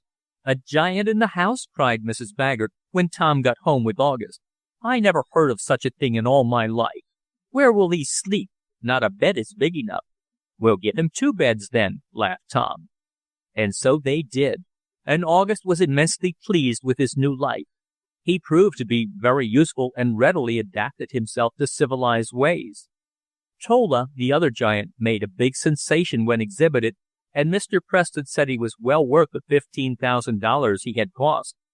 "Well, Tom, what next?" asked Ned one day, when they had been home several weeks and had told their story over and over again. "Nowhere," exclaimed Tom. "I'm going to take a long rest." But Tom Swift wasn't that kind of a young man, and he was soon active again. If you care to learn more of his doings, you may do so in the next volume of this series, to be called Tom Swift and His Electric Camera, or Thrilling Adventures While Taking Moving Pictures. And now for a time we will take leave of the young inventor and his new giant servant, to meet again a little later. This is the end of Tom Swift in Captivity,